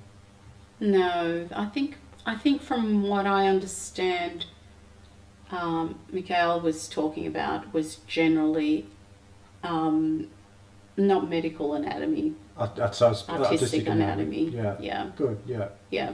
Sure. So even though they study every bone, they do then. It's just having that knowledge as a foundation, I think. they do fall back onto the artistic anatomy. Sure, that Yeah. makes sense. Right. Yeah. Now, in regards to the standard academic drawing medium that the Repin Academy uses, is that just grey lead? Yeah. So it's lead For summer school. for summer school. Yeah. Okay. But I saw some drawings where they had used where, the full-time students Yeah. had been learning to use source. Yeah, I was going to mention that as well. Yeah. And I was like, oh my God, that's for me. Sure. That's for me, Yeah. and that's the reason why I wanted to invite Katerina over. Mm-hmm. And look, even though it hasn't happened now, it will happen. Sure. And that will be my focus. Absolutely. Because source is the only, we don't get source here. You can probably buy it on Amazon and it costs you a mozza.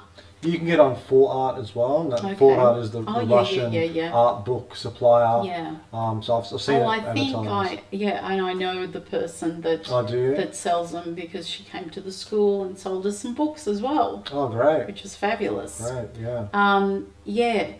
So basically, we didn't really get any instruction on how to use it, but if I do return, I'm hoping to, I will find someone from the academy that has studied there, because there's plenty of past students that are running their own little workshops and places like that, and that are willing to take you through and teach some of the skills that they've learned, because it's all based on time, right? Sure. So if you haven't got a huge amount of time, you're going to have to shrink that time and find someone to specifically take you through that, because it's not part of the summer school.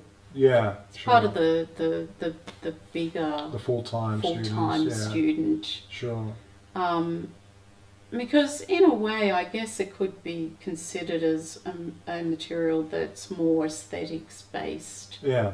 right? Well, it's you wouldn't want to be using it to learn to draw. That's You want right. to be using it once you know how to draw. Exactly, Right? Yeah. exactly. Because and then you also want to know the depth of that material as well, Yeah. because it has so many qualities that you need someone that knows how to use it to show you, to take you through that you can do this with it, you can run water through it, but don't run water through it if you don't want it to be permanent, So there's all those things, and as with Anthony Robbins always says, if you want to get to the point immediately of whatever you want to get to, like using source, go to an expert that knows exactly what to do, pay them to learn from them in a short period of time, so that you don't waste your time trying to figure it out on your own. That's right. Right? Yeah. So I Makes totally sense. I Yeah. totally get that, and that's what I'd like to do when I Sure. go back. Now, the sauce regarding its makeup, so from Yeah. what I hear, it's sort of a cross between like a greasy kind of pastel Yeah. and charcoal. Does that sound accurate? Yeah. Yeah. It would probably be. It is soft Mm. and it is greasy, but you can also dilute it in water and make it watercolory. Mm. You can also just run the water through the material That's right. itself, and it'll give you beautiful tones, and yeah, it's quite amazing. And apparently it's only found the material composition is kind of like their secret, and apparently it can only be found in Russia. I don't know. Is that right? Perhaps that's Apparently. why it's specifically a Russian Yeah. medium. Yeah. Yeah, that's really interesting as well. And one of the contemporary masters of the source medium is Yeah. Nikolai Blokhin, who's Yeah. one of the drawing or painting instructors at the Repin Academy. Yeah. Did you have a chance to meet him? No, unfortunately not. Right. Really, all you get introduced to in the summer school is those people that are going to work directly with you. Sure. And they also have an expectation, and they also have they know where they need to get their student to a certain level. Because at the very end of the whole course, everything's on display. And then you stand in front of your work, your 4 works, and the heads of the painting department, who I'd never met before or even seen who they were, but they turn up, head of the painting department, head of the drawing department, head of the architecture and sculpture, the head of the summer school. These 5 people, and particularly those 4 people rather than the head of the summer school because it's mainly administration, but those other 4 people critique your work in front of everybody. Wow. And that's a salon hang, right? Yeah, that's a salon hang. It's amazing. It's wonderful because to see everything hanging and like it's been, you know, well, it hadn't been a month, but maybe a couple of days short of a month of solid work because their work ethics is, if you're hungry, tough, keep working. Yeah, you know, the class finishes here, and that's when you may have it or may not because you've got to prepare for the next class. And then if you're going to go down 5 flights of stairs to the canteen and 5 flights back up, you might choose not to have too much to eat or just eat a biscuit whilst you're up there. Sure. So very different work ethics. Yeah. You know, and I love it because you know you're there for a reason. Oh yeah, You're there for a reason. It definitely gets the heart beating. Like when you think about that, there's still a place like that exists where you can go and get really good. Yes, absolutely. Yeah, and really actually, when you're standing in the salon, in front of the heads of the department, they ask you, can you explain why you came, what you got out of here, and what was the most, you know, what was the best thing that you did, or something like along those lines. Just evaluate your time. Yeah, sure. And honestly, I basically said that if I knew about the Ripon Academy when I was 17, 18, I would have dropped everything and defected to Russia. Wow. Defected to Russia, right? Sure. They all laughed because it gets interpreted back to them as well. They laughed because it's normally the other way, right? But but I swear, because this is what, and I said to them from my heart, this is the school and the training that I have been looking for all of my life. It's a source, isn't it? I mean, a lot of the academies and ateliers that have teaching studios that have cropped up in the last few years are really, if you think about it, they're kind of distilled versions of a more comprehensive body of knowledge that was around in an earlier period of time anyway. Absolutely. So if you really want to learn, you go to the source, like what Anthony Robbins sort of teaches as well. Absolutely. Yeah. Absolutely. Sure. He's big on mentoring and big on just getting to the source. Sure, the source. That's right. it. So tell me, with the books that you purchased there, because they got some incredible books, the Russians, not just on academic drawing and painting, but some of the actual artists that were part of the Ripon Academy and some of the workshops that they came from. Were you able to purchase some of those books? Yes. Good. I literally gave.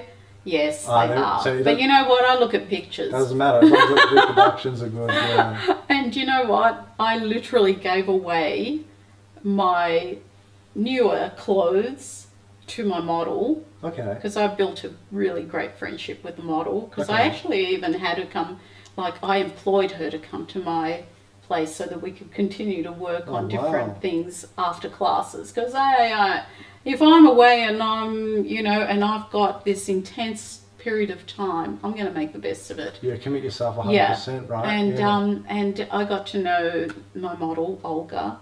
Okay. At the academy, I hired her to come and model for me at my little home. No, you're not allowed to. Oh, don't they? No. Okay, so they don't find residence for you? Nope. Okay, all right. So you have to find it They yourself. say they do. Yeah, no, because I got mine on Airbnb. Oh, is that right? Yeah. No, you're not allowed to stay on campus because that's for full-time students apparently. So even if they've gone home to Finland or China or whatever, their room is not usable. So you have to find your own accommodation. So I had an Airbnb accommodation, which was perfect for me because it had a large-ish lounge room that I could work in. Convert it to And I converted it into my studio. Sure. There was a bedroom, Yeah. bedroom with just big enough for a bed, Mm. a tiny little kitchen and a tiny little bathroom and shower. But that was more than what made me happy. That's you know, fantastic. more than enough. And so Olga would come back at least, I was there 4 weeks, so at least maybe once or twice a week she came back and modelled for me. And at times, you know, I offered the opportunity to other people to come, and sometimes they came, sometimes they didn't. That was fine, because I had my own goals of what I wanted to do. But we became super friends. Translating through Google Translate is how we communicated. Mm. And so in the end, and this is where I came from, like all my art materials, my books and everything, that had priorities. So I said to Olga, "Oh, you're tall, these jeans are really long, they're brand new.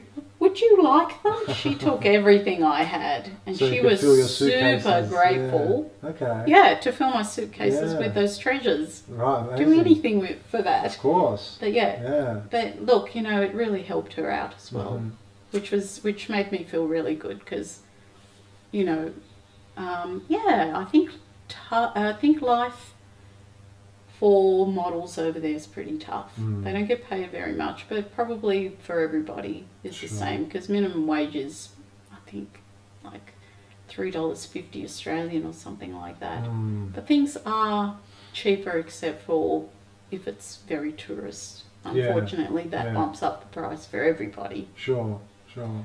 But look, she was super grateful. Well, that's lovely, isn't Totally just, she's waiting for me to go back. Oh, yeah. She literally is. She sends me messages going, "When are you coming When you're back?" coming back, yeah. You know? That's And nice. and I really would like to do some really amazing work. Mm. Um, Sure. So, with the actual program, I understand, Pilar, that the part of the deal is that they provide a translator. Is that correct? Yes. So, whilst you're there, you've got the professors speaking to the translator in Russian, and they're translating what they're saying to you in English. Yeah. And that's the mode of delivery. Yeah. And some things do get lost in translation. Yeah. We'll discuss Literally. this Yeah. before, because there's so many terms and concepts related to drawing and painting that Yeah. it's a bit hard to to understand what they actually mean in another language. Exactly. Is a bit challenging. Absolutely. Yeah, Absolutely. But the drawing teacher, mm. he's got enough command of English to be able to explain the majority of things, and he's so willing to learn as well. Sure. So he's happy for you to correct him. Now, Right. was that Miguel. Miguel? So did you Yeah. have the actual author of the textbooks, which is No. VA Mongolistev, I believe? No, and we were supposed to have a visit from him, and for some reason or another, he just didn't come Okay, at the time that we were there. sure. That's okay. Okay, Mikhail was fantastic. good. So yeah, his command of English is fabulous, so there was no issue there. And he didn't want an interpreter, actually. I did want one. Nope. Wow.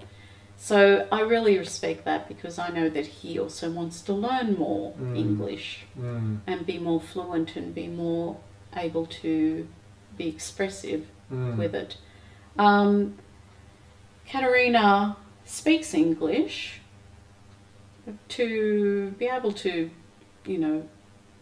communicate reasonably well. She was more comfortable with having a translator there. Sure. So we had two translators, and Katerina was there, and they would, basically tag team in translation, and they were fabulous too. Great. Great. So yeah, that's probably. But look, most of the times they would, if they're going to show you something, they might draw on the side of your. Like Mikhail would draw something on the side of your drawing Right, I've to heard explain that. that's the way that they actually model concepts and students is by doing a little diagram in the top right or left hand corner of your page. Yeah. Yep, and if you have a look at my drawings, both of them, you'll see that that's what he's done there. Sure. But look, they're proud people, and so their expectation of our efforts need to be seen by their superiors when they come to the final salon. So they push you. That's what you'd want, though, right? Yeah, absolutely. You wouldn't go that far, for someone to just, take you into an art class, just relax. Absolutely. You'd really want that discipline. Yeah. And yeah, you've got to be serious. And I found that some of the younger people would turn up to class late and things like that. And that was a bit disappointing from the Western, discipline or lack of. Sure. And Mikhail would let them know that he saw that they were not in class in time. Yeah. So I'm expecting you to be here in time tomorrow. But, Good on you. Good on you. And I liked that because Definitely. as a teacher, if someone turns up late to my class, like Sure. when I was teaching apprentices, I definitely would point out that it's noted that you're not here and you're not really with the program. You don't want it to become a habit as well. Absolutely. Right? Get on top of it Or you don't want it to become an infectious habit for everybody else to then people think it's okay. It's okay. Yeah, you don't want that happening, definitely. Yeah. Sure. So they are very disciplined with their expectations, which I totally agree with. Fantastic. Now I understand that you're going to be heading back to Weapon Academy soon. Well, that's what I would love to do. Look, I when I was over there, of course, I communicated that I would love the opportunity to come for 2 months. They were surprised, as in, really? You want to come back? I'm like, yes, if I could come back for the rest of my life, I'd be here. I'd drag all my family over, No, but that was a bit silly. But yeah, so I did express that I'd love to come back. I'd love to come back for a longer period of time. Because my intention once again would be not just to work in the academy, but to also work outside in my own time and do significant work that I'd like to bring back. So that's what I'd like to do. And I'm waiting for my invitation. And that's the challenge. But I feel a little bit better, and I also understand that other people, that apply also should have a go at being there. But they're also very flexible into their numbers if they know that someone is serious. And I do understand that there's a couple of people that were in my school that may actually be trying to get into a full-time program there. Oh, wow. Yeah. It's a huge commitment. Yeah. So, because I'm in communication with my painting teacher, Katerina, she's the one that's told me about that they're going to take the entrance exam and see how they go, and that's fantastic. That's incredible. If I could drag Andrew and my son over to there, I'd be there. Sure. It is a big commitment, but 2 months for me would be fantastic. It'd be because lovely. I just love the city. I love the whole experience of that city, including the academy experience. Yeah. And the museums and the cultural experience. It's just not here. Yeah. Over there it's just mind-blowing is all I can say. Yeah, that's incredible. It's and from what I understand as well, if you're a Russian citizen, there's no fees for the Weapon Academy. Right. Yeah. Wow, I didn't know that. Yeah, that's from what I heard. There are a lot of students. Yeah. But what I noticed is that their commitment levels are up there. Sure. Otherwise they're out. Yeah. Right? And rightfully so. Yeah. You wouldn't want somebody who's going to bring down that standard. Absolutely. You want it to be up there. Yeah. Right? Absolutely. Yeah, sure. Yeah. Okay, so coming back to Australia now. Yeah. So today I understand that Paul MacDonald Smith and the Australian painter Ray Hewitt continue to be your mentors. Can you explain how their mentorship continues to help you? Yeah, look, it's always... With Paul, I not only have I adopted him. I not only have like a mentor in Paul, I also have a really good friend and confidant. That's how I always express to him what he means to me as a person, as an artist. And his feedback is really important to me. And I share a lot of my work, because I do a lot of work, as I said to you, on a daily basis in untutored sessions with no feedback from anyone except for my own perceptions and understanding and skills and whatever. And I really want to have some feedback from someone and I think all artists would want this, to have some feedback from someone that they respect and hold highly. Absolutely, yeah. So I've adopted Paul, but he's accepted the adoption. So we communicate, and I share my work with him. He gives me his feedback, and I'm forever grateful for that. That's fantastic. And with Ray, it's a lesser sort of mentoring, but I do go out and paint with him on an irregular basis. He'll invite me over to his side of town, and we paint together, and then he'll give me some feedback on the spot of what I can, simplify, what I can do with certain shapes. And, I'm ready and happy to accept his commentary, because I also respect what he does. He's far more, simplification is his thing. Yeah. And minimizing, and less is more for him. With Paul, he likes to refine things, not to the nth degree at all, but really work on making the whole picture work and hang together in a refined way with I wouldn't even use detail, because detail's not the word to use, but with more light and planar and visual poetry. Visual poetry. Beautiful. That's exactly what it is. Yeah. And sensitivity and handling of paint, and he has been commenting of late on how he's liking the way that I handle the paint, and it is different to how the training that I went through with him, but maybe I just wasn't mature enough at that stage to even understand handling paint, because I just need to get this painting to hang together, literally. So yeah, I'm very grateful for both their feedback, and always open to listening.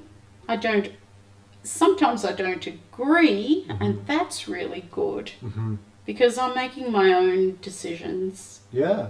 Coming into your own, Yeah, and sometimes I think, no, I actually like it like that, and I'm okay with that, and I'll live with that.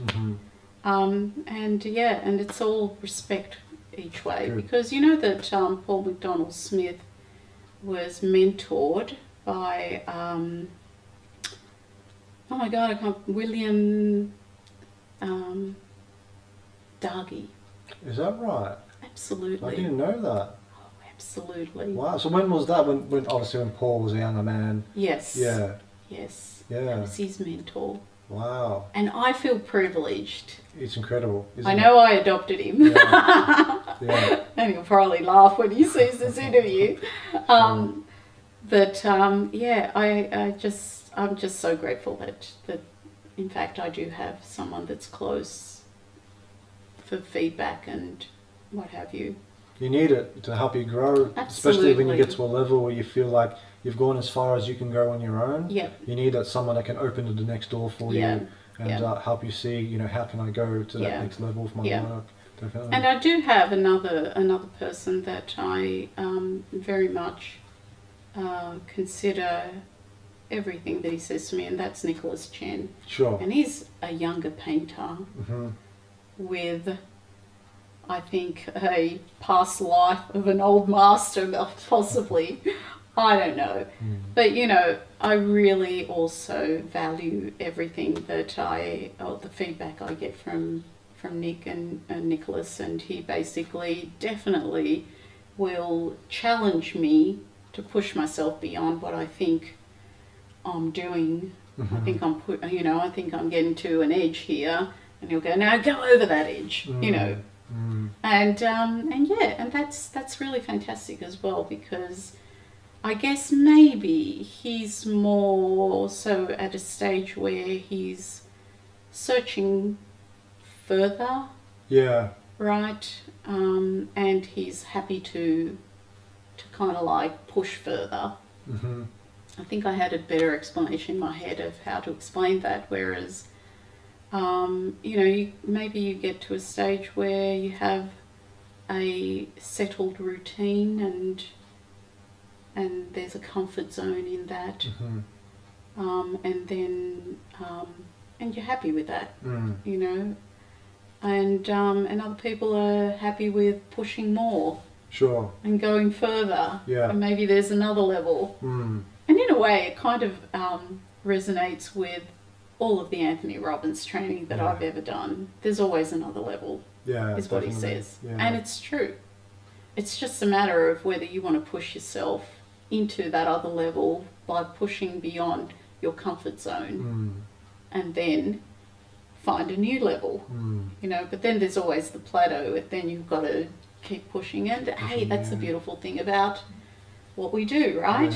Because because otherwise it'll get boring. Definitely. Now it's interesting you mentioned Nicholas Chen, because my next question concerns Nicholas. Now I understand you were and may continue to study figure painting with graduate of the Florence Academy of Art and winner of the 2018 AME Bale Scholarship, Nicholas Chen. Now Nicholas is a very talented young painter based here in Melbourne who has a firm command of his craft. In studying with him, what parts of your craft would you like to improve?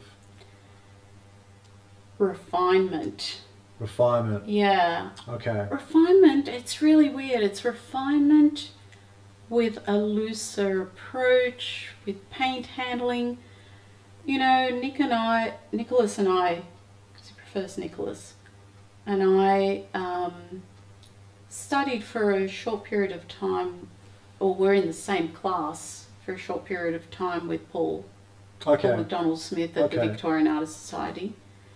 And Nicholas is very quiet and conservative at one level as well.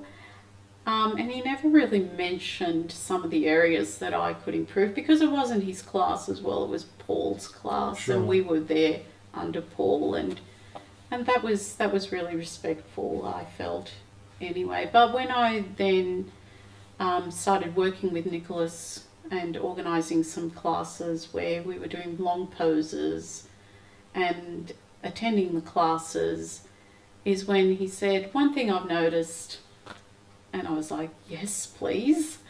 And he said, "You're putting too much medium in your mix, and I would suggest that you use no medium whatsoever." Right? Because normally I'd be used to mixing up with terps first, because this was painting over, not painting alla prima, but painting over a couple of sessions. So we'd start off with just a light terps mix and do the darks fat over lean process, right? So Nick challenged me just to drop all the mediums, drop any terps, drop anything that's going to thin out my paint, because my paintings were looking to not enough guts in them, right? So I went, "Wow, really? Oh my God, I don't think I could do this," right? "The paint is thick, Nicholas." And he's like, "No, keep going." So I was like, "Okay." And the other thing that he constantly said to me was, "Look at your shapes. You're always working on your drawing as you're painting. Shapes. And I think that I did that today when I was doing the demonstration, when I kept saying shapes. Yes, you put all the paint in, but then you kind of like like a sculpture, you start shaping it and pushing it, and so they're the main things that that he's impressed upon me.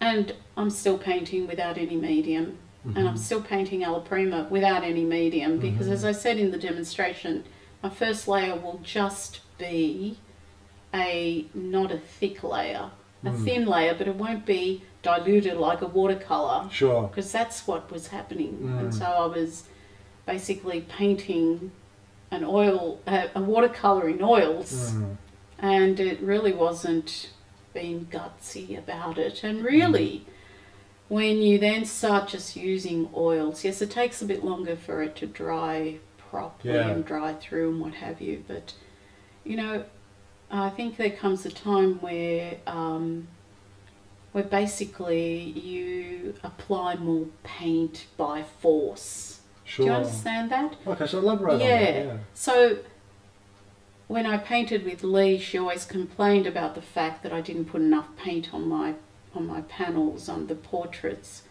And I understand now what she was saying to me, because I was actually diluting my paint continuously as I put more medium into the painting. So it was never looking solid and you know, like an oil painting. But when you're not painting with any medium, when you're just painting with the oil in the paint, and that's all, and not adding anything else diluted, even your first layer being a thin layer, you can then put a thicker layer on top, and then the final layers, the highlight areas, you're going to have to put, you're forced to put more paint, thicker paint on top to create that lighter area on top of wet paint. Yeah, it's almost like you're sculpting into the paint. Yeah. So that's what he's added to my kit of thoughts and processes and what have you. Even in a long painting, like the long pose that we've been doing, which generally is either an 8-week term or a 10-week term, depending on school terms. Even though, and then also the process that he takes is going to be a drawing first. It's very academic, and it can be a little bit like the Russian Academy. Drawing first, division of light and dark in that drawing, flat shapes, flat darks, a few in between tones, and then a tonal painting in oils, a small one. And then after the tonal painting, you may, if you want, do a poster study. Or a colour version of your tonal painting. Okay. It's still quite not full of detail or anything like that. And then your larger work for 5 weeks generally. Okay, right. So the first 5 weeks of a 10-week term will be drawing, a couple of weeks painting, a tonal or colour study, and then from that first drawing there'll be like a cartoon, transfer that cartoon, so you're not having to discover it back again after you've done all this other preliminary work. So you're using some cartoon on your canvas, and then you're actually starting the painting. But always keeping in mind, as I said, even if you put a few marks with paint, always keeping in mind that they're probably wrong anyway, and you're going to have to paint into them or adjust them, or the model moves slightly, and you're always in that flow of adjusting things. But you've got something there to start off with rather than a blank canvas or a blank paper. Sure. And that's a huge help. Yeah, definitely. But not if you're going to just like paint by numbers. That's not the objective of all of that study that went before. Yeah, so it's one section or one phase of the actual developmental process is building on the next. Yeah. Absolutely.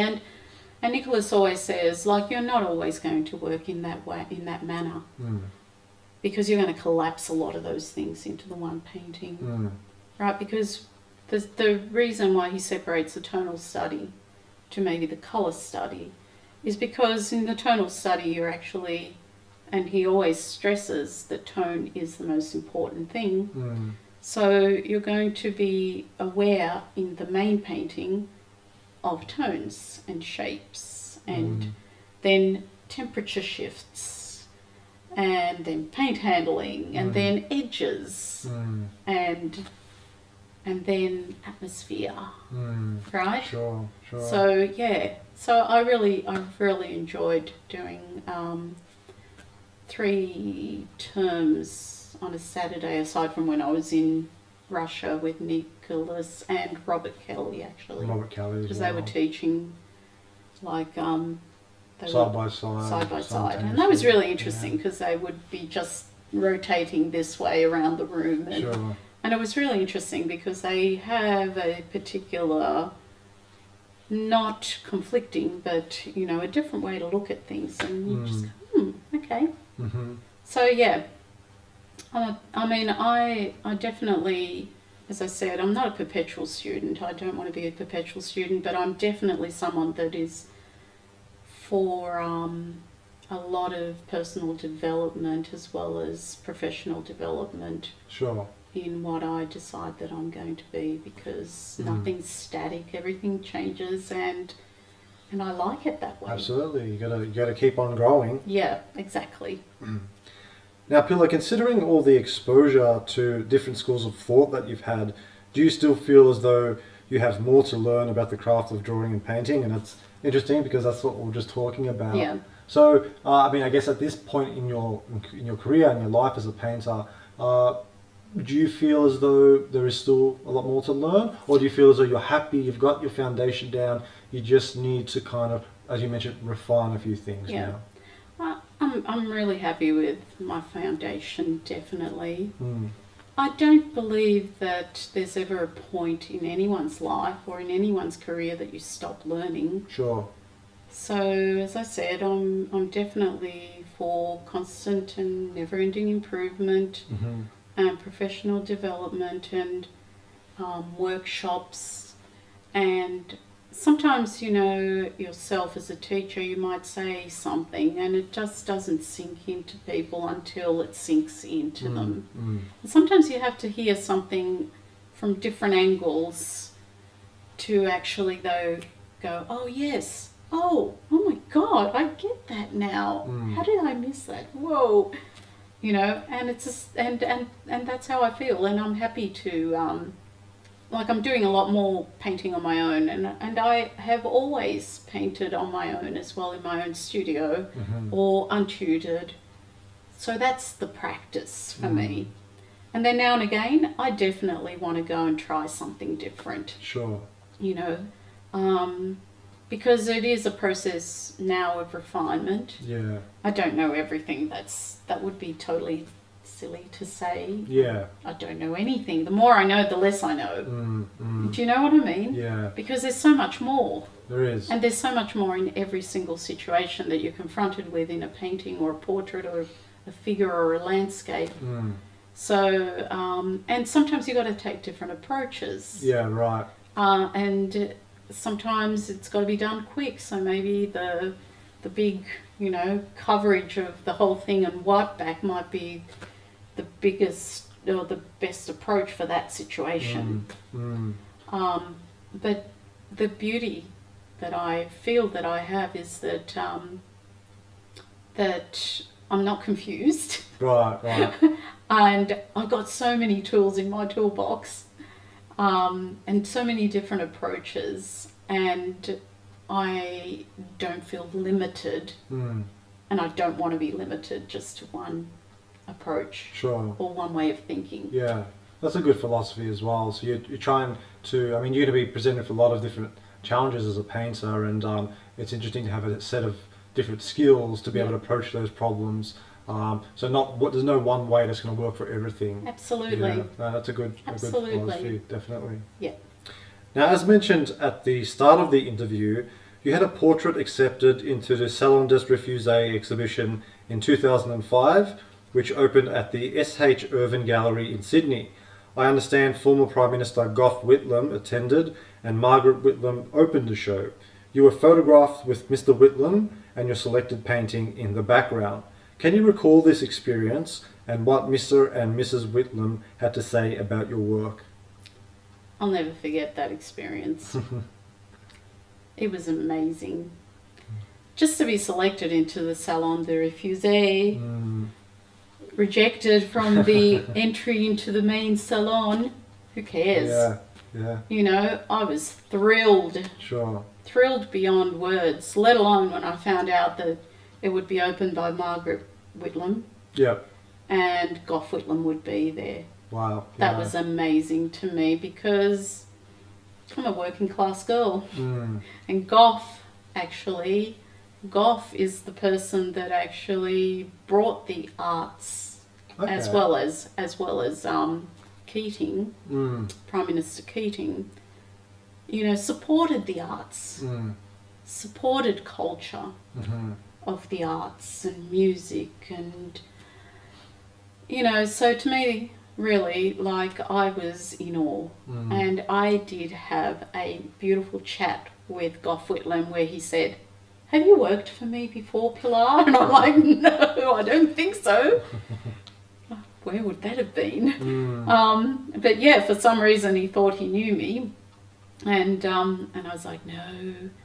And then he said, "Oh, that's a lovely portrait that you've got up there." And so I said, "Oh, could I have a photo with you?" So that's how that little portrait came, or that little photo came about. And yeah, look, and he really liked what was in front of him. Looking back, for me, obviously you never compare because, you know, that was in my very younger years of painting, and it was a combination of drawing and painting in this one, actually, because that's what I was that's where I was at that time. And that particular painting had an underpainting in acrylic. Okay. And then glazed with oils. Okay, right. So I wasn't really direct painting as such. Or I wasn't even, well, I was kind of indirect painting, but in a modified way, if you know what I mean. Right. I mean, a lot of people do underpaintings that are in acrylic and then they'll glaze and maybe even add a few more oils on top, but that's not what I've learned in the last 5-6 years now. Sure. And I wouldn't go back to that, actually. Yeah. So, yeah, and it was really an interesting process because the Archibald to get selected is a very interesting process in itself, and who the selectors are and so on.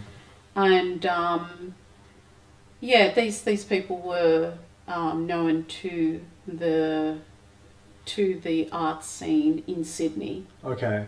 So and they were liked in Sydney. So there are some things that if you pick the right personality to paint, and if you know, and if they're known, there's a more likelihood that they could have a better chance. Yeah, that's a good strategy as well. But but getting all the criteria correct and being selected, well, that's something else then. Sure, absolutely. But yeah. I understand that the portrait was subsequently purchased and now resides in San Diego, California. How did this come to be? Well, as a matter of fact, the people who I painted, Janice and Ray, invited family from San Diego to the exhibition opening. Okay. Because of course they were at the exhibition opening, and all these other, and actually at that exhibition opening I was there exhibiting near Wendy Sharp. Okay. And I've since visited Wendy's studio in Sydney, and I've I follow her work and I like it. I mean, it's not the academic work, but there's aspects that are really interesting about it. So so basically Ray invited his cousins from America to the exhibition opening, and they loved the work. Sure. Ray and Janice wanted to purchase it, but they couldn't afford to purchase it. And then I believe that his cousins are art lovers as well as could afford to purchase it. They purchased it. Fantastic. And then I had to figure out how I was going to get it transported to San Diego at a reasonable price, because they're life size, and they're 2 panels actually. Wow. They're joined in the photo, but they're 2 panels, life size. And then I had to have a box specifically made and fumigated and everything to get through customs and all that sort of stuff, and the right paperwork and the right customs paper. But anyway, I've seen a photo of where the paintings sit in San Diego, and it so fits their space. Oh, fantastic. So everyone's happy. That's great. So that was a real surprise and bonus and joy. And I've seen the lady that purchased it in Sydney maybe last year and had dinner with her. So there's a bit of a friendship that, and we follow each other on Facebook, and she always comments and follows my work. So yeah, she's super happy with what she. Well, that's definitely important to be able to make connections of collectors and such. To open up those opportunities to make sales. It's very important. Now, in 2017, you had your first solo exhibition titled Pilar de la Torre, Colour My Passion, which took place at the Victorian Artists Society Galleries. Indeed, solo exhibitions require an amazing amount of work in preparation. Can you recollect your experience? Yeah, what year was that? That was in 2017. Yeah, actually that was the same year that I went to Studio Escalier. Yeah, right, that's right. And the exhibition had to be painted, framed and wrapped and ready before I went to Studio Escalier. It's a lot of work. Right, so I think there was about 20 pieces or something that I had in there that I mainly wanted. Exhibiting at the Victorian Artists Society galleries generally, it's more sharing rather than, and hopefully I'm not going to offend anyone by saying this, but they just don't get enough passing traffic through there. Yeah.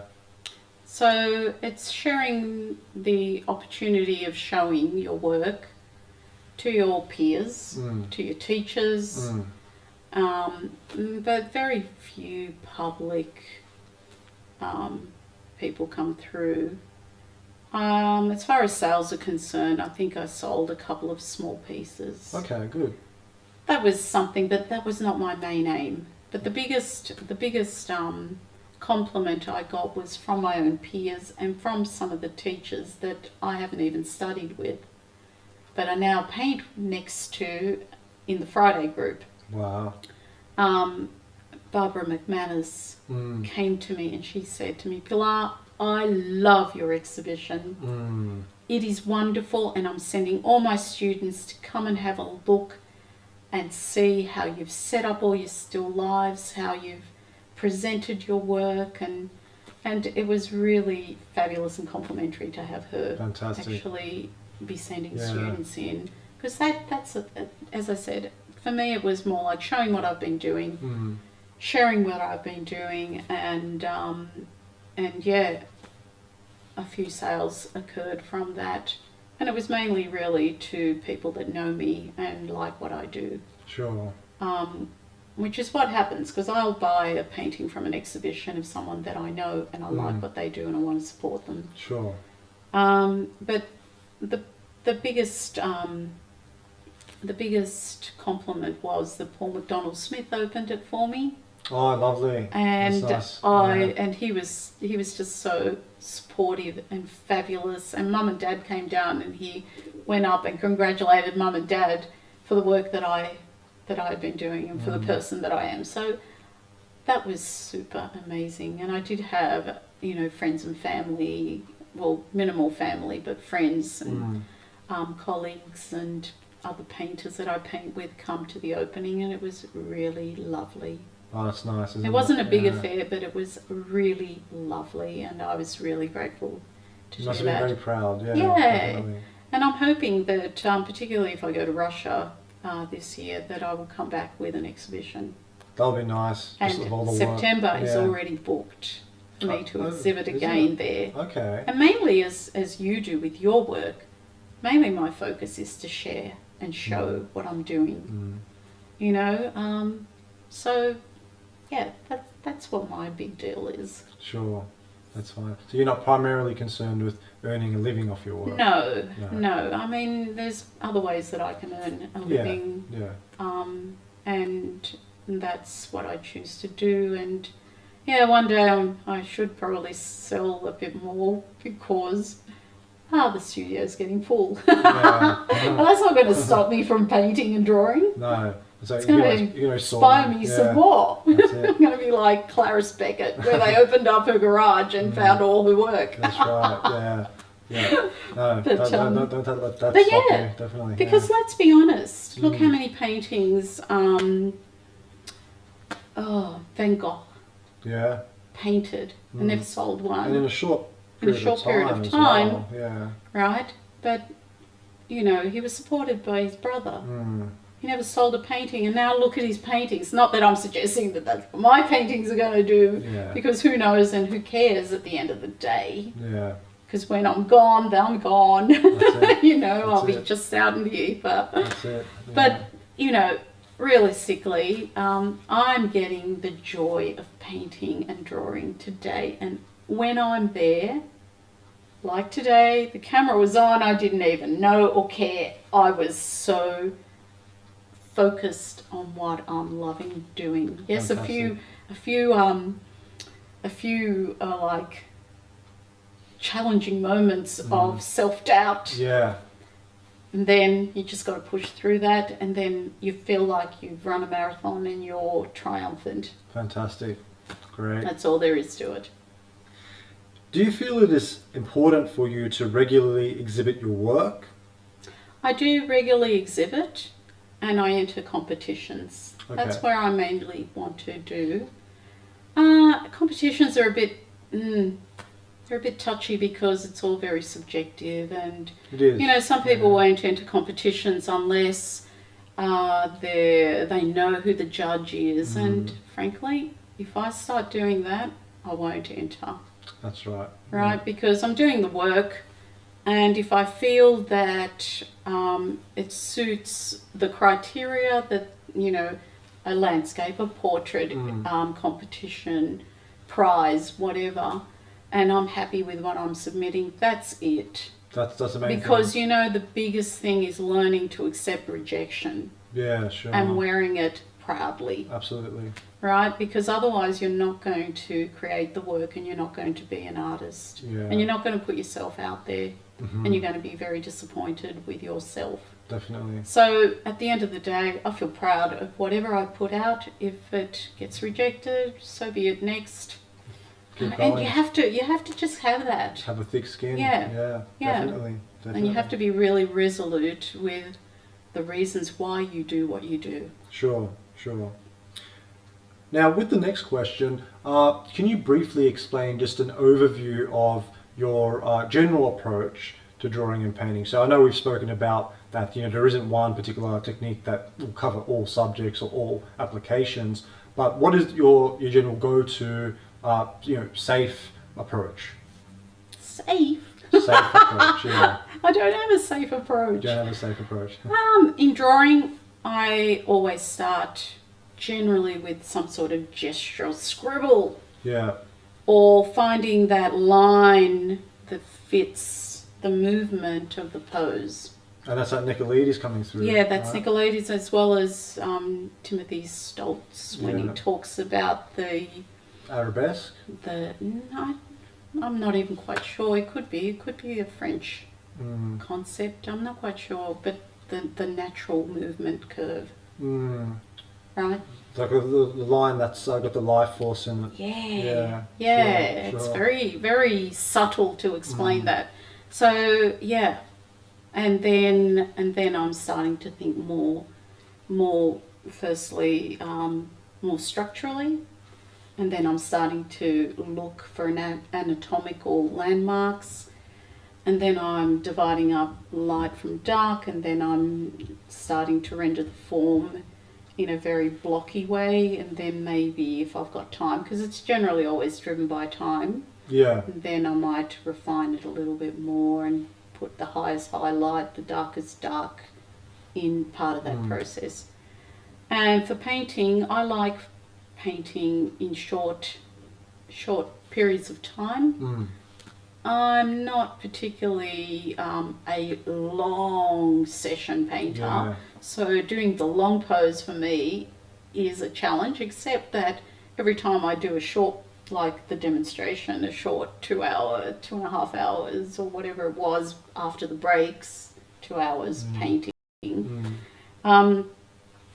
Basically, I prefer to actually just paint more immediately and impulsively. Sure. What I'm seeing, quick response of that, and that's my go-to. The longest paintings that I do at the Victorian Artists Society in the Friday group. Okay. More than likely, well, the longest single pose that we have is a 10-hour pose. Okay. Over 2 weeks. Okay. So 5 hours and 5 hours.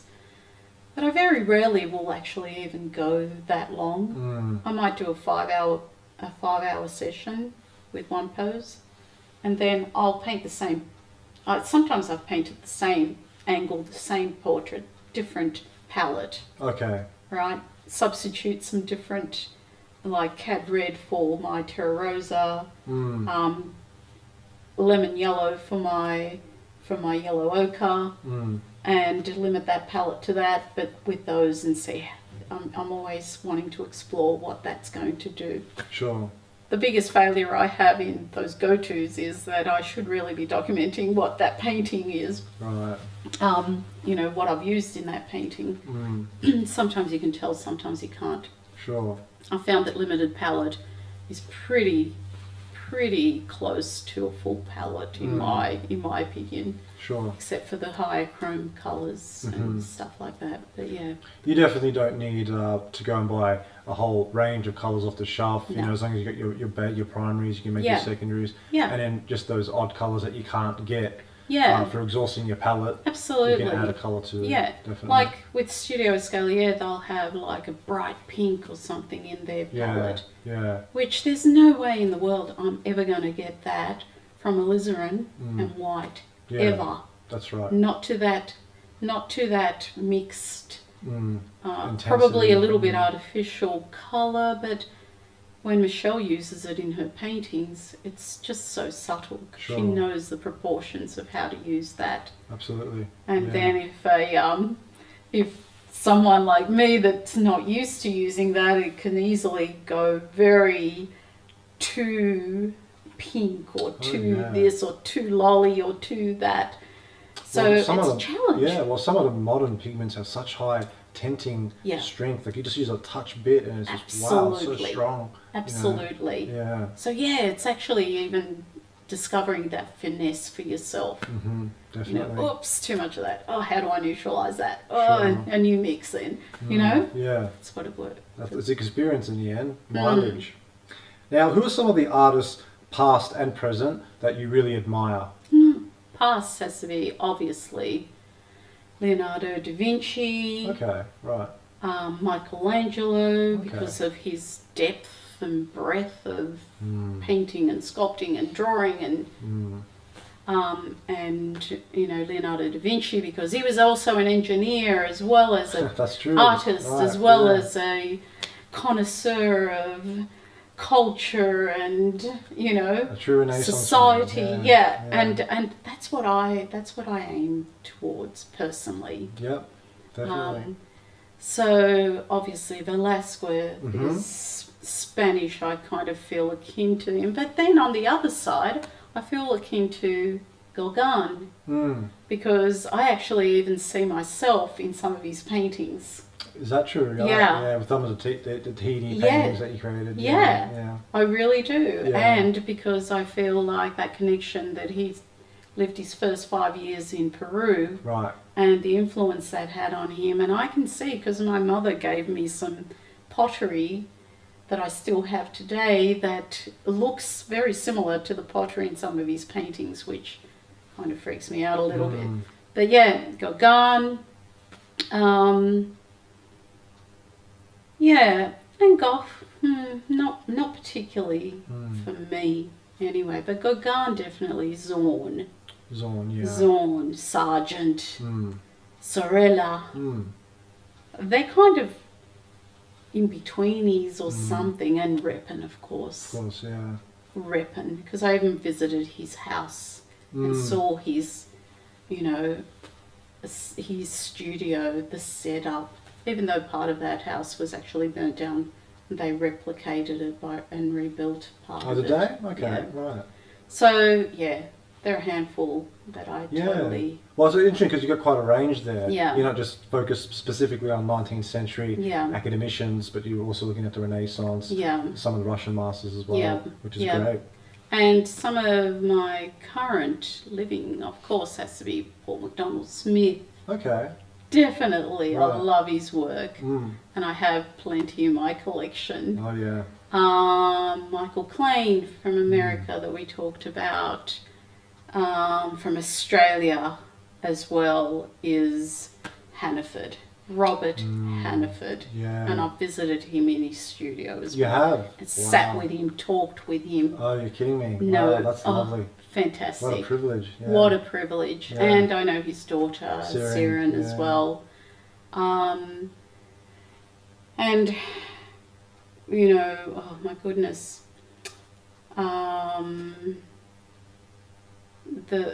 We were talking about Sean Cheetham. I love his Yeah. work. Yeah. Cheetham, I believe it is. Yeah. Sean Cheetham. You know, some of the Incaminati painters as well, and obviously the founder of Incaminati, I love his work. Yeah. Nelson Shank's work. Incredible. Yeah. Incredible work. Yeah. Oh my God, I just would keep going and going and going, and There's this a would lot. never end. So, In the past few years, Australia has caught on to the resurgence of traditional painting that has been led by the United States. Considering the wide range of exposure you've had to different teaching studios, what is your opinion of the current atelier movement in Australia? in Australia, I don't think it's here yet. Well, it's gotten super better. Small. It's small. It's gotten better. Tiny. Well, yeah. You know what it reminds me of? It reminds me of you're asking me to compare something like Germany's solar program compared to Australia. Right. They are so far ahead of us, Yeah. and they have been so far ahead of us in sustainability, in building sustainability, and all those sorts of things in Germany and Europe and Los Angeles and look, you know, for me, there's Julian Ashton's here. And there's a couple of offshoots from Julian Ashton's, like up in Brisbane. Yeah, Atelier art classes. Yeah, art classes. You know, the art academy in Adelaide, that's not a full-time thing. It's only when Robin's here. Sure. The other one in South Australia by Robert. I don't really know that much about that. So with the one in South Australia by Robert? By Robin? Robert. By Robert, okay. Oh, what's his name? We talked about him before. In South Australia? Yeah. Okay. Isn't he in South Australia, in Adelaide? Robert Guthrie? Oh, Rob Gutteridge. Yeah. Yeah, Rob Gutteridge. Rob. Yeah, sure. No, he's got the Rob Gutteridge School of Classical Yeah. Realism Yeah. in Adelaide. Yeah, Yeah. that's right. What else is there? Well, I mean, Rob- there's a Victorian Artist Yeah, in Melbourne. Society, but Mhm. is it an atelier or? Well, it's it's a society, it's an exhibition space, and in the back they got a little atelier as well, yeah. right? Which has got a great lineage to some of Oh, Australia's for sure, total realists for as sure, well. for sure. Um, But I don't know whether they consider themselves as an atelier. yeah, I wouldn't say so. Yeah. I'd say they're more of a They even call themselves the exhibition Bass space. School. the VAS school. Yeah. Well, I guess part of what they do. I mean, they do teach they've got an ongoing schedule of workshops and Yeah. things like that. Which is from Yeah. various watercolors, sculptors. Which I've attended a lot of Sure, those. sure. Yeah, so I don't know, maybe it's just in the word of atelier, Mm, which to me is very structured, mm, very, from this to this to this to this, mm. rather than you just have a choice and you enter at any point. Right. Do you know what I'm It saying? is, yeah. So, I mean, hey, yeah. And look, it's really difficult because it's really hard to kind of cater for a smaller interest of people. It is, isn't it? And and look, let me tell you, and I know that I've discussed this with Nicholas, and people are very much interested in quick learning, not taking the journey and learning step by step through that process of evolution of yourself as an artist. Right. That's my personal opinion. So that takes time and it takes commitment to, going back to, as we were talking before about karate, going back to white belt, even though you got all the way to black belt, Sure, yeah. but with a different school. Change schools, you go back to white belt and you work your way through that again. Yeah. So in a way, that's how I see ateliers, and I guess when I went to Florence, that was their structure. Even though you may be painting for 20 years, you're starting right at bark drawings. Yeah, they presume that you know nothing. Yeah. And start from scratch. You literally, actually, the best advice that Nicholas Chen gave me when I went to the Repin Academy was, Pilar, just wipe your brain, your slate clean. Don't assume that you know anything. Be open for them to give you new information to take on board. That's right. And I remember thinking, Nick, you were so right, and I'm taking that on board, and I'm loving the process, and I'm putting myself out of my comfort zone. Sure. I'm stretching, so therefore I'm growing. Sure. So yeah. But I mean, I guess looking at the overall atelier movement, or the influx of school-based training in Australia, I mean, now so far we've got two ARC, Art and Rule Centre, certified schools, which is the Rob Gutteridge School of Classical Realism, and there's been another college in Sydney, which is more of an art college, but at the same time they teach, part of their curriculum is a classical curriculum. Okay. And they've recently received. I didn't know about that one. Yeah, they recently received ARC accreditation. Okay. So far we've got fabulous. two. We've got Julian Ashton Art School, which is 3, and then you've got the little offshoot schools like the ones in Adelaide and such. People doing their own thing. So we're getting somewhere, but the population isn't as big as America, and perhaps in Europe or places like in Russia and such. They have the privilege of dedicating a lot more time to the work. Whereas you said here, the mentality is more just you want to learn it and be done with it and move on. Where it doesn't take that much. It doesn't take. It takes time. It's a different mentality altogether. Absolutely. And look, whenever I'm confronted with someone that wants to run before they can crawl, That's right. I just say, hey, it's the journey. It's a journey. Just accept that it's the journey. Mm-hmm. You can't get there without these skills, so just enjoy it. And it's the truth. That's right. That is a truth that I will say is a truth. Sure. Now, as mentioned previously, you were a finalist in the AME Bale Drawing Prize in 2018. The AME Bale Scholarship is one of the very few scholarships Australia offers for traditional painting. Every 2 years, the exhibition of finalist works presents an up-to-date survey of the current realist painters working in Australia, which is indeed great to see. What is your opinion of the Amy Bale Scholarship and the quality of work that it attracts? Look, it's fantastic. Mm-hmm. It really is one of those really challenging submissions, Sure. because, you know, they don't just say just the one painting, it's a portrait, it's a landscape from life, and generally the portrait should be from life as well. It's a still life, and it's a drawing, a figure drawing from life. And it's an ensemble of work that everyone that enters has to submit, and it gets judged as that ensemble, I believe. Yeah, sure. Right. Yes, you might be stronger at this and weaker at that, but eventually it has to all even out. So it is a big commitment to put that together, and it must be super difficult, you know, to judge that. And it's judged by the Melbourne 20 That's right. painters, Yeah. and the work that comes in is of super high standard. It's great to see. It's great to see, and the exhibition is beautiful, and beautiful location that it's hung every year. Yeah. And the best thing about it, and hopefully they're not going to change it, is that you submit it at no cost. Oh, fantastic. That's good. Right? Yeah.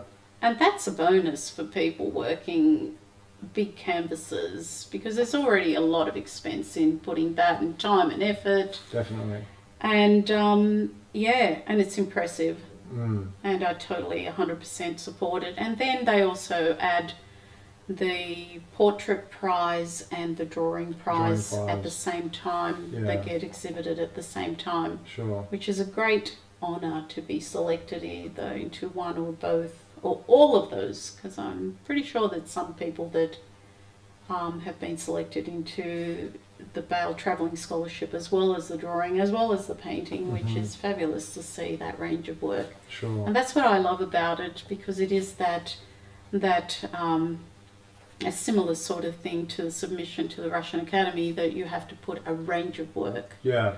It's not just, oh, I'm strong at this but not very good at drawing. I'm a great painter but I can't actually, you know, articulate a structured anatomical figure with grace and movement. You know, there's so much that goes into it. Yeah. So so you have to be a good all-rounder. That's right. They're looking for a well-rounded painter, someone who's got a good understanding of each of the genres. Painter, draftsman. And a draftsman as well, definitely. Yeah. Sure. Yeah.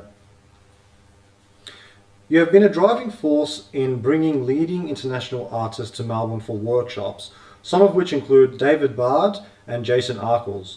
Firstly, let me say thank you for doing this. I really appreciate it. It's about time that we had somebody do this. Yeah. When exactly did you decide you wanted to start opening a dialogue with traditional artists abroad? It was basically due to the fact that I felt pretty privileged to have the money to travel, to go overseas and do these workshops and have that experience, and realising when I get back and talk to people about what I've just experienced and what I've learnt and so on, to kind of see the fact that there are people that are never going to have that opportunity or that finance to be able to do this, unless they win the Bale, possibly, right? So my thoughts around that was, well, okay, if a lot of people can't do the flight, go over there, do the accommodation and everything else that's around all that, to do a workshop with an international artist that mainly are teaching something that we're not getting here. Right, that's the big differentiation for me, that there's something that, and it's been my journey and my exploration of myself, following different teachings and different thought processes of how to create art or express what's inside of you. Sure. So I thought, well, they can't go there because they're even a mother with children or mortgages or can't finance it or young and can't finance it or whatever, then why can't I figure out a way of getting them to here? Because that's cheaper at the end of the day to get someone here and allow that exposure to happen for others. Yeah. Because even up to yesterday, I was at an untutored painting session at Brighton, and there's this really fabulous young man who I'm pretty sure has some physical difficulties, but his work is beautiful. And he was asking me about the Russian Academy, and he said, "Oh, how I wish I could go." And I felt so sad, and he goes, "But I can't afford that. There's no way I could ever do that." And I said to him, "Well, hopefully I'll bring some teachers here, and I'll let you know when they do get here." Right. But the big balance of it all is, trying to also match, the finance to get them out here to be able to run the courses. But it's surely cheaper to pay a fee here than it is to go to where they are, to pay for accommodation, food, and materials and everything else that is on top of. So that's my main thoughts about bringing people here. That's great. It's such so selfless of you as well to be considerate of others who, would love an opportunity like this young man that you met to actually go and train in one of the academies, but due to geography or financial situation might not be able to. Yeah. And it's interesting that you mentioned that, because I've seen a few crowdfunding initiatives that have taken place where painters will actually get online and say, "This is my work, and I'm aiming to go to the Florence Academy or another academy. Please donate so you can make this happen for me, and in return I'll send you my work." So there's some people out there that are desperate to really get this training. Absolutely. Yeah. So, and you know what? It's in no way any competition to what we already have here. That's for sure. It's just that maybe that skill set is not here, and maybe it would fit somebody else's criteria. Definitely. Right. So that's what the thing is. Yes, and also the other fact is that most of the teachers that are teaching here generally have full classes. Like when I first went to the Victorian Artists Society and I wanted to get into Ray Hewitt's class, I did not get a look in for 3 years at all. Wow. And then by the time I could have gotten in, he had left teaching. So I didn't actually have any formal teaching with him, but I was fortunate enough then to befriend him and have a casual painting mentoring thing happening, and I really enjoy and appreciate that. So hey, you know what, I do it as well because also there are benefits for me to also listen again, attend again, but I love the fact that there is some service obviously that I can give based on the fact that I've already experienced these people that are coming over and doing their thing here and adding more knowledge and information to what we've got. Definitely. And have you found that artists are willing to partake in the workshops, or is it, is there a little bit of hesitance there because of the distance and because of money, things like that? Yeah, no, look, I've found that artists are willing to partake as long as they somehow know or follow those artists on Instagram or Facebook. Okay. They know of their work. Once again, it comes down to the same criteria possibly that I use. I see someone's work, I like it, I connect with it, and I feel that I'm going to get something out of it, because that's why we would turn up in the first place. Definitely. And as long as I kind of feel that. But yeah, look, I've found that that the ones that are known are easily filled and oversubscribed. Oh yeah. Right? But then when I'm bringing them out, it's just for a finite time. So I need to work within that time frame because of accommodation and everything else that needs to be provided for them. It's challenging to get it all organised within that window of time. Yeah. So that's why I basically try and aim at school holidays, because people that can make those classes could possibly make school holidays a priority for 1 week to do something for themselves. Sure. And I make it, and I run it down at the beach. There's a spot that I've got that I hire out, which basically also gives a holiday feel. Because I'm really about, like, whenever I go to France, to Studio Escalier, I feel like I'm on holidays, but it's a working holiday. It's a working holiday. Right? And I'm happy with it because I love the atmosphere and I love that feeling of that. Yeah. So that's what I try to recreate here as well, because I know that people respond better to learning if they're in an environment that they feel happy and relaxed and joyous to work in. I mean, you know, I do bring the internationals, but I also run workshops with Ray Hewitt. I've run a workshop for him. I've run a workshop for Paul McDonald-Smith, and recently David Chen said to me, I would be happy to work with you to run a workshop. Fantastic. And they're all very popular, and they're all very succinct with what they're teaching and giving people a bit more of a scope for how they want to develop. Fantastic. That's great to hear. Definitely, Pilar. Currently, you lead fortnightly Saturday untutored life drawing classes from Melbourne Studio of Art in Elstonwick. Can you explain more about these sessions and what they involve? Yes. At the moment, I've put Melbourne Studio of Art because that's my next prospective space, because this is the big challenge, to try and get something that's central. And I was running the untutored sessions from the Nicholas building. I was also running them from Studio 1-3, or the seniors, the studio above Seniors Art at Malvern. Senior Art Supply Yeah. at Malvern. But it's always moving around other classes. Being an untutored session, my main objective is just practice. Sure, definitely. Right? And the positive benefit of that is that someone's always going to come up, look at the work, look at what you're doing and go, wow, where did you study? And then there's an opportunity then to say, well, look, you know, there's Nicholas Chen's workshops, or I'm teaching at Melbourne Studio of Art, you could come and learn some drawing there. Do you know what I mean? Yeah. Because I don't like to be hard sold, and I don't ever do a hard sale on anyone. I just say, this is an opportunity.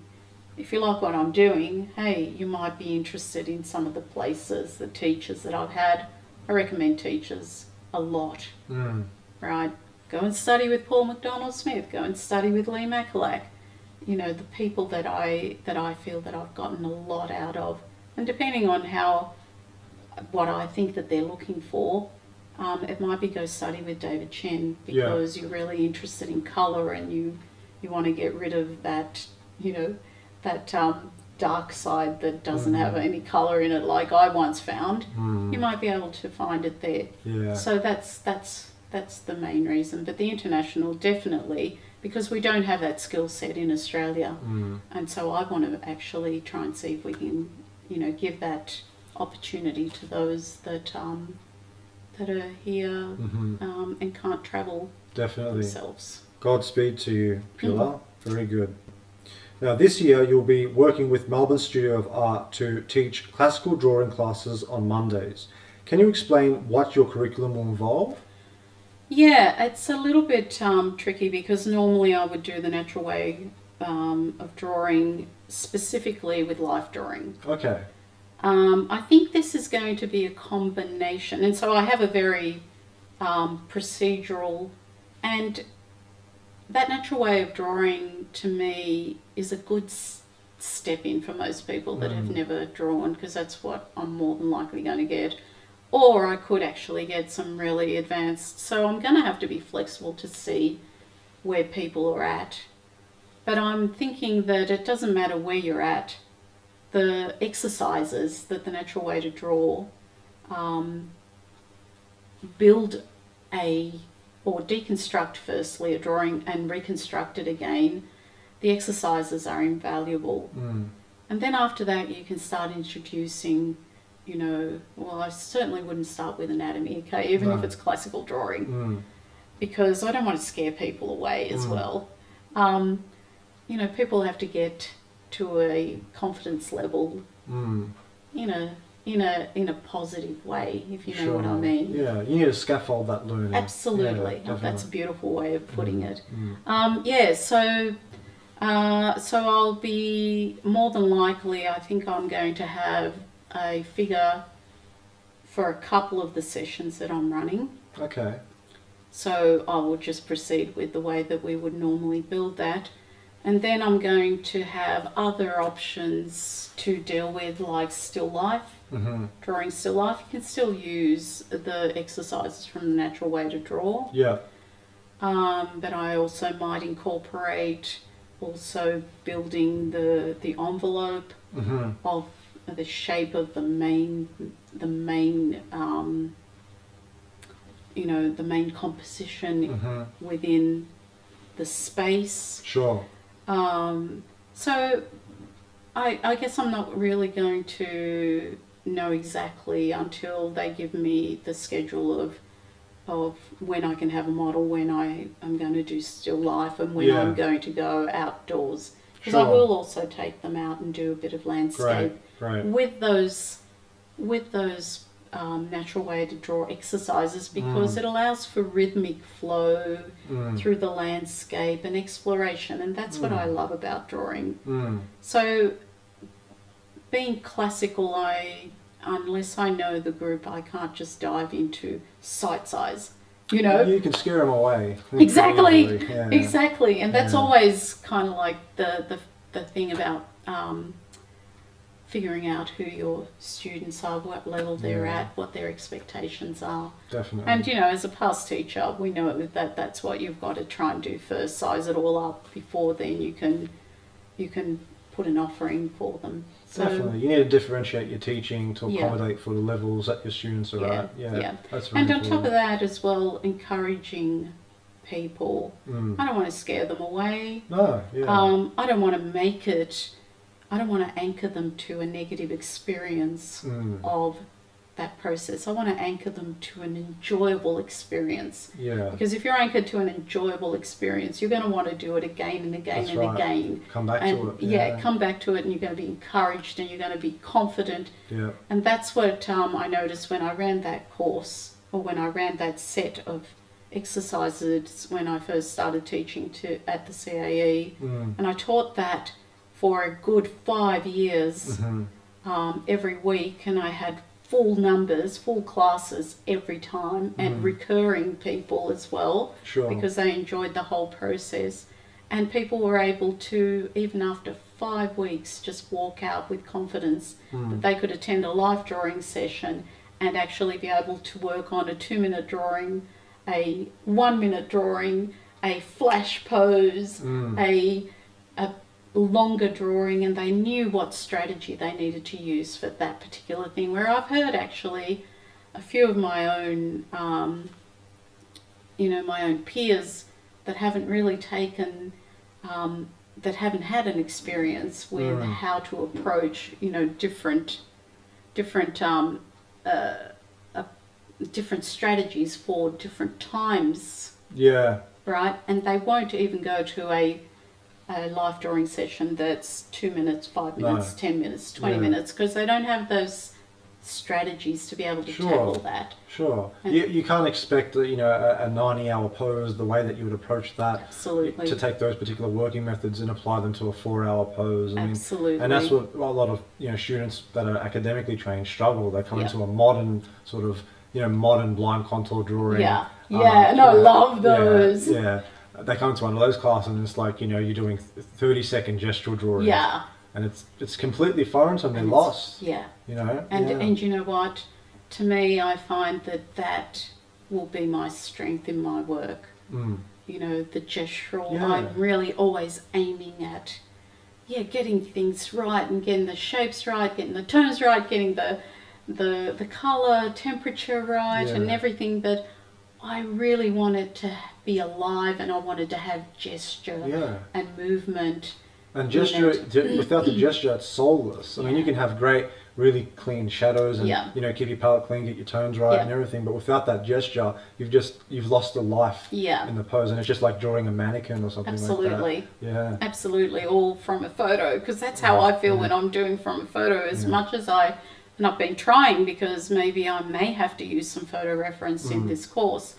And I really struggle, and the only way I can see doing that is maybe getting them to do a bark drawing. But that takes so long, and it's not going to be, they're not going to love me for it. They're going to want to run out of there. Well, then, a lot of people don't find them enjoyable, the bark drawing. I know. Grit your teeth and get those done. I know. So, look, I think,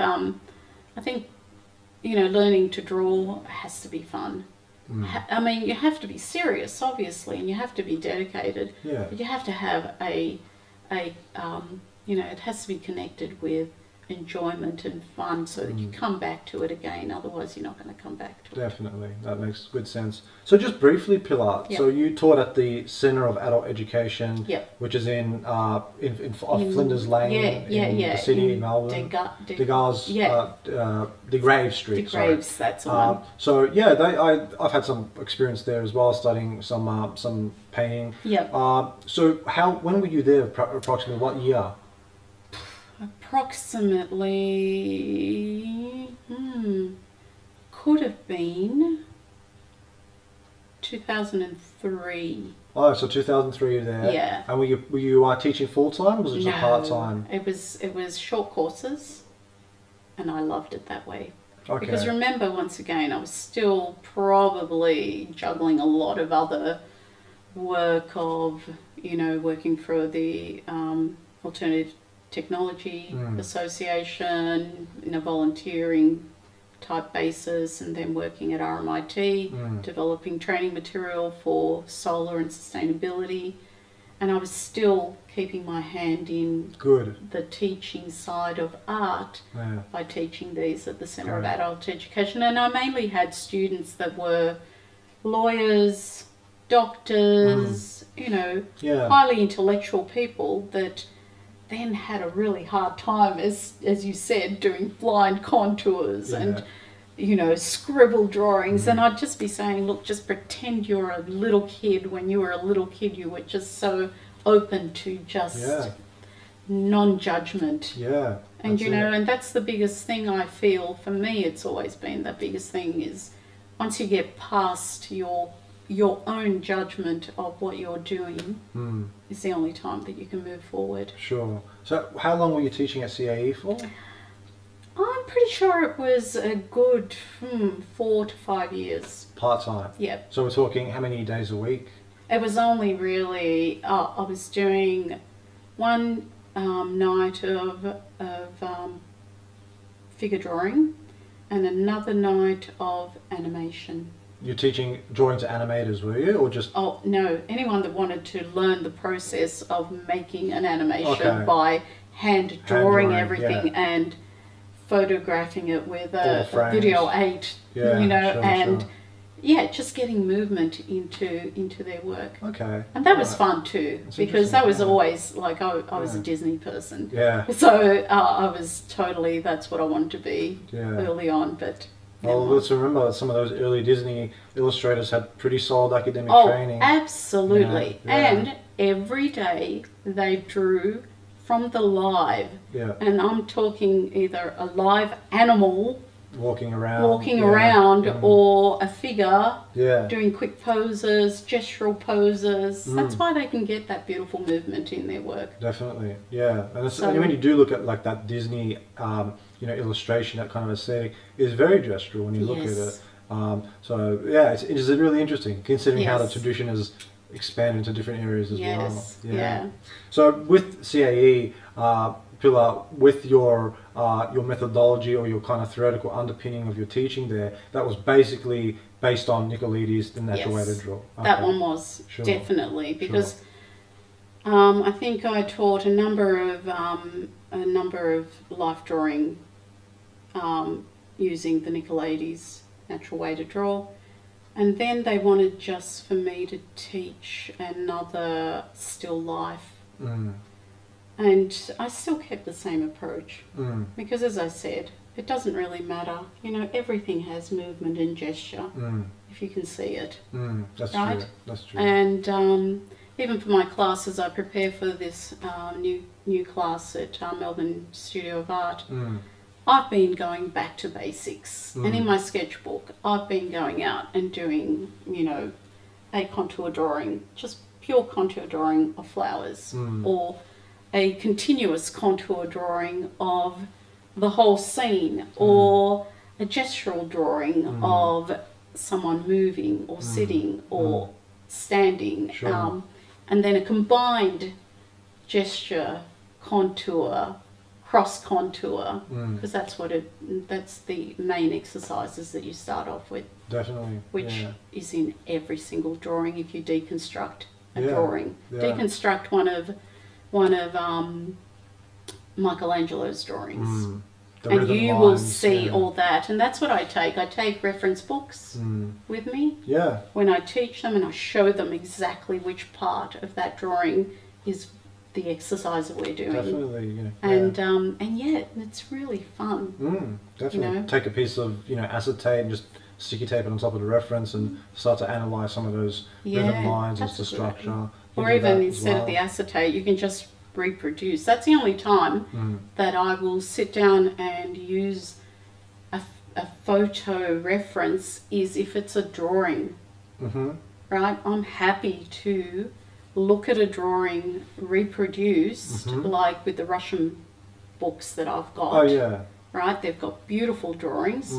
I will use those as a reference, Yeah. and I will copy the marks to learn how they conceived, and you can almost get into how and what they were thinking. Yeah, you really get into the mind of the artist. Yeah. And yeah, definitely. I mean, there's nothing wrong with drawing from drawings. I mean, Yes. doing a bar drawing is drawing from drawing, Yes. essentially. Yes. But there's something else about painting from a photograph, which is Yeah. Yeah. going somewhere else. Yeah. Yeah. Yeah. It doesn't give me anything, so. Sure. Now, on Fridays, I understand you organise a group of independent painters and manage models, set-ups, and at times monitor the sessions at the Victorian Artists Society. Regarding the attention of these painters, do you find that they are all working in the manner of Max Meldrum's School of Tonal Realism? No, they're not. Because it's a collection of artists and everyone's doing their own thing, which is fantastic as well. Because I Sure. really believe that you get a little bit of something out of everything that you look at anyway, Sure. and every influence that you have. So, no, there's a huge variety. There's people that are drawing, there's people that are painting, there's people that are watercolouring, there's people that are doing it more traditionally, more tonal, more colourful, and so the variety and pastel work, of course. Yeah, pastel work's really big in VAS, I find. Oh, yeah. Even And we've watercolour. got, Yeah. and we've got some fabulous pastel workers. Pastel workers? I know. Pastelists. Pastelists, yeah. Like Barbara McManus, Rod Edelston, and Rod Edelston is from Brighton Artist Society as well. Oh, great. So they're the two main ones that are really solid pastelists. So yeah, beautiful. Sure. Great group. Can you explain more about the kinship that artists affiliated with the Victorian Artist Society share, as it is an important institution which has a direct lineage to the history of painters that have been associated with it? So we've spoken about this idea that, well, as you just mentioned, there isn't really a kind of in-house kind of methodology that each of the painters are following. But do you feel as though artists that are affiliated with the vast Victorian Artist Society are wanting to essentially connect to that lineage of the Max Meldrum School of Tonal Realism, or even the Heidelberg School?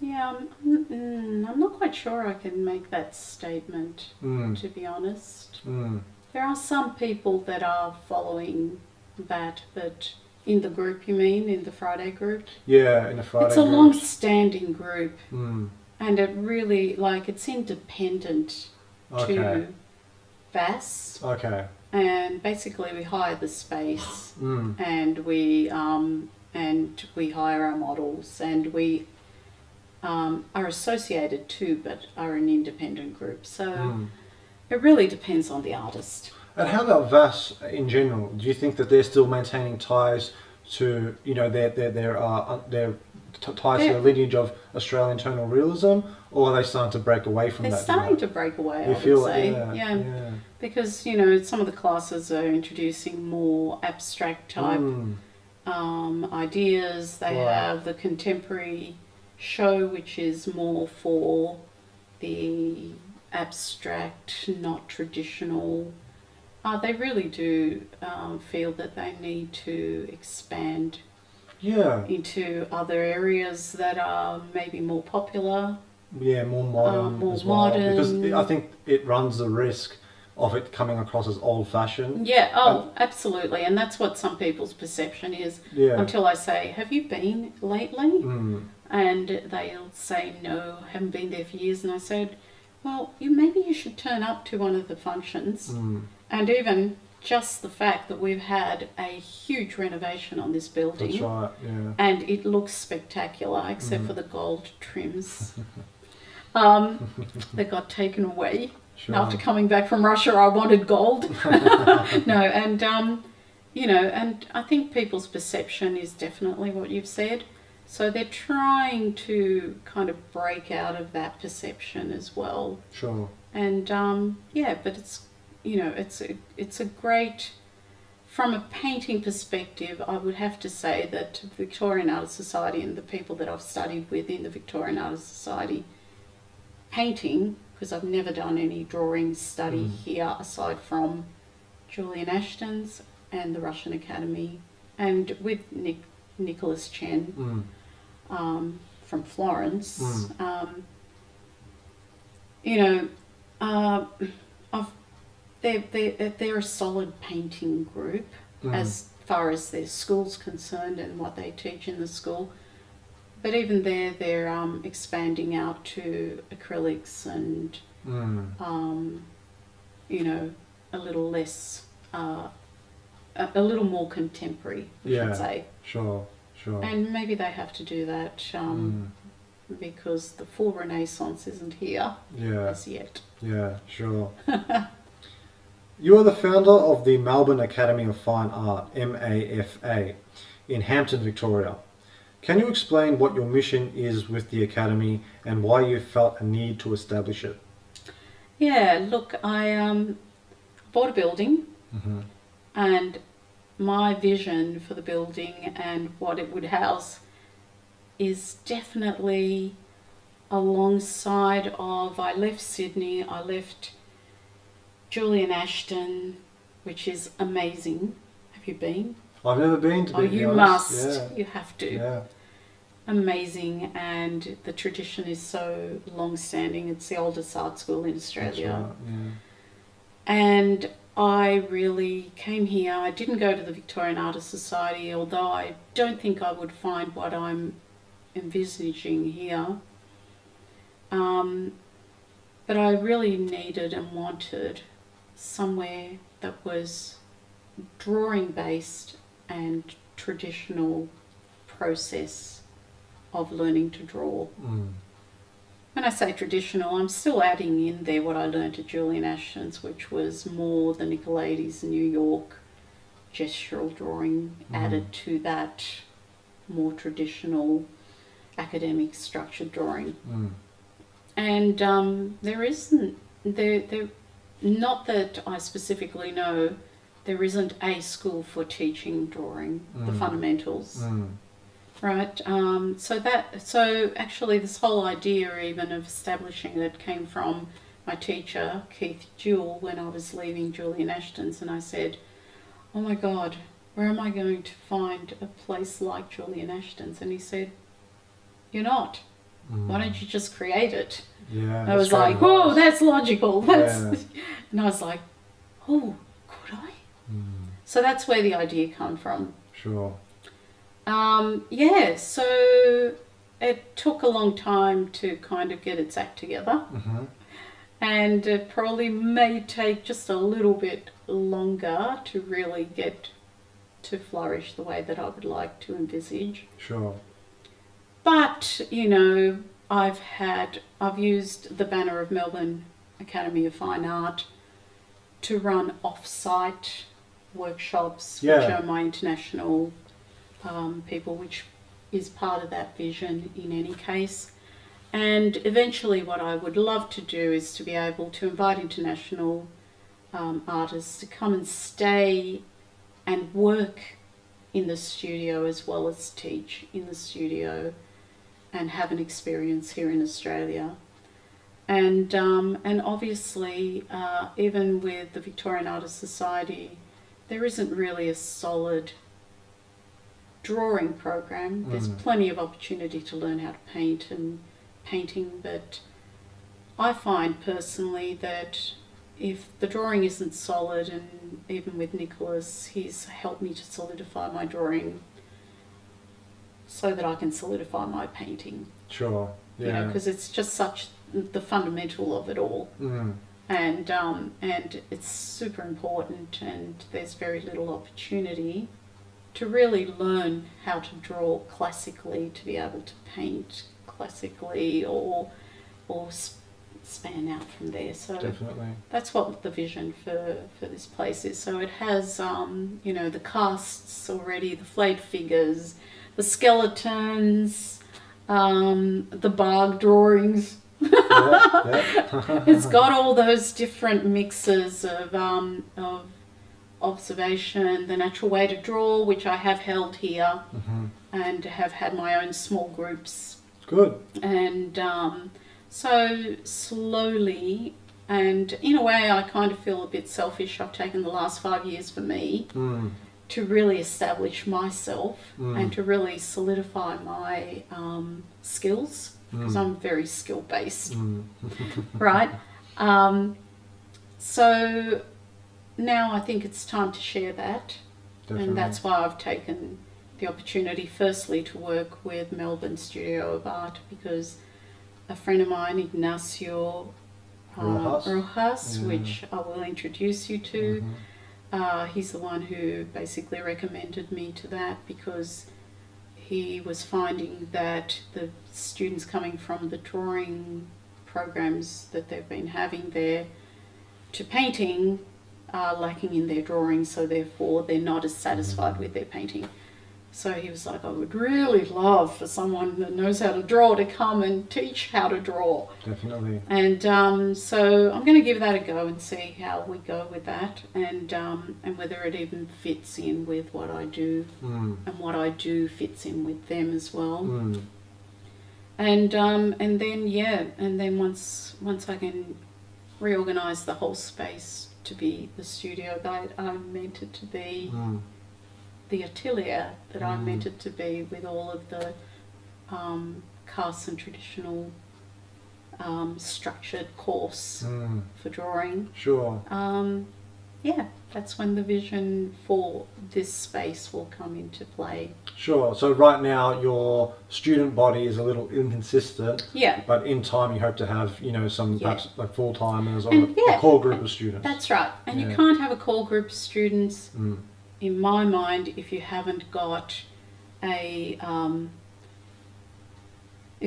structured course, and hopefully, because I have a training background, I may actually even try and divert some of the course to be recognised in national, as a national competency in drawing, Definitely. in painting. Absolutely. So that they can come and do that through here and then get accreditation or get forward standing in whatever courses they enter. That's a great idea. That is, and you could open really up, need to definitely link up. You could open up a dialogue with, say, some of the Melbourne art schools. I mean, I'm talking about the university art schools, because they're not skill-based art schools; they're conceptual art schools. Yes. And you could have, you know, a course where the students could actually take atelier training, Yes. say for maybe 2 days a week from an actual full-time study, Yep. where I could actually learn to paint and then take Absolutely. that back into their, their BFA, Yep. and actually create work that's conceptual but still has a very strong technical formation to it as well. Exactly. Definitely. Yeah. That's like the real big picture, because I know that to become a registered training organisation, to be able to issue qualifications even in one competency, it is pretty, it's, the setup is pretty, what's the word, pretty intense. You have to be able to meet, you have to be able to be audited, that you're actually following what the criteria is, that you're actually delivering that, that people are actually being assessed according to that, and so therefore you can issue that qualification for that competency, let alone for a diploma in fine arts or something like that. But who knows? I mean, it's true, because with the school-based training, it's so regimented, it's so broken down. You could do it. You know what I mean? You could do it. I mean, it'd be involved. It'll take some time. But you could get those competencies up there. Carry out and say some of your criteria could be follow and carry out so and so, and competency in doing this, measuring, whatever it may be. Absolutely. Getting your canvas ready, things like that. Just ticking those boxes. Absolutely. And I've already started looking into it. Good. I've looked into what can be crossed over from a diploma to a and I know that different levels require different different maybe like skills, not necessarily different skills, but different depth of skill. Right. So I'm trying to figure out what crosses over and what is in the competency. And sometimes I swear, I think to myself, oh my goodness, there's nothing in that competency. What are they really learning out of that? It's so shallow compared to what you would learn if you went to like a structured system. Yep. So definitely. It's interesting. It is. It's interesting. So, yeah. Would you consider to have ARC accreditation as a school? I would love to do that. Yeah. But I definitely need to reorganise everything and also decide to devote that time to doing that. It takes time away from painting, right? Exactly. So that's a big challenge. However, I know a lot of skilled people. I know a lot of people with a similar sort of thought and desire to create something like that. So it might be something that's more collaborative with others. Therefore, I still get to paint. I still get to, enjoy all that, and you share the still load. share. Yeah, absolutely. Yeah, and that's how a lot of the schools started. With a collaborative effort of a bunch of painters, a bunch of artists getting together, finding a space, and starting to teach. And it's grown and grown, and it's a great idea. And I hope it works out for you, Pilar. Definitely. Got all the resources ready. I've built it. That's it. It's here. And now, build it and they will be there. Right. You know that movie, don't Build it you? and they will come. Yeah. Build it and they will come. Approaching the end of the interview, besides your organisation of the weekly Friday figure painting classes at the Victorian Artists Society and your fortnightly untutored Saturday figure drawing sessions at the Melbourne Academy of Art, are you teaching anywhere else? I will be teaching then at Melbourne Studio of Art. Melbourne Studio of Art. So that's what's on the horizon for teaching. If somebody was to approach you, Pilar, privately and wanted to take private sessions, would you be open for that? Absolutely. Definitely. Absolutely. Okay. Good. I guess from an economics perspective, it is going to be probably on the higher end of what you need to charge for your time in that. And then I have done that as well, and I have also looked at people's portfolios, students' portfolios, and I've taken them through what they can do. So that's on either on an irregular or on a private basis. definitely can make that time, because I do actually believe in contribution and giving back. Definitely. And so yeah, it's just a matter of time management. Sure, absolutely. I understand you'll be exhibiting your work at the Bayside Local Art Exhibition from 2nd February to 8th of March 2020. Are there any other exhibitions on the horizon? Yeah, and actually that exhibition, the Bayside Local, is a selected exhibition, so you just don't enter, and you actually enter a suite of work, is that right? And then you're selected and invited to exhibit. Okay, I see. I entered 5 things and I got selected on and invited to exhibit 2 of them. Well done. Good on which you. is great. I'm happy. Fantastic. happy. You should Even be. just one would be great. Yeah. Because it's a great honour that that they recognise at the Bayside Council, because the gallery is actually run by Bayside Council curators, and it's, you know, and it's great to see that our council is using some resources towards the arts by having a gallery, which is beautiful. So you must come. Yeah, definitely. I'll try to. Come to the opening. Yeah, it'd be lovely.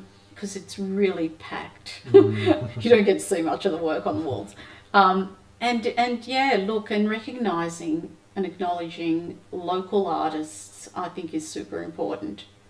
The curator is actually, the curator, I've invited her to come to my studio. Good. And she'll be coming to have a look, because, you know, as artists, we work away in our studio, we beaver away, we paint 150 paintings in a year, and we might exhibit 5, or, you know, unless you're obviously, you know, and most of those paintings that I've got over there are more sketch-like, discovery, exploration, and so on. So they're not necessarily the things that I may end up exhibiting. But then again, if I have a little gem could be a real winner. Definitely. For exhibition, and what I want to show where I'm at. So most of the time, we work away on our own, and no one ever really gets to see the depth of what you're involved in and what you're creating. It's true. And so I'm even open to discussing with her some open studio. That'd be great. Exposure for people to come and see. But that's a little bit intimidating at one level too. You really get to show, you know, people into your working process. Yeah. And they get to see the whole thing. Yeah. Right. But as well, I mean, in regards to establishing yourself as an artist and gaining collectors and connoisseurship and things like that. I mean, that's a great thing to do, to welcome people into your studio. Yeah. And oftentimes, you know, from a lot of the prominent painters that are out there, you hear that things are sold whilst they're still on the easel. Yeah, you know, right. Before they're even finished. Well, actually, I've done that myself. Oh, have you? Well Gwendolyn Cummins, Mm-hmm. that we discussed before, she's been painting something in the Friday group, and I've said, Gwen, how much do you want for that? No, seriously, because I just loved it. I showed you that piece over there, and so I bought it on the spot, and then someone else came along and said, oh, how much do you want for that? Oh, it's sold. Pilar bought it. Wow. And so, you know what? I'm one of those first people that if I see something and I love it, I don't care. You gotta take it. I'm just going to do whatever it takes to make that happen. Sure. So I collect works as well as create them. Yeah, definitely. Great. Yeah. And that inspires you as well. That inspires me as well. Full of other paintings as well can really help you push forward. Exactly. And anytime I have a problem with a still life or something, I always gravitate to Paul McDonald Smith's work that I've got here. And I'll look and I'll study it, and then I'll go, yeah, okay. And then it's not that I'm copying it. I'm just getting an idea of how it's been painted, how he approached it, and then coming back and figuring out myself and making it work. Sure, Yeah. sure. In conclusion, what do you hope to achieve with your work into the future? That's a really interesting question, because my future is a day at a time. Yeah, A that's a good painting at a philosophy. time. Lovely. And you know what? Realistically, like, my son, he goes, oh my God, what am I going to do with all these paintings? Right? And I just say, enjoy them if you can. Yeah. but don't put them into an op shop. No. They're too Right? good for that. Yeah. And so, look, and it's a really interesting question that I'll have to probably think about more after this whole interview. But you've made me think a lot about everything and why I've done things, and so it's been really amazing. So what do I hope to achieve? I hope to achieve joy of painting. Lovely. It's for me, and if someone else likes it, fantastic. And if I choose to let it go, I like that too. But yeah, it's for me. Definitely. Paint for me. And Yeah. I had to make that decision.